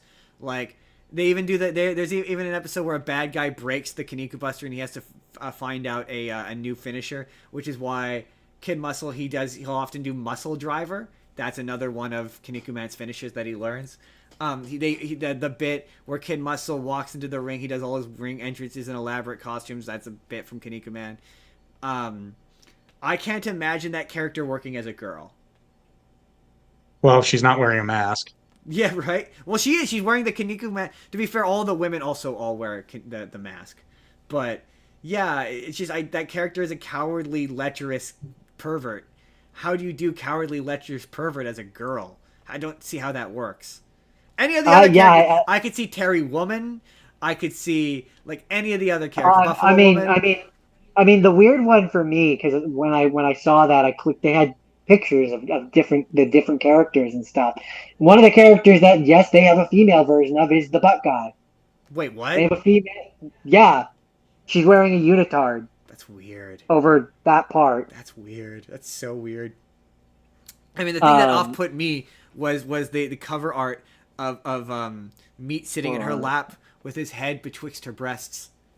That was weird. Yeah. That was weird. That was weird for me. That made me feel weird. I don't. Even if I can bring it up, I don't know that it's going to actually show where I can show it. But, I just wish that they had done enough of the anime to make Wally Tuskett a heel. Because that happens. Yeah. Hey, I hate to be this guy, fellas, but I'm tapping out. That's I've reached fair. my limit. That's all good. Justin knows why. I'm over here. I'm sure you've seen it. That's why we're about to wrap this up. I'm dying. So, Jake, thanks for having me on, fellas. Thanks for coming on. Thanks for coming on, Jake. Find Jake down the middle. Average Intelligence. Every Wednesday, that's where he is. And on Mondays, we're on Star Trek. Thanks, Jake. See ya, everybody. Bye. Cool. That is an excellent point for us. Excellent point for us to wrap this bad boy up. And thank Jake for coming on, and for sticking in as long as he did. I respect it. I respect the champion. Jake, if we had a belt to give you, you won the belt. You'd won a shot at the belt. You've won a shot. No. I'd put Jake over for the belt. All right. I'd put him over. I'd put him over. I'd give him the belt. I drop the belt to Jake. All right. I understand. Jordan gets that now. I wouldn't. He'd have to fight me. He'd have to fight you for the belt. Jordan, would you do a shoot match, or would you actually? Can't make it too easy. Can't make it too easy. I can't say that. I can't say that on the air. That would give away the game. That would give away Kayfabe. That's fair. Kayfabe. That's fair. Also, it's been funny, Jordan. You have messed up names several times, and I haven't bothered to correct you a single time. What are you? You called Nick Foley several times, and I thought it was funny. Well, he just looks like a Nick to me. He does. That was Kaneko Man and Ultimate Muscle. Unless Jordan has anything else you want to say. Muscle. Ultimate. Oh yeah, I suppose we didn't talk about how the theme song is an absolute banger. It slaps. It slaps. It slaps, and it is the slap that is heard around the world.